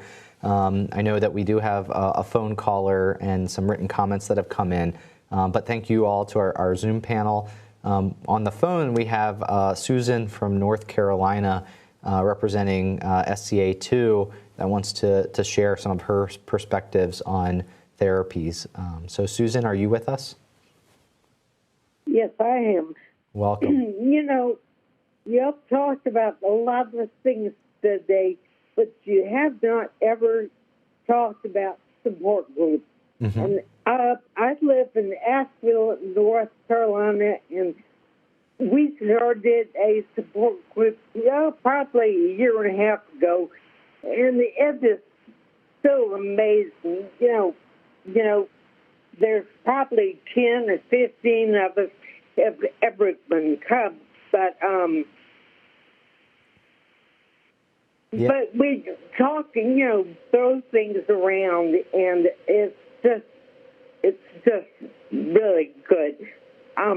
Last month we had Joel Sutherland at the talk, and if we don't have a speaker, we just talk about whatever we're feeling or whatever, and it's just really great therapy to bounce around things with other Ataxians. Mm-hmm. No, that sounds like it is quite therapeutic in and of itself. That support group. While I have you, Susan, any thoughts from you on what for a future therapy would be important or valuable to you? Do you mind if I ask you that? Well, I'm 65, and I just feel like I'm too far gone, but my daughter is 30, and she has it, and she's on the clinical trial for the Trilazole, and I just pray that there's something out there to stop the progression. Yeah, something to stop the progression. Because seems like to get married and have kids, but she can't have a kid because Ataxia has to stop with her generation. Right. Sure. Yeah. Wow. Thank you so much, Susan. Really appreciate you calling in. Great call. I think we have a few more comments, and I think that will, seeing no other phone callers in the queue, I think our written comments will have the final word for this. Yeah, well, there's one interesting one here I think that's important. We've talked about because the progression of especially certain types of ataxia is slow, it's sometimes hard to know what's being beneficial and not. A caregiver for DRPLA writes, inclusion criteria for any drug trial and also how effective any given drug is cannot and should not rely on symptom recordings only. It should rely on scientific evidence or improvement within biomarkers or other recordable data. I think that's very much getting at how, again, sometimes seeing the symptom is not always the only piece that's important. The biomarker data can also kind of reveal clinical benefit as well. So that's something important for future clinical trials. Sure, sure. And maybe, not to put words in anyone's mouth, but when I hear something like that, it kind of sounds like, there's an interest, in seeing maybe that slowing or stopping of the disease that so many have talked about today. But how can we maybe know earlier that a treatment might be having an effect, because it might take a long time, as many people even were worried, to see those types of benefits. Right. So hear you loud and clear, and thank you to that caregiver. Any other comments, or is that it? I think that was the last one that I wanted to share right now. Great.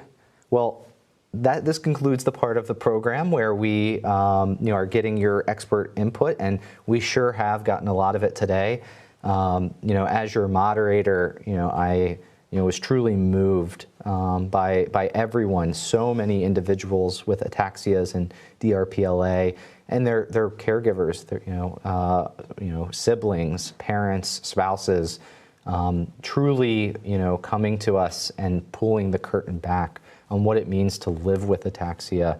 I know it's not an easy thing to do, and we really were focused on those areas where you need help, and that's not something that often we like to focus on. The negative aspects of living with a condition and where we need help. But what I can tell you is, from my experience working in this field, working previously at FDA and still doing this all the time, is that your voices do matter. And everything that you've shared will help in figuring out what those right things to measure are, and what does it mean when we see benefits on those different outcomes. And when we're considering the benefits and the risks of products, Dr. Wilson Bryan from FDA laid that out so elegantly this morning. And I think, from what I've seen today, I know that we did in fact, meet that goal of getting that important input that we needed. So I just want to really thank each and every one of you. As your moderator, you made my job easy, and that's always that means in my eyes this was a very successful meeting. So I am very appreciative. I now get the pleasure of handing this meeting over. We're going to have some summary and concluding remarks. It is my pleasure to introduce our speaker giving a little bit of a summary of some of the things that we heard from you today, and that is my friend and colleague Larry Bauer. Larry comes with a great deal of experience, 17 years as a research nurse at NIH, over 10 years at the Food and Drug Administration, where he was one of the co-founders of the Rare Diseases Program within the Center for Drugs, and has actually been a key part of the team that helped plan this meeting. So nobody better to perhaps to give these summary remarks than Mr. Bauer. So Larry, why don't you take it away? Thank you so much, James and Andrew.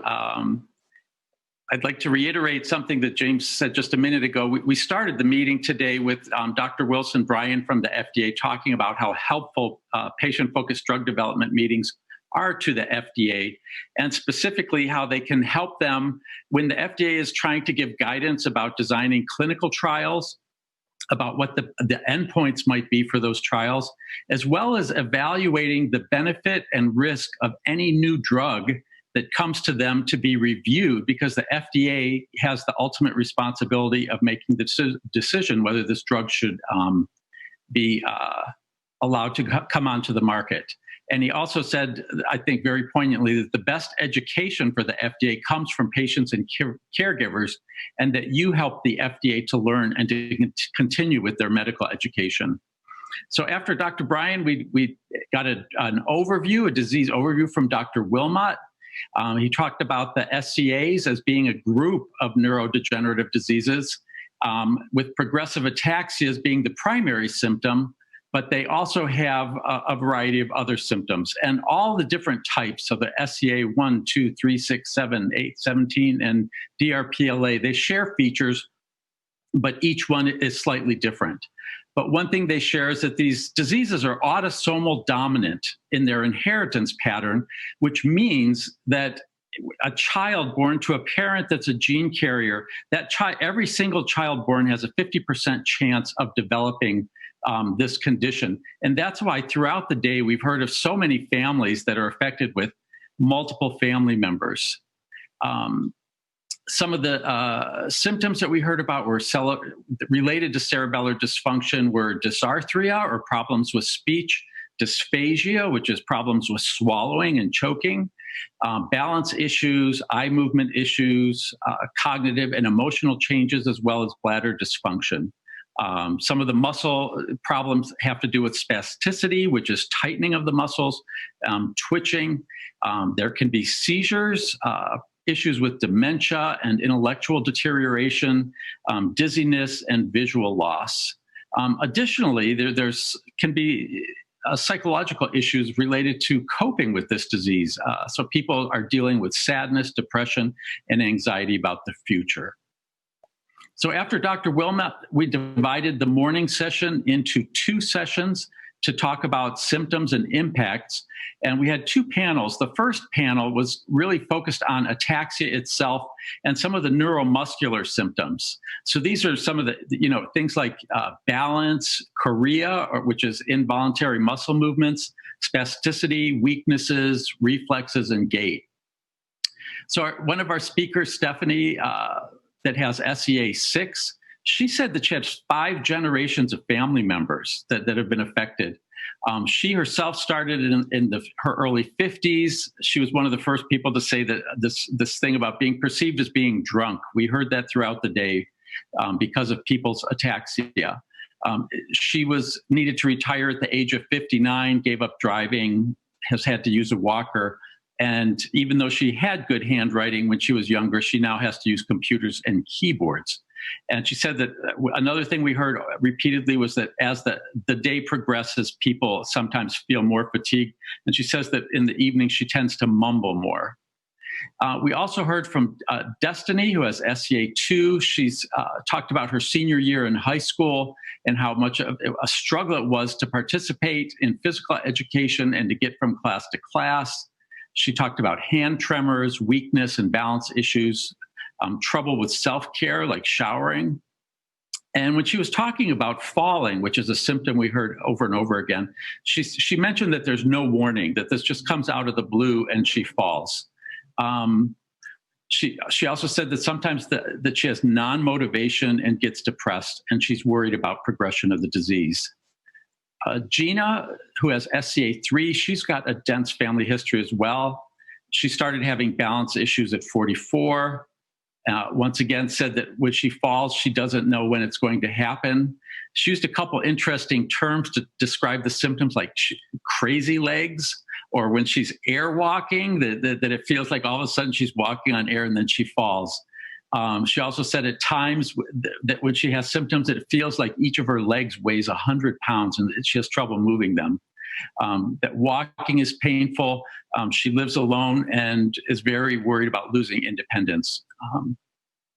We heard from a couple, Jason and Sherry.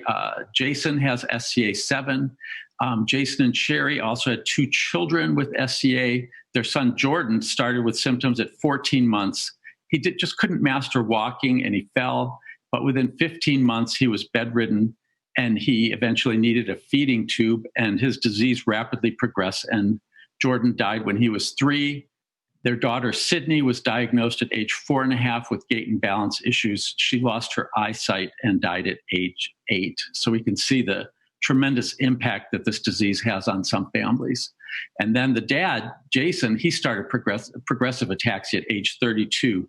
And he noticed first coordination and gait being off, and now he uses a walker and a wheelchair when he's outside of the house.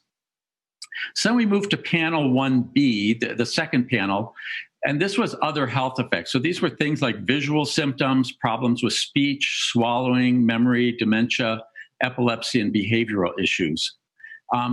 We first heard from Tom with SCA1. 3 of his 7 children have been diagnosed with SCA as well. And for him, choking has become a common occurrence. And he says that when he has a choking episode, he can cough sometimes for 15 minutes. And he said the challenge of being able to speak clearly is actually the most frustrating part of his disease. He mentioned that word retrieval is very slow, which makes him talk more slowly. And he also mentioned controlling his emotions is an ongoing challenge. We also heard from Cameron, who's got SCA7. She was diagnosed fairly recently in 2015. She's currently in college, but she types slowly, speaks slowly, and needs accommodation in school, and actually took this semester off because of the challenges of e-learning. She said that she felt like she was going to fall all the time. And I thought it was interesting. She described it as that my mouth wasn't able to keep up with my brain. She also said kind of globally that living with ataxia is a nightmare and I'm trapped in a body that I can't control. And Christy has 3 members with DRPLA. Her son, Reggie, had severe cognitive impairment and a decreasing IQ and uncontrolled seizures, sometimes having 6 to 12 seizures in a 24-hour period. By 13, he was regressed and needed a wheelchair and spoke less, and he died in 2016 after an emergency episode of breathing difficulty.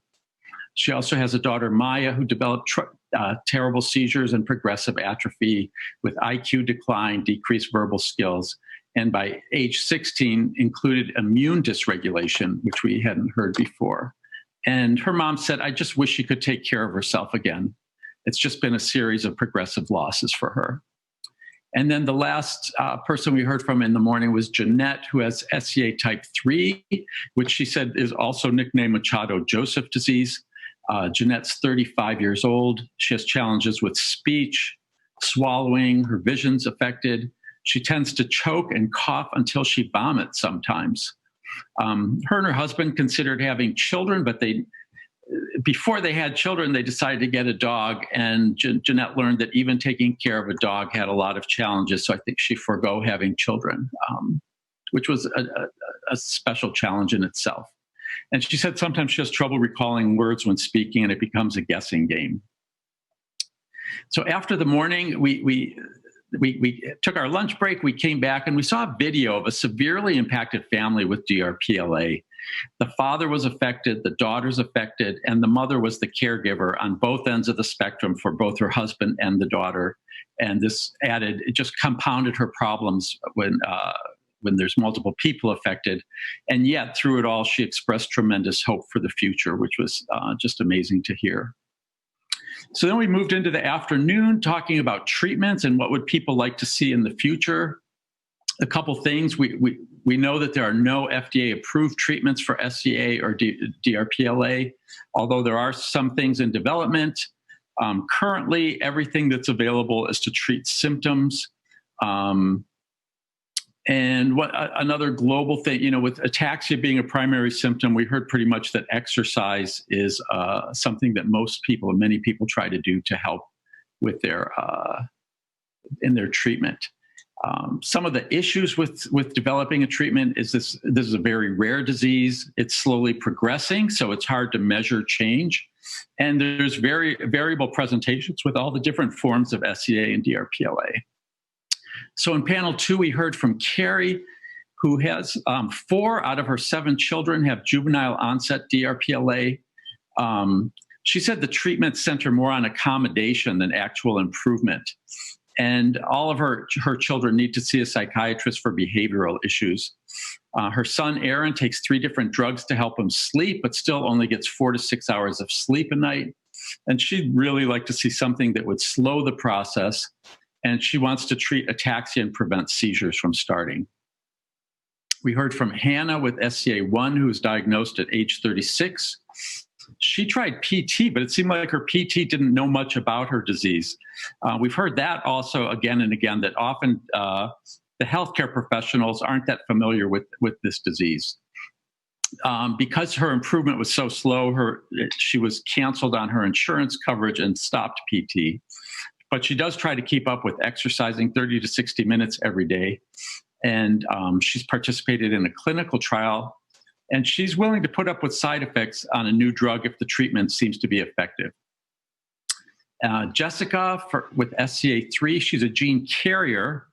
Her and her husband, when they decided to have children, they actually did in vitro fertilization with selective selection of the embryos that were not carriers of the SCA gene. And she's had 3 children that way, and all 3 of the children are not carriers of the SCA gene, which is great. She does not have symptoms yet, but would really like to see a delay in the onset of symptoms and prevention or cure for the gene itself.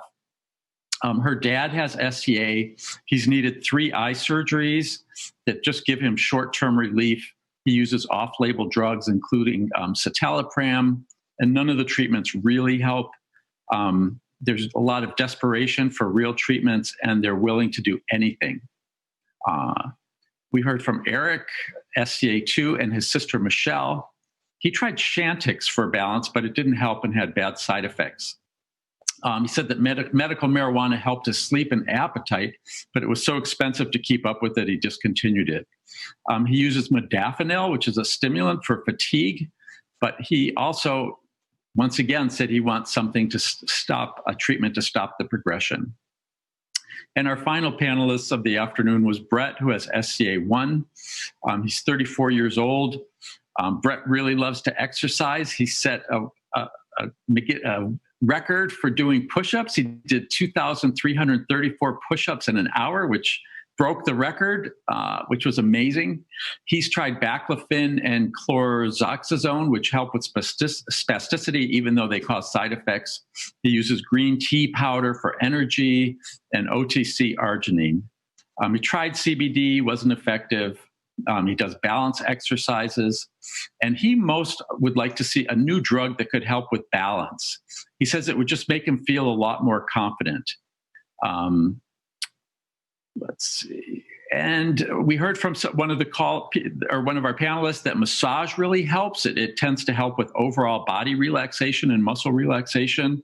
Several people mentioned water therapy. It was really helpful to a young man with DRPLA as well as a woman with SCA15. Folks have tried acupuncture, Chinese herbs, and those things have helped somewhat with neuropathy. One of the things that I heard from several people is that sometimes they just don't know if a treatment is really helping or not, but they choose to keep using it because they don't want to take the risk that if they stop taking it, that they're going to have further progression.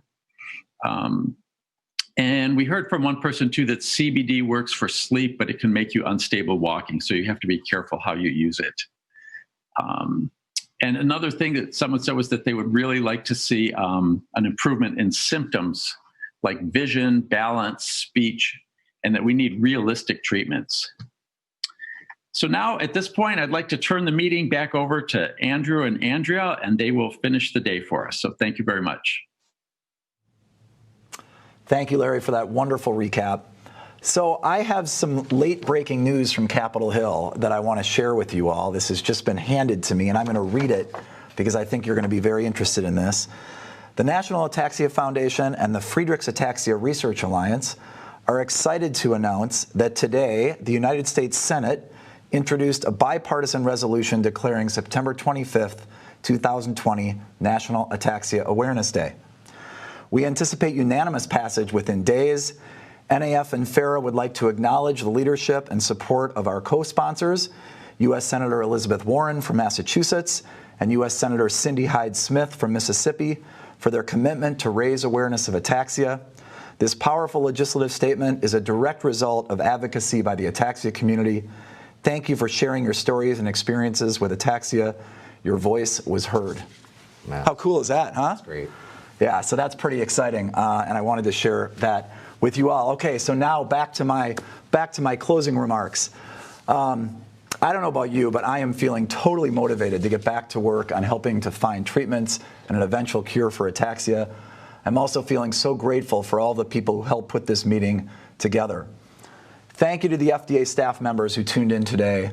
We know how hard you're all working right now with the huge added challenge that the pandemic presents. And we truly appreciate you taking time out of your schedules to join us. A special thank you to Shannon Cole from the FDA who helped guide us throughout the planning process. Thank you to our meeting sponsors. We simply couldn't hold an event like this without your support.